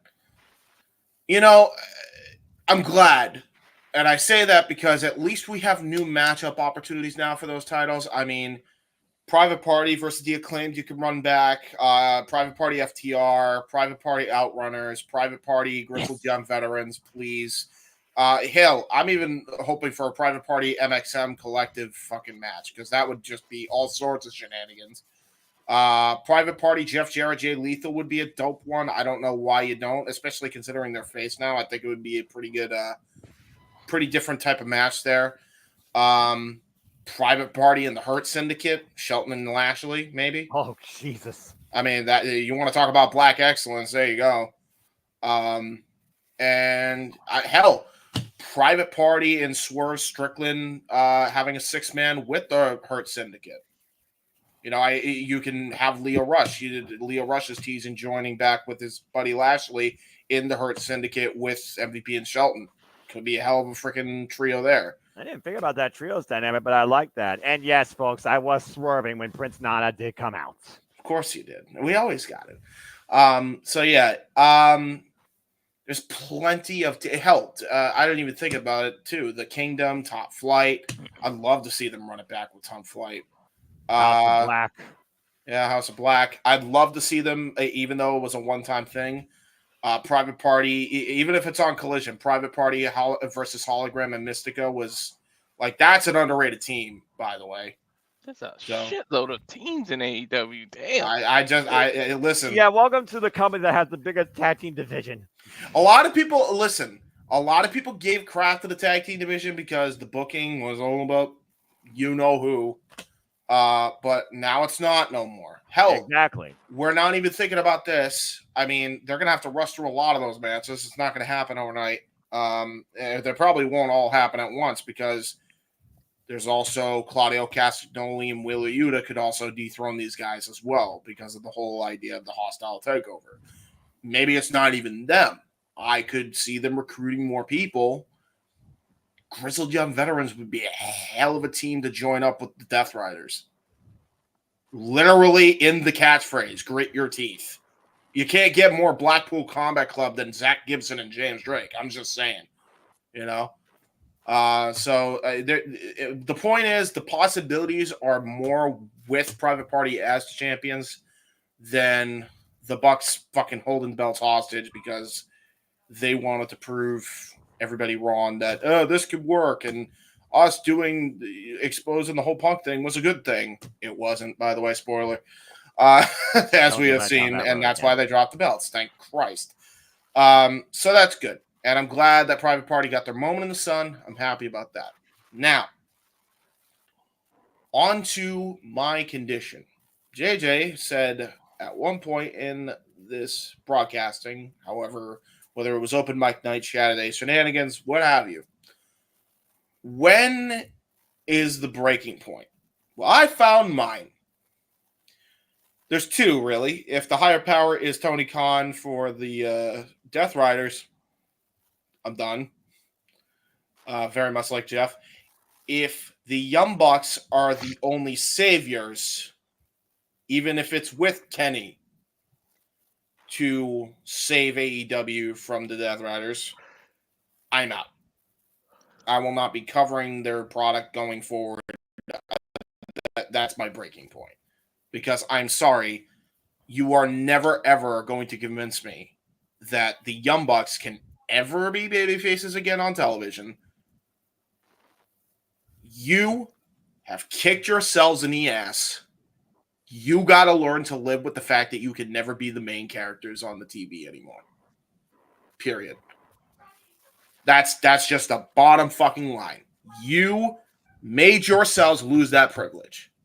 Deal with it. You don't get to have a retry after you chased two of your baby faces. Now we know because Cody slipped up from his NDA agreement, by the way, on the Andrew Schultz podcast.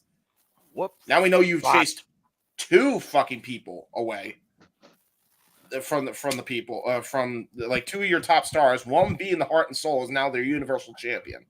Okay. And then that's just the non-kayfabe stuff that you did. And all the backstabbing that went along with that. And then in kayfabe, you lean into that and backstab your friend Kenny Omega and backstab your friend Hangman Adam Page. I mean, what the fuck? There's nothing redeemable there.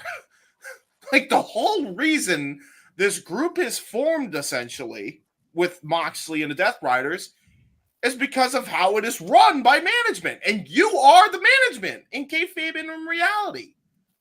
You are the problem.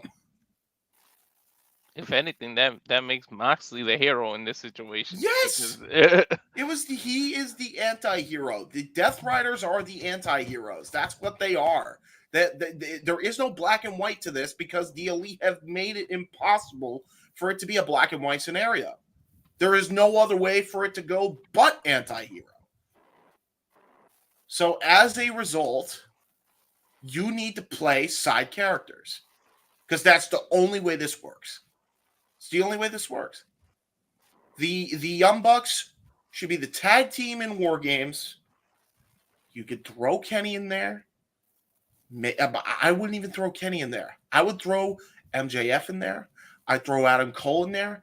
And I'd throw fucking Darby in there. Well, that'd be like a longer-term story, considering MJF and Adam Cole right now are their own storyline. That might involve Roderick Strong. We might be running about Roderick Strong and Adam Cole if the Devil gets to play Puppet Master with those two friends. Bro, I already see something. Like, I'd have a field day with this. Like, if it's me, I'm booking the War Games or I'm booking something where it's a 5-on-5 of some kind. Hell, Anarchy in the Arena, I'd book.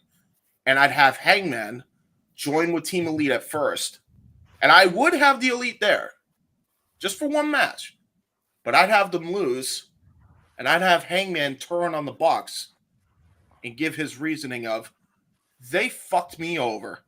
They made me be a part of the reason why I chased the biggest star of the damn company away. You really want to shoot Cowboy and actually make it mean something? That whole storyline? That's the only way that works. This is Tony Chance to book like what the invasion should have been with that 5-on-5 Exactly match. This is your chance, and you got to book it the right way. That 5-on-5 elimination if you're gonna go that route. Yes, exactly my point. And if anybody would make sense to join that group, and again, you can have more than 5 members. Hangman should be the front man of this. He should have been the front man of this when Moxley did his thing, and then literally concurrently with that, Hangman did his thing on the same pay-per-view. You want to make a statement, that's your statement. And then you could have Darby dethrone a Hangman to get the championship. All right, well, go on. I'm just saying there's ways you can book this, but it cannot be the same status quo of the Elite, the baby faces, of Kenny and the Bucks because they want to be the main characters, dethrone the freaking takeover group because that has not worked. And it still won't work, period. This is the bottom line. So they do that. I'm done with it. Like I cannot support a company that is just going to keep making the same old TNA mistakes, which, by the way, it's more and more looking like that's the case with AEW because thanks to that frivolous damn lawsuit that's going on with Kevin Kelly and the boys against AEW, we now know it's not even owned by Tony Khan. It's owned by a parent company that Tony Khan is a part owner of. So I think it's Beatnik Enterprises or something like that. Wow. Look it up. It's actually, I'm just saying, Beatnik like this Enterprises. That's literally what it's called. I'm not making that up. So again, folks, this is a TNA Dixie situation. This whole storyline in going from 2024 going into 2025 is a make or break year for them.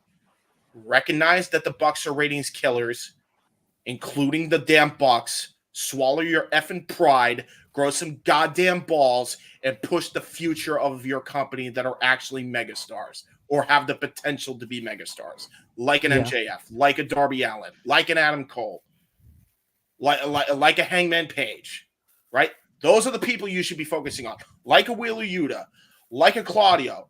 Okay, these are the people you should be focusing on. I'm hoping, I pray that Shane is the one orchestrating all of this, and it's like a two-sided attack, right?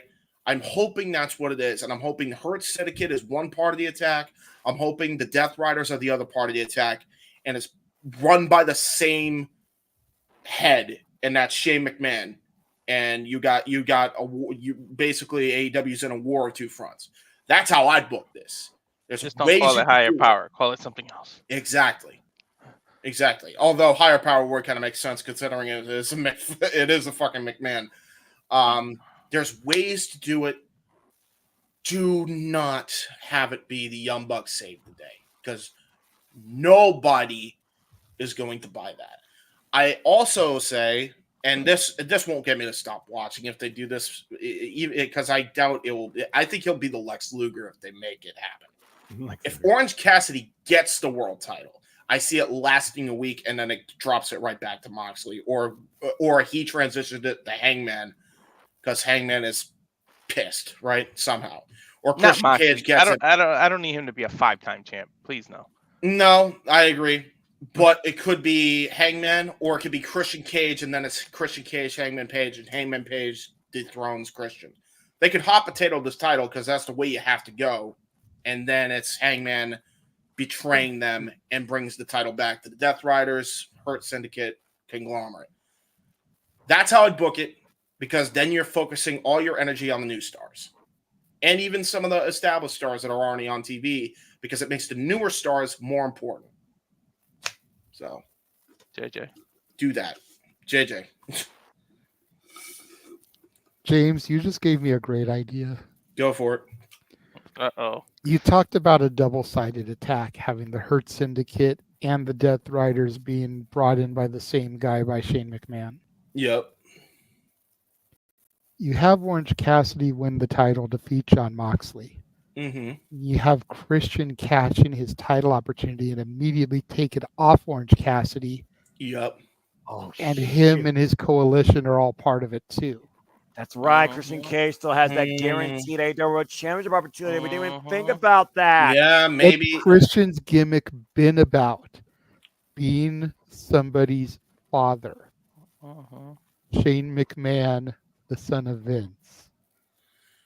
Shane needs a father figure, and that's Christian Cage. Oh God, JJ, no! Wait. No. And now you've brought Christian, Moxley, and Lashley all under Shane McMahon, dude. Oh my God. Drop the mic, JJ. Now hold on though, because I feel like warfare. It's very big factions that are going to be built between now and then, because Leo Rush is going to join the Hurt Syndicate. You can see it coming from a fucking mile away at this point. So that's a lot of beef there. So, like your idea, I'll see you with a Russo swerve, bro. God damn it. What if they do exactly everything that you say? What if you started? But then Shane McMahon goes on the mic after he gives Christian a hug and says, "Go f yourself," and they attack the whole group, the whole coalition, to the point where Edge has to come in and save him. And that's how you Christian and Adam. Yep, Christian and Adam. You could have a tag team match, builds up to a pay-per-view match between Edge and Moxley. That would be pretty cool. Then you could do, in the interim, you could have a triple threat match between Christian Cage, Orange Cassidy, and Hangman Page. Hangman was the belt there. He acts like an anti-hero babyface on the elite side, then turns. Boom. This is Tony Khan watching us right now. Yeah. Writing shit down. Yeah, the bottom line, though, to try and once again, as even in my groggy state, I've been up since 8 a.m. and had some fuel to fall back. We've already fall back already, so this is now officially 2:12 a.m. Eastern Time on the East Coast. The bottom line, Elite is not babyface, and they are not the saviors of AEW. Thank God. Jon Moxley is looking to reset the landscape. Yes. Do it with somebody not associated with the Elite. And right now, your key candidates are Darby Allin and Orange Cassidy. Darby Allin is the penultimate person to do it, but you have to establish the other talent as well. I agree with you there, Noah. I think we all can agree with that. And the last thing I will also say is, if I can remember what point I was going to make. Oh, yeah. Make sure it is long-term storytelling for All Out, long-term booking. And I do want to point out that Tony does listen, and I know he listens because he might not listen to us every week, but I know he listens to every damn show because he listens to fans. He listens to fan criticisms. He's just not good at taking the damn criticism. I hope you change that because you fucking need to. Fix it. Like JD from New York said, fix it. This is how you can actually do it. Here's constructive criticism. We're not attacking you, but you need to stop getting offended over every little thing that somebody says that is negative about your company. Until you can do that, Tony, and I know we've said that and it sounds like a broken record, until you can do that, I am very unhopeful that this shit will change and it will go in a good direction. Please prove me wrong. Please. Just so we go into the Shield on a positive thing, JJ, just so you know, at the beginning of everything, you did get a super chat. We addressed it already, but just to show you did have one. Yes. So that you know that you had one. Well, You actually I got did two, technically. No, because the Emmanuel one wasn't a super chat. It just showed that he's been a member for 18 months. Yeah, that's not a super chat. That's not a super chat. No, fair enough. I think it's a subscriber renewal notification. It's a and subscriber this is the day milestone. that he subscribed. Yep. Oh, that's so. Subscriber milestone. But I did have something positive to bring us back because I knew we were probably going to get kind of dark here. Yeah, a little bit. Let me see here. Where's the other graphic? Oh, well, okay, we're getting a graphic going, folks. Yeah, give me 1 second. No worries. Hey, you guys want to talk about video games There it again? is. No, you hush it. That could be a podcast in itself. I already created the background for it. Nice. I like that. We might have to do the top 10 video game thing with us three on it. I It would was the love top that. 10 thing Yeah. I do. Yeah. The top 10 video games of the 80s. Ooh. That's what I thought you were. I was about to say congratulations, but something told me. So that was- something told me you were going to put that up. Yeah, that's the first one. So Cool Hand Angelo Parker and Ruby Soho gave birth to their baby on Halloween. That's no less. Yeah. On Halloween. Go Evie. figure. Dude. Evie is her name. Evie? Yes. Welcome to the world, Evie. The tweet says the perfect hashtag Halloween. Welcome to the world, Evie. P.S. Your mom at Real Ruby Soho is a total badass. Accurate. Bro, this kid's gonna have the most lit birthdays ever, bro. He's gonna have feel candy and cake. I feel like she didn't push her out any Gee. earlier on purpose to make that happen. Yeah, dude, that's so dope. Oh, that's sick. That's crazy. I love that. And then that's People Magazine posted today. Mandy Rose got married finally. Oh, Congratulations. to Tito Sabatelli. I forgot he existed and he had a banging theme in NXT. Mandy became. I a remember that Mrs. gimmick. Go ahead, Mandy. She became a Mrs. Yes. So for her. congratulations to them. You got everybody that subscribed to our OnlyFans and Fantasy pages. Be sad. Oh, grow the fuck up. And it's funny because before I even saw this post, I was seeing Indy Hartwell, Roxanne Perez posting, celebrating them because they were at the wedding. They were guests. So, Awesome. Did but Gigi then I go- saw these professional photos from People Magazine. That's awesome. Damn it. And I was like, that's cool. So definitely had to bring those in to wrap things up. Was the rest of Toxic Attraction there? Her I former don't running know. buddies. That's just what I saw. How the hell would JJ know? I don't know. Again, I would curious. assume We're curious. I would assume that they were, and I would assume that at some point we'll get a picture of the three of them together from the wedding. But I just spoke on what I saw in the pictures that I saw. That's gonna spark a whole Enough said. return debate. She should. Right? Nah, let's Toxic Attraction. Please come. I back think to she us. deserves another chance. You know, Yes. it's like what she is doing. First of all, it's her body. If she wants to make money that way, that's on her. Yep, that's right. Amen. She isn't going out there and posting sex videos with him. Yeah. Yeah. Like, when you there's so many OF creators that do that. Yeah. She ain't doing that. She's at least keeping her stuff tasteful. She may show a little something every now and again. Yeah. So what? Look at her freaking body. Yeah. She has worked hard on it.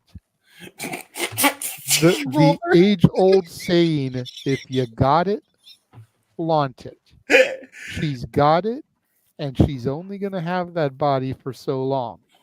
I don't care how long she works out, how fit she stays.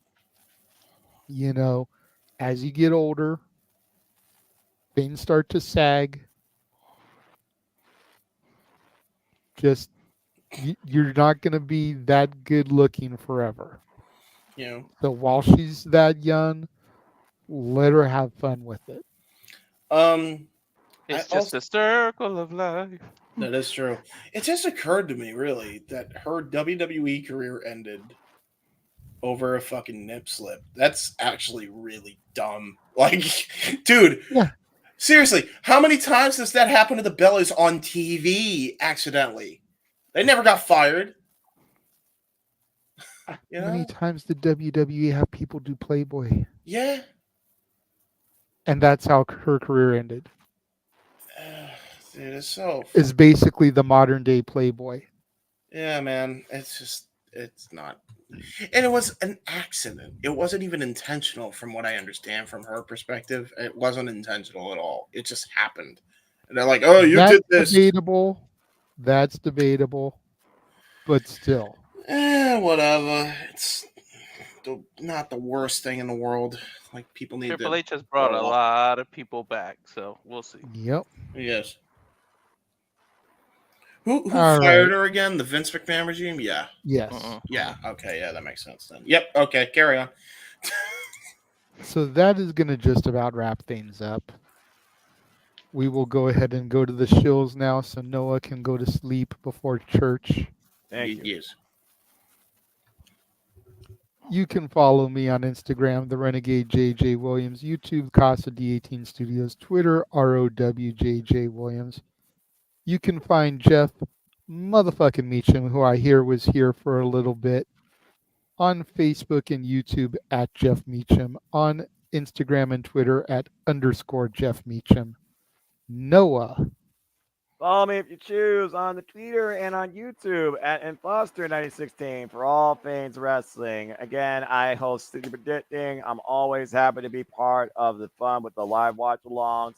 And, of course, the shenanigans, even if I fell backwards for an hour and still wish I was asleep. But, again, I'm only here to continue to encourage you to just stay alive and enjoy wrestling, too. It's truly as simple as that. James.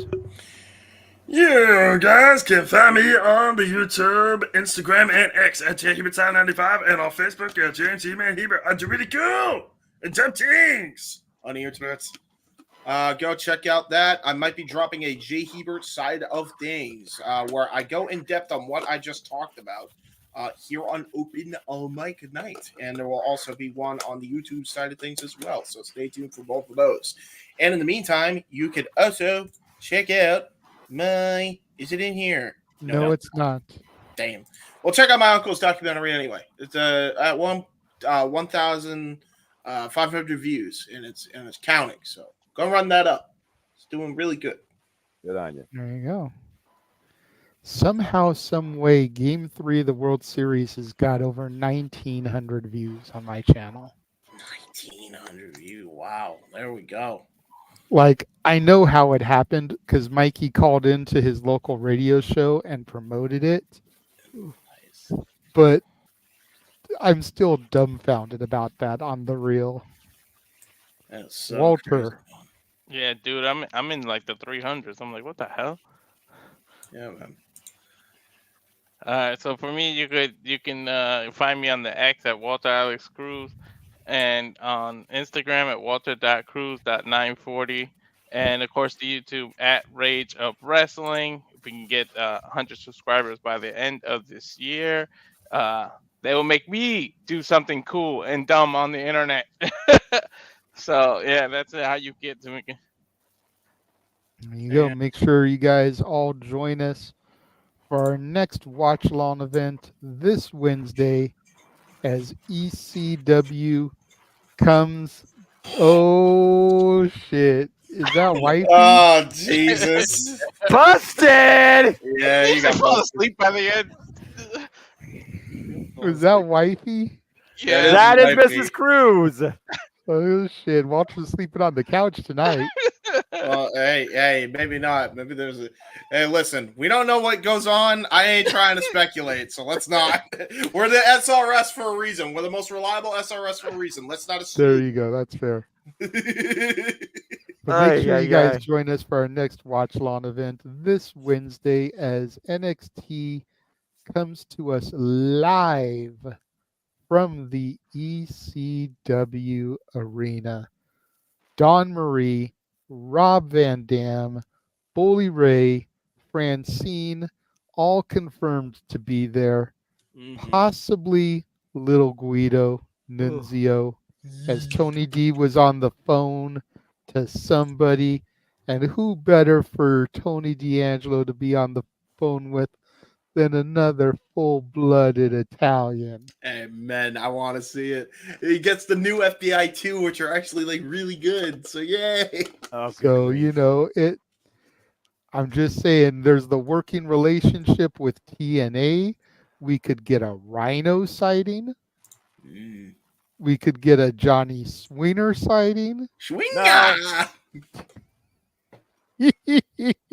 No. Hey, listen, Johnny Swinger could No join the sighting, who Outriders. knows?